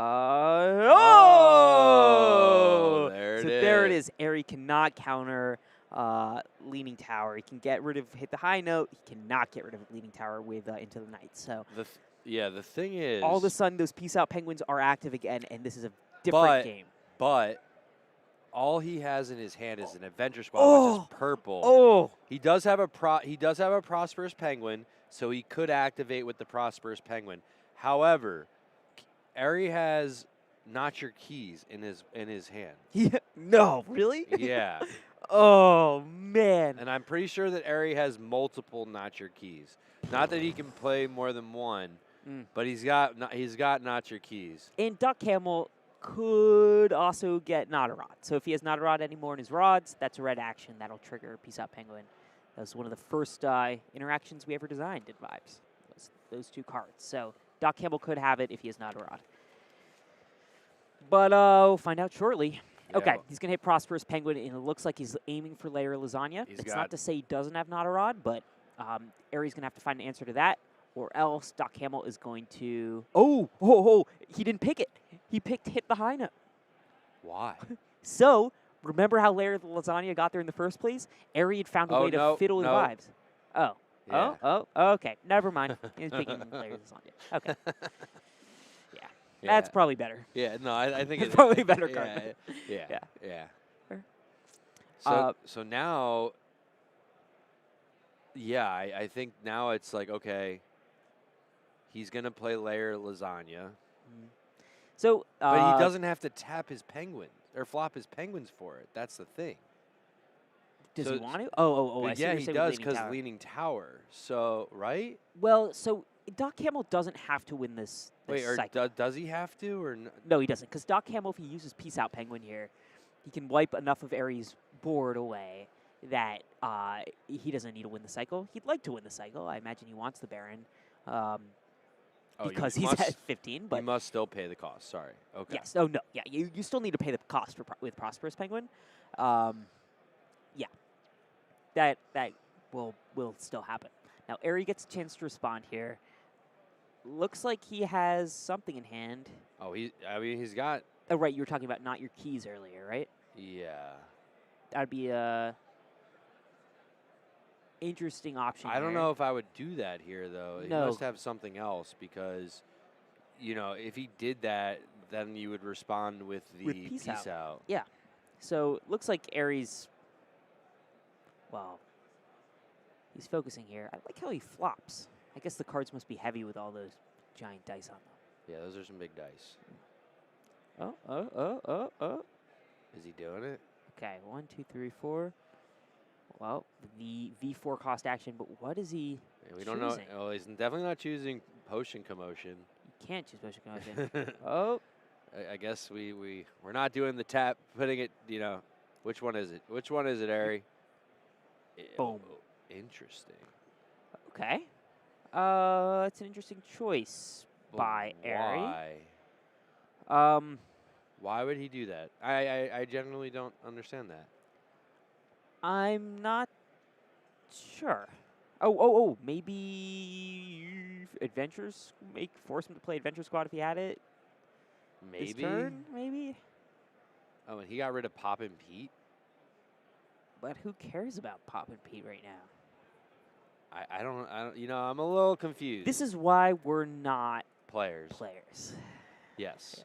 But I am still very confused. Yeah. Didn't Eri win that hand, though? Or no, he did not? Yeah, he did. Okay, well, winning the vibe check does increment all these penguins. Yeah. Eri does still win this vibe check. But being at 13 cards makes Eri have to still complete one more cycle here. These are some beefed up penguins. These are really, really beefy penguins. Doc Hamill's got to get something with a massive vibe, or he's got to do some epic Leaning Tower shenanigans. Well, I mean, like, even these are almost getting to a point where the Peace Out penguins aren't even going to be able to be used. I mean, they're fine right now, but the thing is here, you also need to have flopped penguins to vibe, right? We still have that active. Leaning Tower is still going to be important here.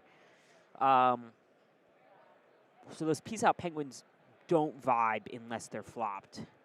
But you probably don't want to flop them to play actions because then you can't use them. Right. Yeah. But he does have the 2 potion commotions, so. Yeah, he still has options here. All right, let's see what he does. But Doc Hamill not only, Eri needs to maintain ways to flop his penguins. There it is. Okay, Lil Singer. So Doc Hamill has the second part of his combo, if you can call it that. Lil Singer and Leaning Tower together, let you pick one of your penguins, buff it a little bit, and make it eligible for the vibe check.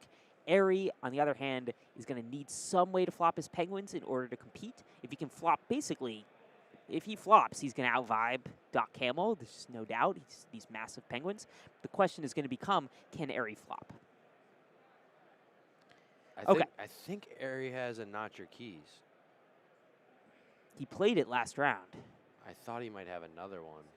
And if he plays it, remember, flopping for Not Your Keys, the more important thing is just flopping them than what you remove. I think he allowed him to do it, and he's going to get rid of the other Peace Out penguin.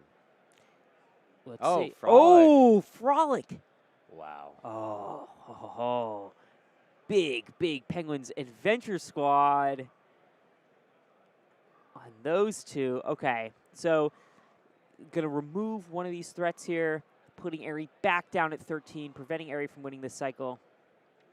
Good play. But really what's important here is that every time Doc Hamill does this, every time he sets Eri back, even if Eri wins this vibe check, which he's slated to do, Eri's losing an action in his hand. He's losing a chance to flop in the future. So Eri right now has no cards in hand. He just has to be super helpful that is an action, and it is not. That looks like Poppin' Pete. Poppin' Pete. No, Poppin' Pete. That's huge. Oh, Poppin' Pete gets rid of Leaning Tower here. Oh, But only temporarily. Oh, yes. Doc Hamill can still play it back. If only Doc Hamill had the Baron. Well, it would have meant he won the vibe check, which wouldn't have been good for Eri. But playing first. I think that might be game. Means that Doc Hamill gets to replay it, and unless Eri's got some saucy that costs Pudge, no. Wow, and there it is by Doc Hamill playing against, and look at him, look at Doc Hamill's face. He's like, oh my God, thank goodness. Woo! Wow. Oh, man. The doctor, although he's a dentist, so I don't know. Is he really a doctor? No, I'm just kidding. Congrats to Doc Hamill. Won't tell him he said that. When he's watching this later. Yeah. Love you, Doc Hamill. But, yeah, no, that was an awesome match. Yeah, super well played. That was, I got to give props to Eri for even, attempting to use this deck. It was a pretty fun deck to watch. Yeah, and he did great. He did great. The tower was difficult. He had actions to flop stuff. The issue was just 3 times in a row. Just because Doc Hamill kept delaying him turn after turn, he just couldn't keep the count up. And the thing is, if he had one more card in play, right, that would have been enough for at least that last time there. Yeah. So it was super, super tight. It was great gameplay by both players. I think Doc Hamill did a really great job keeping kind of a steady hand and making sure that Eri didn't have a ton of options. Yeah, no, that was awesome. So, yeah, we have 1 round left. It's crazy that we're here. And then it's the top 8. Tomorrow we'll be doing top 8. To determine the world champion for Vibes. Wow. So, yeah, I think we might actually have one more Let's game. do it. I think we have one player from our Asian championships, Eton, as well as one of our players from yesterday that qualified, Willem. Yeah, we absolutely. saw him earlier in the day with that ridiculous first match. That might still be one of the best matches so far. Yeah, Willem was was the first one that we streamed all day. Willem was great. And then Eton, yes, from our Asian Championships, super talented player. What we're kind of jumping in towards the end here. So Willem's at 16, Eton is at 14. So there's a lot in play here. Yeah. But one thing to note here is that this is going to be kind of one of those Bizbunk matchups, which will be interesting. Eton's playing kind of a modified Bizbunk here. Yeah, I mean, there's a lot of cards that I've never seen in BizBunk. Yeah, like, for example, Opera House. Opera House? The what is that? The layer what's the balloon? That's, do you mean Pop and Pete or Layer 2 Tech? Layer 2 Technology? Yeah. Yeah, so Layer 2 Tech, rarely see that one. Yeah. I mean, that's, this is really, really old tech. Old tech here. You don't see that often. Ever. Yes, by often I mean ever. But Eton looks like he's got a Bismo and Ice and a bunch of stuff to pick from here. Willem on Red Tower, classic build, looks pretty similar to what we've been seeing a lot this weekend. Yep. Yep, for sure. So Willem's at 16. Andy is a piece out here. If Eton tries to threaten anything, I assume that Eton's probably got that Bismo in hand, and hopefully we'll get to find that out soon. Right now he's got his hand face down, so not totally sure. Yeah.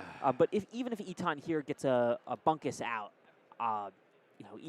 Willem right now, his largest 5 penguin is only 9 vibe. Okay, Eton's going to make the play with Bunkus, moving some cards from Ice to the bottom of the deck. And let's see how big that Bunkus ends up. Yeah, it's such a powerful card. It's crazy. Really? I'm not gonna lie, like it's Bunkus? Yeah, oh yeah, it's probably like Sneaker Dad with the hot takes. Bunkus is a good card. Yeah.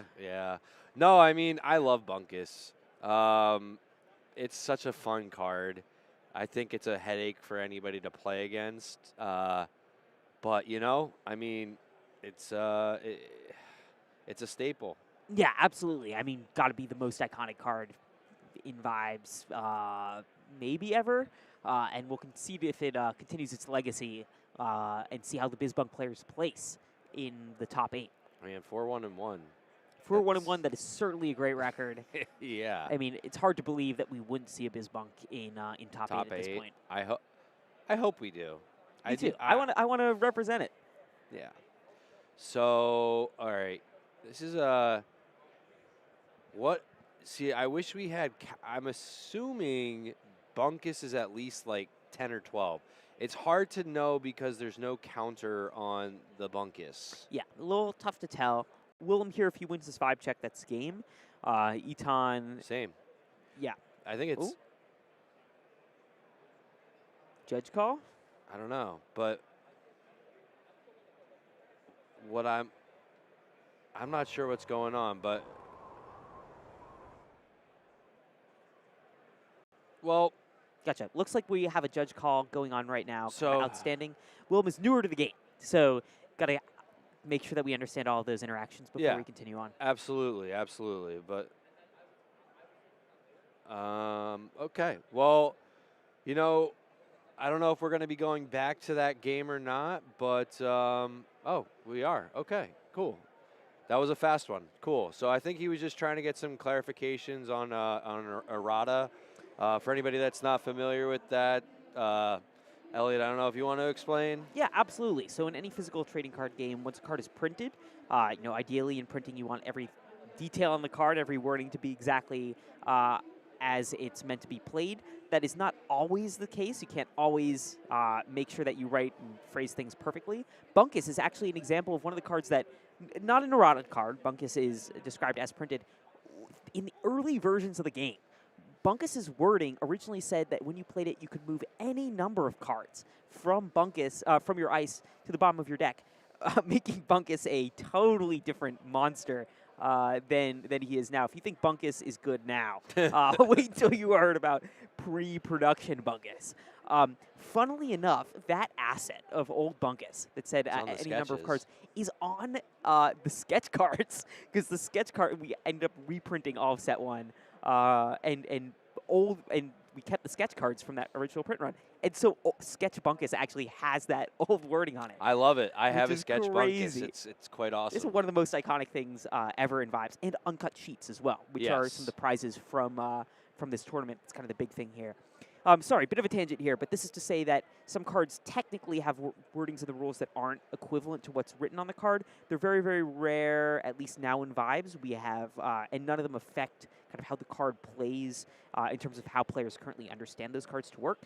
That's kind of, but as a new player, it's always good to just make sure that you're not missing anything. Sure. With so much money on the line, you want to make sure that you fully understand what each card does. And if you need to understand any specific wording, it's always best to ask a judge. Absolutely.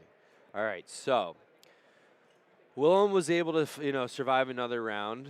Eton still has the Baron. So that means Bunkus is a beast here. Yeah. Or also Lo, who slides here with that 11 vibe, is going to take things away even without Bunkus in play. Ooh. He has a Bismo. He's got Bismo in hand. He's playing that Ascending Penguin. That's certainly an important part of this combo here. Did he have a Pudge? Or a Fisticle, I mean, sorry. Did he have a Fisticle? Because there's only three flopped. To play his Ascending Penguin? That's a great question. I actually don't know. Did I miss it? Counting stuff in ice. I'm really confused. For all we know, this deck could be running cards that make Fisticles. This is such an interesting Bizbunk build. Did he have Fisticles from before? I don't know, honestly, because we came in halfway, more than halfway some of through. Kind of have to do a autopsy of the game. Yeah. while we're yeah. I'm just gonna go with he probably had a Fisticle. There's no other way that would work. You can't. It does not cost 3. There's Ascending Penguin there. He's got, how many Ascending Penguins does he have out? Is that his first? Well, now, yes, because the other one got removed. Right. Gotcha. Okay. And here comes Tina. Tina comes out. Interesting. 1, 2. Okay. There has to be Fisticles, right? Wait, what? How did that become a? Oh, he rotted his own. Yeah. There has to be Fisticles, right? He's gotta. Yeah. I don't understand. I'm sorry.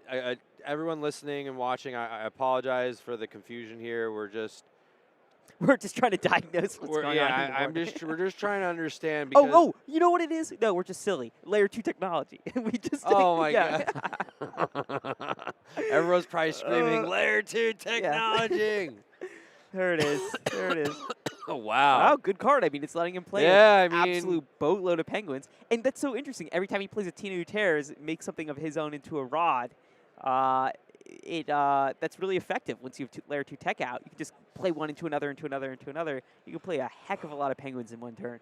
Yeah. Yeah. Spencer's probably out there listening, being like, what are they doing? What are these doofuses doing? Man, if only we had somebody that, created the game. Yeah, to remember what all the cards do. So anyways, interesting match here. So Eton still has 3 rods. Bismo only costs 1 with the Layer 2. So, I mean, he could play a Bunkus. So a Bunkus here would be good. He has, I'm going to guess that everything we see face up there is everything that is in the ice. He's probably doing a Penguin who breaks the 4th wall first, is what I would bet. So that's a super... Maybe not. Well, does he have one in ice? No. Wait. Oh, and there's Bismo. Bismo's out. Wow. Okay. Now he's Ascending Penguining here. So I am a little confused. That I don't understand. Why would we do that, Elliot? Do what? Why play the Bismo? Yeah. It's a great question. Bismo only matters at the start of your turn, but Eton is guessing. Oh wait, is it when it enters the huddle, or is it at the start of your turn? When it enters the huddle. Ah. It's an instant win. It literally says when it enters. It says when the Penguin enters the huddle. Yeah. If you have no cards in your deck, you win the game. Does he just need a ton of purple Pudge? Is he gonna play play one with history? I mean, for all we know, he's running it in this deck. For those who are unfamiliar, one with history is a purple action that just costs a ton of purple I bucks. don't think he's trying to mull himself. I think he's honestly just trying to win it. He's got 16 cards. I think he's just trying to beef up his penguin. I don't know. That's the only thing I can really come to a conclusion on is like he's accepted that he does not need to get to. Oh, I thought he was putting his hand out. You thought that was a conceding hand. Yeah, well, I mean, you know, I didn't. I was a little unsure because you usually don't. You know, even if you're I'm a lefty, but I usually still shake with my right hand. I don't see many people. You concede with your right hand. I don't really use. You don't normally handshake someone with the left hand. It's a very awkward handshake. I've been doing a lot of left-handed handshakes. I've been getting bad reviews. Oh God. I've been told it's a little weird. I mean, you kind of go over the top. It's almost like I don't know. I don't know how to describe this motion. It's kind of like almost like Victorian courtship. Interesting. Yeah. I thought it was a little weird that he was conceding with the left hand. So I'm glad you were right. Yeah, you're right, right to doubt it. He was not conceding. Yeah, he's not. All right, Willem checking his available options in his rods. Right now, it looks like Eton only has a bunkus with Vibe 4 here. Yeah, I mean, why did he do that? He's got big baddies in Lil Who Slides and in Penguin Who Breaks the fourth wall. So 11 and 9 are his big ones on that side. On the other side, Willem's largest is 7. Oh no, 8, 9, 10. 10 in Lil Introvert plus Inspiring Story. 10. Oh yeah. Yep. So Eton is set to win here unless Willem has some. If he has a super spicy. Oh. You know what's really good against Bunkus? Mount Fuji. So Bunkus' ability says Bunkus' vibe is equal to the number of penguins in your ice. If it loses that ability, it just has 0 vibe. It's useless. And 0 vibe cards are immediately iced. So he's going to do Lil Introvert, I'm assuming. Eton will get the choice here. So. Well, there's no tower. I don't think I'm not totally convinced he needs to pick Lil Introvert here. Well, because if he has a twist. Sure. He could unflop Lil Introvert and it would be at 16. 16 if he can play a red action with it. Yeah. Oh, here comes Peace Out Penguin right after Eton had chosen Lil Introvert. I'm fairly certain that Eton would have maybe chose otherwise. I think he lost. And there it is. Willem takes it. No, I think Eton takes it. I was going to say, I'm pretty sure Eton just Eton won. takes it. There it is. Wow. Didn't have the red action for Peace Out Penguin. Eton takes it. Well done. The Peace Out Penguin wouldn't have been able to get out the Little Who Slides because he was 11. Sure. I was thinking more reducing permanent count or cards in play. But I think you're right. I think Eton is too far over the edge for that to really matter. Yeah. Wow. But well played. That was a great played game. That was a great match. Bunkus deck winning without Bunkus and also without Bismo. Yeah, that was winning with a card that's not traditionally in Bunkus either. Layer 2 technology. Interesting tech. You know it's not used a lot when me and Elliot are literally trying to baffled how this is happening. But nonetheless, well played, Eton, well played. So, like I said before, we got one more round. Let's do it. And then we get to the final 8. I think next round we should probably show everybody what they're playing for. Oh, that'd be super exciting. I'd love to. Yeah. So we will let everyone take a quick break, and we will be right back with round 8, the final round in the first round of Swiss Plus 2. So I'm Sneaker Dad. This is Elliot. We will see you guys back here shortly. Thank you again for listening, and see you soon.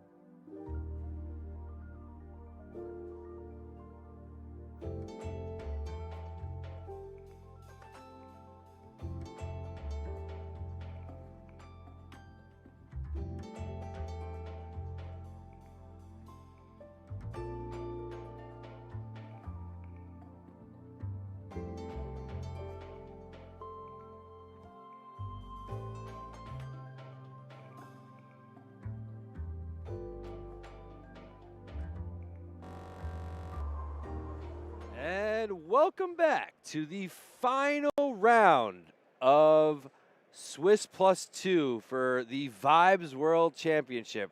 We're here in Portland. I'm Sneaker Dad, and I am here with my partner in crime, Elliot. What a day, man. What a day. Yeah. What a day. It has been a crazy, crazy, crazy amount of very intense matchups that have even tricked us up a little bit. Yeah, it's been actually nuts seeing some of these matchups. Biz bunk games that were had no biz and had no bunk. Yeah. We had red tower games without was- towers. It's been a crazy, crazy matchup. Really out there decks. RPS on stream. Yeah. Just wild. Yeah. But just overall, like, past all the jokes, incredible level of gameplay. Yeah, Just no. unbelievable. Bravo, and hats off to everyone that's participated today. You guys have made the job really exciting and fun, and we appreciate everyone that's been watching and supporting their friends and family, and it's really awesome. But only 8 are going to make it, and we should probably take a look at the standings to see where we're at in today, because I do think there's going to be a few sweats. Absolutely. So, looking at today's standings, we have Chonkaroo 6-1, Random Jobber 6-1, WCC Kendall 5-1-1, Eton 01 5-1-1. Now, talking with the team, I can confirm that the top 4 are locked in to the top 8. Unbelievable. It's There it crazy. is. It's crazy. So 4 different decks. 4 different decks, and we do have a Bizbunk in there. It is a altered Bizbunk, but we do have a Bizbunk. So there are a lot of people in contention right now. You see a lot of 5 and 2s. You see a lot of 4 and 3s. It is really an open field right now. So we did a little bit of math on the back of the napkin, and we're thinking that 3 players that are going to qualify will be 6 and 2, and there will be 1 5 and 3. That's our thought. Yeah, this is a really well. I mean, if you look at it, yes, in theory, there's only 4 people that are 5 and 2, so that means that only 2 people or 3 people could be 6 and 2. Mm-hmm. So I'm at a loss for words. This is insane. Yeah. This is a crazy sweat. It means there'll be a sweat for the last bit. We have some guarantees going in. It also means that even if the player of this next match, well, we'll have to see who we check in, but it's of the 4 that aren't picked yet. Gotcha. So, what are these guys playing for? I mean, we've gone over a lot of the stuff. We've talked about the uncut sheets. Obviously, there is the prize pool, but I think what the community doesn't know are about the trophies. Yeah, absolutely. So Should we show them what one of the trophies looks like? let's do it. All right. So, What do you earn? What do you win in so addition to all of your first place other winnings? trophy. Oh, let's move it over a little. Here you go. A Vibes World Champion. There we go. First place ice trophy. The thing is really heavy. It's It's got some weight to it. We also have some trophies that are for the top 8 that we will share later, but we wanted to show everybody, what they were working for. The plaque, the hard metal, something they're going to put on their desk to remember this monumental event. Only 8 can make it, but we have about 15 people that are fighting for a spot. So let's see who we've got in the featured match now. Yeah, and without further ado, we'll check out Ooh. Oh, wow. Okay. Doc There he is. Campbell. Jack Campbell right back at it. And Giovanni as well from Yes. our European Championships. Yes, this is quite the matchup. Wow. I mean, we've seen both of these players play. We've seen Giovanni twice. I think this is Campbell's 3rd time on the featured match. Yep. We know exactly what they're playing. They're playing very similar decks. So both of these, Yeah, we can go through the deck list really quick. Let's just take a quick peek and get to the match. I really don't want to hold back. So Literally, We've seen this deck. we've seen this deck a million times. Giovanni won with this deck list on stream Yes. not too long ago. This is a classic red-purple mid-range. Yes. All of your red, all of your purple. Yep. Let's see. We've seen Doc Campbell's. I mean, a million times, but we can quickly refresh the entire. Everybody watching. Yep, Red Tower. This is another classic. We've mentioned Honey, I Shrunk the Pangs. That's his kind of unusual spin on this. Unmasked Penguin you don't see as often in other decks as well, but he's including it here as well. And What a Twist is something to watch out for as well. All right, let's get right to it. Round 8. Yeah. Vibes World Championship. Oh boy, here we go. There it is. Can you feel it? I mean, I can feel one it. of these players is guaranteed a spot in the top 8. The pressure is on. Yep. And the other one is not necessarily out of contention, but will be sweating for that final spot. Yeah. So there's still a chance to be in it outside of this, but this is definitely one to watch out for. Yeah, I mean, I'm getting like Okay. I'm getting a little anxious right now. It feels like I'm about to take like a really important test or something. It's crazy. Doc Hamill with that turn 1 drop. It's definitely good. Okay, and then okay, Giovanni picks his rod, and there it is. Low Moonlight to counter it. Okay, so neither player with the advantage there.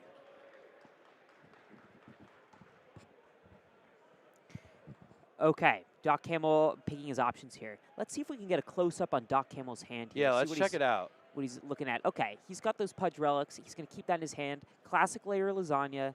He does have that Two potion commotions. Two potion commotions, and he decided to keep that Honey, I Shrunk the Pangs. That turns any large, big penguin or non-lil penguin into a lil, then also allows Doc Hamill to draw that card. So that is a red action that can be used to trigger. It's also 2 cost, so it's good for Prosperous Penguin. Sure. It's good for your Peace Out Penguins.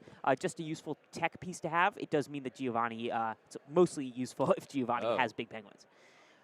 Okay, Potion Commotion, he's putting a vibe counter on his opponent's penguin here. That is an interesting play. I mean, we know he has the Honey, I Shrunk the Pangs, but why would he do that? So winning vibe checks, in the red tower deck, sometimes you want it, sometimes you don't. Oh, and Giovanni with the mirror. Fascinating. No one wants to win this this round 2 vibe check. Well, it looks like they're both losers because they're both only going to get 1 card. Yeah, and no one gets to take the prize home. Okay, next cycle here, Doc Hamill's going to play another Pudge Relic, and he's going to buff. I mean, they both want the Pudge, neither of them want the vibe. And that makes sense for these kind of decks that both of them are playing here. okay. Interesting. Okay. Well, in this advantage, I mean, in both of these, you kind of cards in hand right now feels so advantageous. Yeah. Okay, Giovanni Ooh. putting out the first threat. Okay. Peace Out Penguin, a lot more dastardly. Ooh. Does he counteract it? Okay. Layering that lasagna. And the lasagna is layered. You know what card I was surprised no one ever played? Maybe I'm wrong. The Build a Burrito. Yeah, oh, totally. So part of that 2-cost action cycle Yeah. is definitely one of the more interesting plays. Layer Lasagna really took the world by storm as soon as red-purple decks became so good.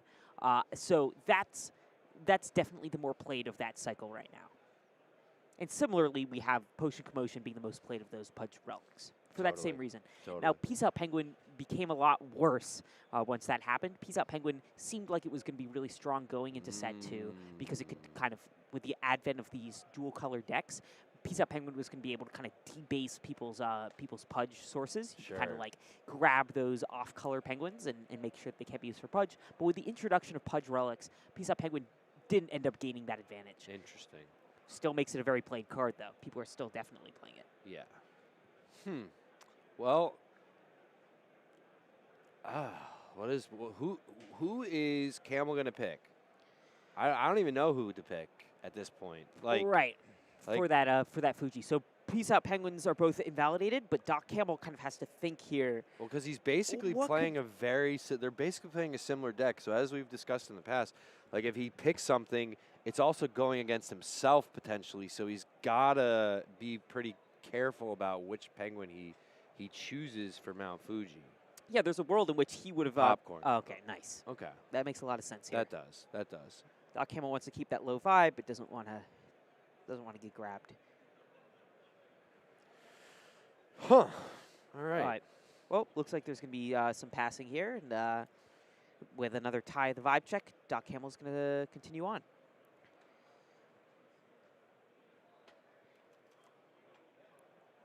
Okay, Doc Camel chooses to take his draw and pass, holding steady at 7 cards in play. And Giovanni's going to do the same. Both pass on actions and both take their next draw. This is very anticlimactic so No, far. they're taking it slow, building up their arsenal, and see what happens.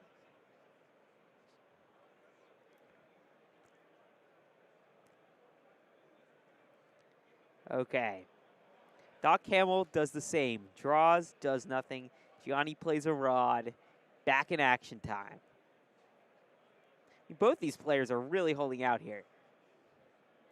Ooh, but that inspiring story is interesting there in Gianni's hand. Mm-hmm. Okay, he's going to be playing Toss-Up. Toss-Up, red action. Interestingly, he's going to be using it with Peace Out Penguin, so he's not using it to trigger Peace Out, his own Well, Peace he Out. Oh, right, can't. not that he could anyway, right? But Peace Out Penguin Toss-Up either returns to his hand or he draws a card. So looks like he's just going to take this opportunity to draw a card. Why not? Get rid of the Toss-Up in your hand if you don't really need it. Did he draw? He should have. I think he did. Good, okay. Doc Camel, again, draws, does nothing. Doc Camel really holding back here. Yeah, this is he really wants those options. But it paid out really, really well last time. I mean, that was no doubt the right call. So if that's what he's feeling, that's what he's feeling. Giovanni, though, is going to start making some plays. He's going to play that little singer there. It's going to allow him to start doing some flop work and start buffing out his penguins. If Doc Campbell's just going to keep stalling like this, Giovanni might as well buff one of his penguins turn after turn and start to get a threat out there. Yes. Seems to be just make a lot of sense here, right? So he's going to be selecting his own, well, I think he's selecting his own Peace Out Penguin. Doc Campbell gets the chance to respond. Oh, just kidding. He's going to pick his little Moonlight. So taking that up to 5 vibe, making it the vibiest penguin in play. Okay, back to Doc Camo with priority, and looks like there'll be a pass there. And on to the next cycle. All right. Doc Camo still at 8. Giovanni creeping up slowly here. Okay, Doc Camo finally going to make some moves here. So we're getting out that Serene Penguin, classic in the red tower. It flops whenever Giovanni plays an action. But for now, just another 10 vibe penguin is definitely something that Doc Hamill's going to want in play. Giovanni does not have anything quite near that, and even buffing up his little Moonlight over and over is not going to get anywhere close. Man, yeah. I mean, Camel's playing very patient right now. It's slow and steady. Yeah, I mean, I've heard some parable about this. Yeah, no. I do. Yeah, right. I do think, like, with that Serene Penguin out there, he's at a major advantage right now. And as long as Mount Fuji's out there, there's really nothing other than an action that'll stop that Serene Penguin. So any action. So Right, but Doc Camel here, it's not immediately clear to me that Doc Camel is that interested in winning vibe checks. No. Correct me if I'm wrong. He just doesn't you're seem like right. a vibe check a winning kind of guy, but he is going to win now. He's going to take it. For sure. Uh, I mean, at some point he has to get if he needs to win the vibe check if he wants to win. So he's got to start somewhere. Yeah, you do need some cards in play in order to win this game. Okay. I'm surprised that he's playing this deck. He loves to play these blue decks. Yeah. He was playing something Completely like that, different. when he visited Asian championships. Yeah, maybe he learned from his mistakes. I don't know if he'd like hearing that you called his previous decks mistakes. They were. But he's doing a pretty good job here. 5-2. No, he's great. I mean, the deck he's playing is very strong. The tweaks to it. We've seen. I think Doc Camel has probably been the one we've seen play the most. And honestly, I don't think the tweaks that he's made he's even used. That's correct. We haven't seen any of his interesting tech on camera. It's not to say that it hasn't powered him through the other 5 matches that he's played. Sure. But, yeah, it's been interesting. If those things are dead weight, then really it just speaks to his abilities as a player. Right. No, to be able to absolutely. carry those extra cards. Absolutely. And still make it to the finish line. No, yeah. I mean, it's great. It's great. Yeah. So. All right, so action time. Why not use another little can we- flopping here? Okay, let's see. Okay, what are we layering? Are we layering? Who are we layering? It's probably a little singer. Okay, he's going to go for get rid of the Peace Out, which is interesting. So I guess it makes sense. it makes sense. Even though Peace Out Penguin is not a threat right now, Doc Camel is the one. He wants to win the vibe check. He wants to win the vibe check, but also here, in terms of what you want to remove, Doc Camel has Tower in his deck. If he can play a Tower, he can get rid of Fuji. Yeah. And then in that case, Peace Out Penguin would no longer be named, and Doc Camel would be able to use his, and Giovanni wouldn't be able to use his. We're just making sure that looks like there's a little judge discussion here about Fuji and Peace Out Penguin. Interesting. Let's see. No. Yeah. No, I get it. I think it's right. He's 6. Because of that, he's 6. Oh, discussing inspiring story just to make sure that Peace Out Penguin is a valid target for Layer Lasagna. So Layer Lasagna only works here. Okay, so a little context for everyone watching. Giovanni accidentally missed the inspiring story trigger. So inspiring story, as you know, is +2 for every penguin in the huddle on his side. Dr. Camel did not know it was missed, and there was a ruling to rewind it to the trigger, and they asked if Dr. Camel was okay with it and if he wanted the trigger to resolve, to which I'm assuming he did not, and so that's where we're at. Okay, so it looks like they're about to rewind everything at this point. Now, if that happens, does Layer Lasagna then work? It would go back to his hand in that case. Okay. Stewart Ad, because in that place, you can only play an action if it has a valid choice. Right. So if Peace Out Penguin isn't a valid choice here, then Layer Lasagna couldn't be played by Doc Camel in the first place. But wouldn't Peace Out Penguin be a valid choice if it did trigger? Well, it never happened because it's being rewound. Okay, so they're going to just restart the whole thing. Restart action time. Okay. Get this done right. Fun stuff. Wait. Okay, so instead, Giovanni's going to play his Layer Lasagna. Oh, okay. So what happened was Lil Singer was chosen as Layer. Oh. We were just, there it is! We were literally just talking about how it was never used, and there it is. Wow.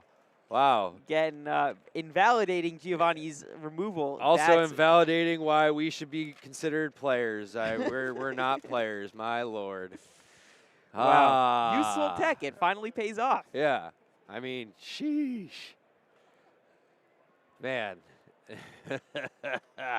So wow. that determines that cycle. What a move. What a move.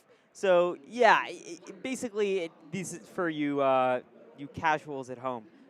In these tournaments, if you have a triggered ability that needs to happen, you need to make sure that you make sure it happens.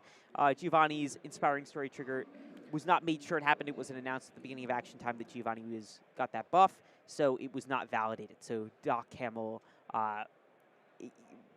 Giovanni has to make that announcement in order for that trigger to happen. This is just kind of, it has to do with the way that this game is played at a competitive level, as you have to be aware of each of your triggers. Right. This is unlike the online client where things will happen for you. You If have to something be that's supposed aware. to happen, you have to be aware of your actions. Yes, and if you miss it, unfortunately. But that's just the way competitive play works. Yep. All right, so. Doc Camel rotting right here. So how many cards does Doc Camel have? 13 out there right now? Ooh, he's going to probably do Layer Lasagna again. Sheesh. Now he can go back to that Peace Out Penguin. Yep. Oh, boy. So how many cards does Doc Camel? I mean, and he's got a. There's no point in even playing his Fuji. No point. Change the names. Unless maybe he wants to do Serene Penguin. Right. If Doc Camel just has this other Fuji, if he had Leaning Tower, he could invalidate the Fuji, but he's got this one Yeah, instead. I guess he's playing. He probably wants to protect his Serene Penguin. Ooh, cracked ice one, too. Yeah, we saw that before. It was. We did. It's a nice Arctic. It is. So I got to imagine he's right. The only reason he'd do that is to protect Serene Penguin, right? Seems like it. He now gets to change what penguins are named, and so does Giovanni. It's like Peace Out Penguin is going to be kept there, but because Popcorn Penguin was never quite relevant, can imagine Doc Camel's going to want to change his choice. It's got to be Serene. Seems very likely to me. Yeah. Oh, What? Bashful Swordsman. Does he? Oh, he has one in hand. I know There he it has is. one, but does he have enough? He doesn't have enough rods. Not to play at the cycle. That's true. If only he could play at the cycle, that would be his ticket to winning. I mean, again, totally fine. So now he's going to get the layer of lasagna. So what is he going to get? He's going to get rid of Serene Penguin, right? Right? I mean, that's got to be it. How would he with layer lasagna? Yeah. Could be useful. Yep. But remember what Doc Camel's got in his hand. Oh, yeah. Yeah. Got it on screen, guys. Yeah. Got one guess. Oh, wait. Oh. He's going to instead respond with his own layer lasagna.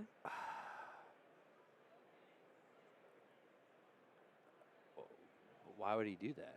I'm not sure. Maybe he's scared of, we don't know what he's choosing yet. I mean, he, Very interesting. Again, this is why we're not players. Okay, now Doc Camel's going to respond with that and use Peace Out Penguin. But And he's going to let his Serene Penguin go? But then he's going to lose the vibe check. Why did he? I don't get it. I don't get it either. Doesn't he have Honey, I Shrunk the Penguins in his hand? Yeah. Maybe he got rid of it or rotted it? I was fairly confident he had that. Can we see Doc Camel's hand? Let's see if he shows See if we it. can get it. Yeah, Oh, he he does. has it. Why did he? We're gonna have to have an interview with Doc Camel after this. I need to know Yeah. why did he do that? Maybe he's just all in on Bashful. He Yeah, thinks his Bashful's going to be fine. Who needs Serene Penguin? Sure, but like, But right, I can't think of a better time to use that card than right there. But Doc Camel is 5-2 Maybe at World he's- Championships. yeah, and he knows what he's doing. we're but stuck here behind the booth. Yeah, so maybe he's thinking there's one more layer of lasagna out there that he doesn't want to be used against Bashful, Could be it. and he's just protecting. Right, because Giovanni's got his own Serene Penguin. Right. Oh, that's game. Wow. That's game. Wow. Wow. So Doc Camel makes it to the top 8. Holy cow. Bravo, Doc. Bravo, sir. Well done. Well deserved. That was an awesome game, man. All right, so we just saw somebody make it to the top 8. That is super exciting. That was rough for Giovanni because there is a chance that now he does not make it into the top 8. It's close. It's close. It'll be a toss-up. It'll be there might be only one player that's 5-3 that makes it to the top 8. So I mean, we won't know until it's all said and done. But we do have another matchup. Yep. So I think this might be a make or break game. Let's tune into the action. Let's see who we got. We've got BBQ and BBQ Willem. Gaming. Oh, Willem back at it. For anyone not familiar with BBQ, BBQ has been one of our best players online for since season 0, and also somebody that played in our Asian championships as well. Yes, And iconic name in the Vibes world, especially in the online client. Totally. And is playing a red-purple control deck. So this is a deck list we haven't seen on stream from him yet, but it looks a heck of a lot like everyone else's. Yeah, it looks very similar. I think the 2 cards that stand out are Simon Smasher And Sunburn a Penguin. and Sunburn a Penguin. Sunburn or Penguin, one of those early removal actions. So that'll be exciting to see there. But only choosing stuff with Vibe 4 or less, that's an interesting choice. Yeah. Well, we've seen Willem, I think, play like this is going to be the third time. So we've seen his deck. We know exactly what he's playing. I think we can get right to action. So, if you guys don't remember, it's a red tower. We just watched a red tower. Now we're watching another red tower. Yep. Red and red-purple are by far the clear runaways for, most used, kind of decks, I feel like. Yeah, it's really surprising because of the dominance that green caffeine had going into some of these other championships. That was one of the most discussed decks, especially into Asian regional championships, where all the same cards in play were legal. Then at that championship, somebody came up with the red tower at championships and took second place. First time Vibes Tap player. Was that an Asian or at European? European championships. Yeah. And ever since then, the meta's been totally different. It's crazy. That deck was so much fun to watch. Okay, we've got some good stuff here. We've got Serene Penguin.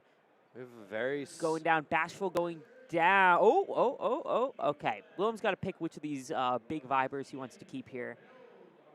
And then, of course, classic Little Singers and Inspiring Stories there. Let's see how he's going to play this out. Okay, classic 1-drop into 3-drop. He got that first 5 check. It's great for him. Kind of ramp up. And then he's gotten that Little Singer into a 5 vibe. BBQ Gaming, couple cycles behind here. So let's see what he's got in his hand, if possible. I'd like to see what BBQ's options are here.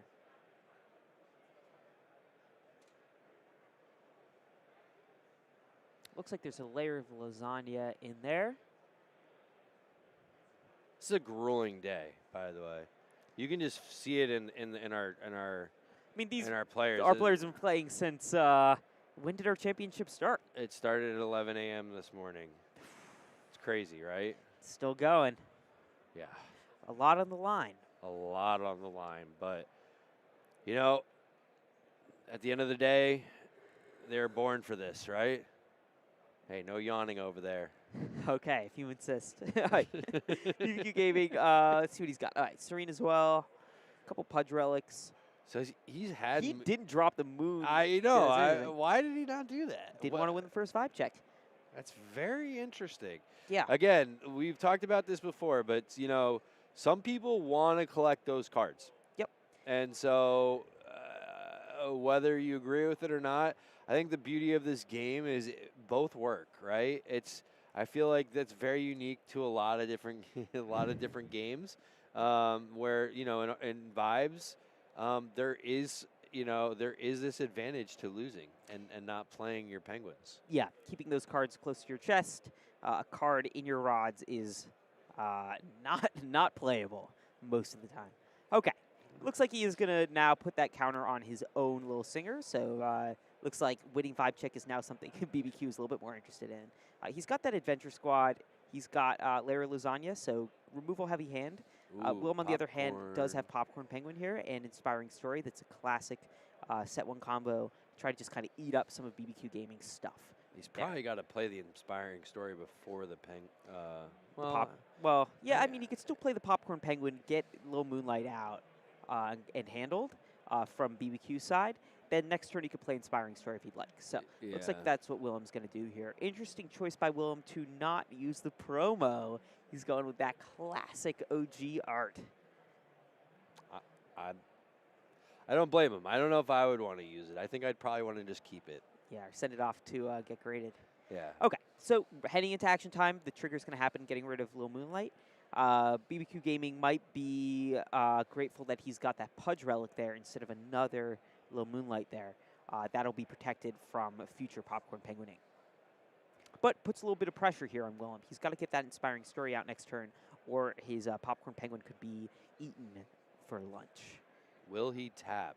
Okay. Or flop? Will Willem flop? So BBQ Gaming would rather not have Willem's Little Singer in play. That's totally understandable.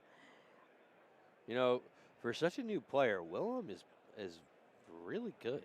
Yeah. Oh, totally. Like he seems to have picked up this game quite quickly. Super thorough. Okay, he's got that Peace Out Penguin in hand, and there's his Bashful Swordsman. Haven't seen any Fujis yet.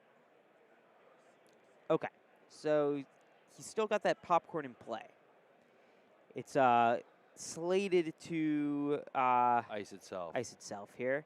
There you go. Okay, he's got an inspiring story. Try to duck out of that, but unfortunately, that's not going to be enough. So it is going to limit what BBQ Gaming can play this turn, because BBQ Gaming isn't going to want to play anything with Vibe 5 or less this turn. Right. If he does, then it will get iced. So Prosperous Penguin is no longer something that BBQ Gaming can do. Actually, BBQ Gaming is basically forced to play nothing this turn, Right. because Willem did that last turn. So interesting move from Willem. Okay, but Popcorn Penguin will ice itself. BBQ Gaming doesn't take the bait, decides to just kind of hold back here, and we go into action time. Willem is going to pass priority here. I was wondering if he was going to play Hit the High Note and get rid of that relic. Or return it, I should say. But I guess it's not that important because he's going to win. Right. Hit the High Note. Great card, but also maybe worth saving for once you have Peace Out Penguins in play. Yeah. Yeah. Okay. So did BBQ put down a rod? So Willem, it's now Willem's turn. So Willem's deciding what he wants to do here. Oh, is it still the? It's not done. Right. So ended action time, and now we're on to that next cycle. Wait, Let's it was a tie. Wait, no, 6 versus 5. Am I missing something? Oh no. Sorry. It's 6 and 6. Because sorry. the inspiring story. 6 here. and 6. Sorry. I can't, guys. I apologize. I am struggling right now. This is on me. Okay, so we're gonna get a potion commotion out, and Willem is going to choose to buff BBQ Gaming's. Interesting. Why would he do that? It's an interesting call for sure. I think he didn't want to do it to his because he didn't. I don't know. I mean, like for layer lasagna to avoid getting layer lasagna. It's a great question. It doesn't matter for layer lasagna because the border's 5. Oh wait, 1, 2, 3, 4, 5, 6. Inspiring story pushes it out of layer the lasagna territories anyway. So why do that? So I just don't want to win that vibe check. I mean, based on what he's got in hand here, it looks like he wants to kind of gain more options rather than kind of race to the finish line here. That's how I read Willem's play here. Okay. But it's a little hard to tell. I mean, it's really it's a stylistic endeavor. Like, this is really something that you do entirely by feel and with incomplete information, even at a high level.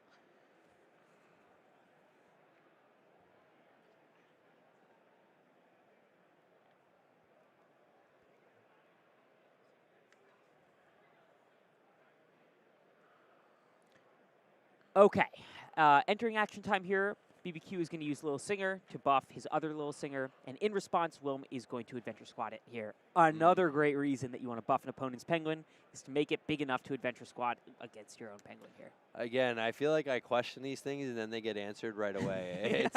It's like why would this very talented player do this thing? Yeah. Not a rod! Oh wow! Oh wow! What a First counter. time we've seen one of those. We actually talked about that on stream. Yeah. Hypothesized that about buffing your own Penguin in order to get out of an Adventure Squad, and there it happens, out of the theory into reality. That's awesome. What do you know? Wow. Wow. Hope that's worth losing a rod here for BBQ. I think it was. I'm gonna just say I think it was. That is just clutch.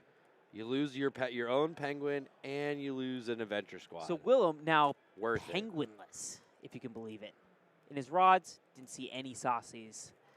He is just left with what's in his hand. Not like that's a bad group of cards right there. No, I mean, but 3 ways to win the vibe check and a way to ice your opponent's stuff. I mean, oh, did he pass? He really wants to lose. Yeah, like this hand. yeah, not the game I. No. He wants more cards. I mean, I thought maybe Prosperous. Serene, but I get why he didn't do it. He needs more cards. Simple as that. Sure. Again, very interesting, very interesting strategy. But I mean, again, this is why they're in the champion. They're in the World Championships, and we're sitting here. Yeah, if you're in BBQ Gaming's shoes here, Nice. with a couple of little singers in play, I mean, you're in a better spot for a tower scenario than Willem, and Willem's playing the red tower deck. So that's definitely something that Willem must have in mind here, is that, if you're ever going to get that tower out, if that's going to be your trick, that's one less option that Willem now has. He might want to just kind of get a straightforward, win with unflopped penguins type win here. Right.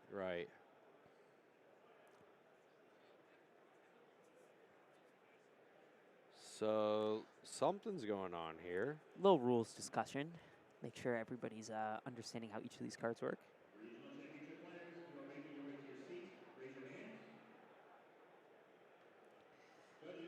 Looks like our judge is in high demand here. Yeah.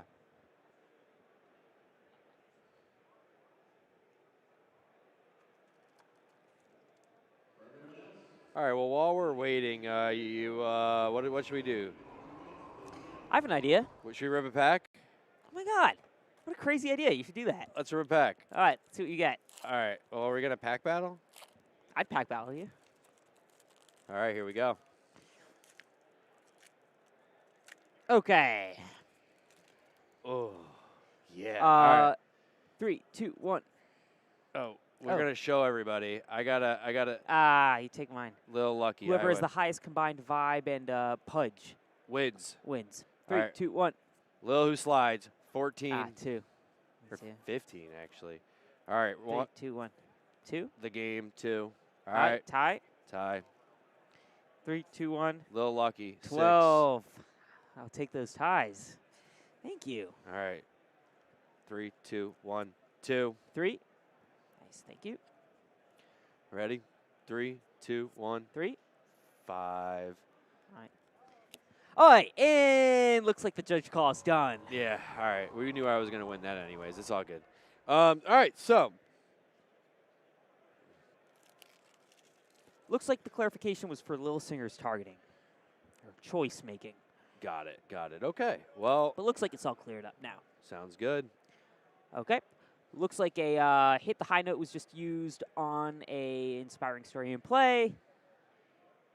Gonna flop. Lil Singer Lil flop Singer, yes. to we'll flop Lil the Moonlight. Nice. And then, is it a tie? It's a tie. They'll tie up the vibe check, taking it back to Willem here. He only has 4 rods down. That Or is 5 rods. Oh, you mean BBQ. Yeah. It's amazing. These players are just dedicated to losing the vibe check. They just absolutely hate having rods. It's quite it's interesting. This is definitely these last two matches have been quite. I don't want to say they're anticlimactic because they're fun to watch, but like they're very slow.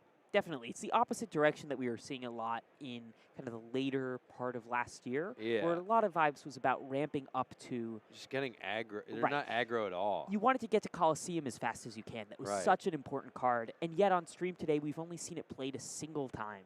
But this card for ages was seen as the dominant part of the meta, and getting there took, winning basically every cycle you could.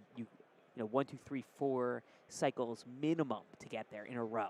So seeing such a difference now where players are really pushing to lose the vibe check, I think really outlines both the change in decks, but also just the change in meta play. I mean, when Red Tower opened in European Championships, it was not being played like this. Got it. Yeah, no, it was crazy. It was mostly all Calo.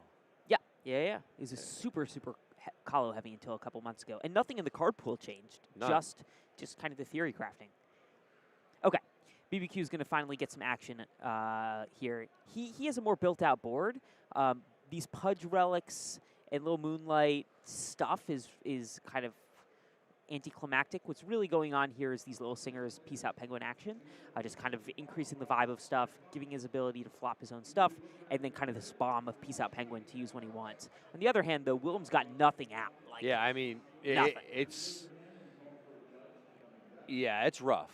Yeah, it's Williams' I mean, position again, here is, he knows what he's doing, but also this is quite rough. and he has stuff in hand too. It's Yeah. not like it's, but always hunting for those saucies. I feel like in a lot of these decks, and I'm not saying it's not in Willem's deck, but you need to have alternative ways to win. And like right now, it just seems like Willem is only trying to win one way. I could be wrong, but it just feels like he's looking for like a very specific card, and like he's gonna wait so long that he doesn't ever have an opportunity to actually like do anything. Like I don't know. It just. Are you thinking of tower here, or what card do you think he's looking for? I have no idea. He has it. He has a tower. It looks like he's got Fuji. He's got a He's got a ton of utility. Yeah, I just don't know. Yeah, I don't know what he's waiting for. I mean, again, he knows what he's doing. I just am curious what the move is here. Yeah. Does he need? Does he? I thought he had little singers. He has just to have doesn't little have singer. them yet. I mean, look, you're looking at his hand. He's got interesting cards and not the best position to use a lot of them, right? So he has Tower, but his opponent has the singers. He has Bashful, but he can't play the Tower. I mean, he has Peace Out Penguin, but what is he going to hit with it? I mean, these singers, I mean, he could just like go two singers, but he can't hit both of them with the Peace Out Penguin. They're Right, both too big. only one. So he has a lot of options. He has a lot of tech, and none of them, at least given visible information, are the winning play. So I can understand being in Willem's spot here. He doesn't quite know what's optimal here, but the other option is inaction. And with BBQ Gaming at 14 in play and 9 vibe Penguin, Willem has been forced into action. The question is, which of these suboptimal lines have the best chance using unrevealed information? I think he has to be play. his best. I think he literally has to play Bashful if he wants to survive another round. Or Serene. Or Serene. That's a good question. Is that true? But, yeah. Yeah. But if BBQ has any sort of action in his hand, or if he has a Nada Rod or anything, then right, that's tough. Serene gets flopped. So I feel like he has to play Bashful. Looks like BBQ is holding 2 cards in hand here. 2? Oh. Yeah. I thought it was 1. Okay. Well, I'm thinking long and hard about this one. Oh, Andy is Fuji. But what are you going to talk that. What are you going to target? I don't know, but that's what he's doing. Singer? He's probably going to target Singer. Could also be Peace Out Penguin. But why? And then he plays.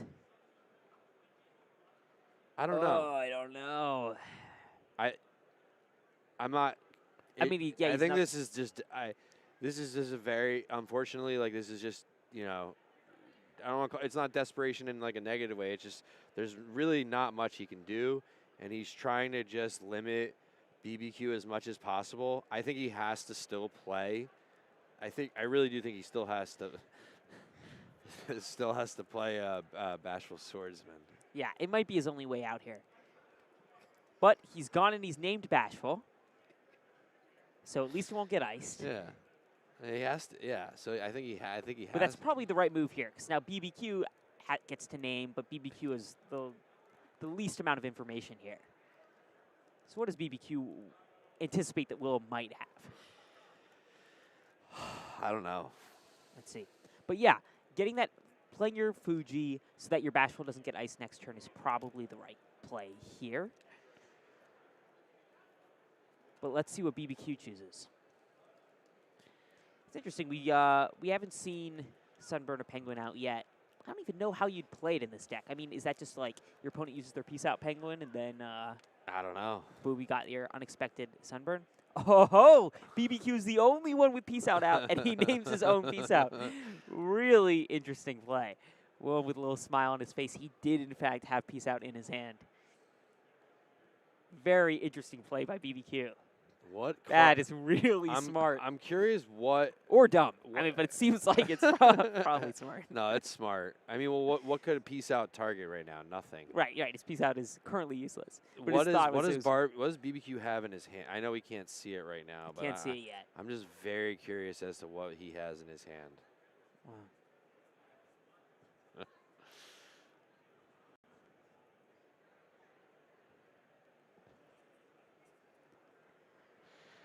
All right, so All right, let's see. um, Action time? Okay, making some choices here. yeah.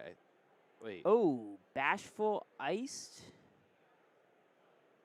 Oh, did he? Wait, did he play it? Oh, he played Adventure Squad. Got Oh, there it is. Adventure Squad takes it. Yeah, Wow. there's nothing you can do. BBQ Gaming makes it, and he wins, and he goes to 5-3. The question is, is that enough to get him into the top 8? Yeah, it's going to be tight. It's going to be an interesting interesting thing. We'll have to run the numbers afterwards. We still don't have enough info. It comes into who is the best 5-3 in terms of the pair-offs that they played against. But, we're getting wait. words from the booth. We have a might bracket. have a bracket. Are you guys ready for the top 8 reveal? All right, let's not hold back any longer. Let's see it. Let's run it. Wow. There it is. Oh, He made it. No way. He made it. Let's go. Wow. All right. So I think we've seen every single one of these people play minus Random Jobber. So Chonkaroo, #1 seed, Wow. versus BBQ Gaming, who we just saw. Wow. Squeezes in there. Wow. Okay. 4 versus 5. We have our champion of the Americas, Jonathan Suarez, a.k.a. a Natural Death, with his Bizbunk deck against Doc Camel and his Red Tower deck. Another one of our amazing community members, Random Jobber, coming in at #2 overall, facing one of our Asian Championship qualifiers, Etam, with another Bizbunk. Goljari from Italy with another Bizbunk at #3, facing Kendall with the red-purple control. Wow. Do you notice something? I'm seeing a lot of Bizbunk. Yeah, holy cow. So we've got 3 Bizbunk and 3 red-purple decks. 2 of them control 1 mid-range. Yeah. And then we've got Bellacre Kala represented, and we have Red Tower. Wow. So that's a nice mix. That is all 3 of the people who brought Bizbunk to wow. the tournament all today. 3 Of the that's 33 wow. made it into quarterfinals. That's I mean, crazy. it literally is the only deck that's 100%. Yeah. It's But crazy. if Everyone had written, and we had written it off. And we've got green. Oh, what was that? No green Kalo? No green Kalo, which was what, like the caffeine Kalo, which was like the most used. Like I said before, no idea why people are playing it, but to each their own. To you 9 people, sorry, but to our 8 that have made it, congratulations! Wow. Unbelievable. Wow, do we have an exciting top 8 tomorrow? I'm so excited right now. Yeah, I can't wait to see these in action. That's gonna be maybe we'll get a Bizbunk v Bizbunk matchup. Who's and, what's your prediction? predictions for tomorrow? Yeah, I need one. You can't leave here without telling me who you think's winning. I think that going into today, I was extremely skeptical about some of these Bizbunk decks really making an impact here. Yeah. I have a crazy take. Yeah. Which is, prediction is I think we have Bizbunk at least in top 2. It's not crazy. I think we have Bizbunk at least top 2. It's not crazy. I mean, you have a 3 in 8 chance of it being I guess that's not. Yeah, I guess that's not that hot take. yeah, it's not that hot of a take. So you're not going to tell me who you think's going to win? I'll say it if you say it. You say your deck archetype. And I'll say it. I'll tell we you. can say it at the same time. I'll tell you who I think is going to win. Oh, who do you think's going to win? You go first. The viewers. What? For watching this awesome tournament. Yeah, no, I really do. No, we can't make bets. We can't guess. We're not. Yeah, no. I think everyone in the top 8 is really well qualified. I mean, everybody in the tournament is qualified and amazing. And so this is a really fun first day. Tomorrow is going to be intense. As a reminder, tomorrow starts at 10:30 Pacific Standard Time. It is best of 3, unlimited time. That's going to be really fun with all these BizBunk decks, I tell you. And it's single elimination. So we will crown the first world champion tomorrow. So get ready for another fun, action-packed day. I do thank everybody for tuning in and hanging out with us. Elliot, obviously, it was a pleasure. We really appreciate Jeremy and Claire for coming on. And, of course, one more reminder, if you are at home and want to play the game, please check out Vibes Online. It's available on Epic, Windows, and Mac. And for this weekend and this weekend only, you can earn a free limited edition digital promo of the Popcorn Penguin by Grant Yoon. I encourage everybody to go play. It is an amazing game. But yeah, I mean, any final thoughts you have, Elliot? It's been an awesome day of playing, and super excited for tomorrow. It's going to be exciting stuff. We're going to have a couple of energy drinks and watch 3 BizBunks do 2 out of 3s. So it's going to be an awesome time. Well, you might want to wear a diaper tomorrow because you probably might, poop yourself from all the craziness. Nah, I'm just kidding. But honestly, guys, it was a pleasure. Appreciate you all. We are going to sign off tonight. We hope everyone has a great evening. We will see you tomorrow for the top 8 final cut of the first annual World Championship for Vibes, coming to you live from Portland. Thank you very much. Have a great evening, and we'll see you bright and early tomorrow. Later, y'all.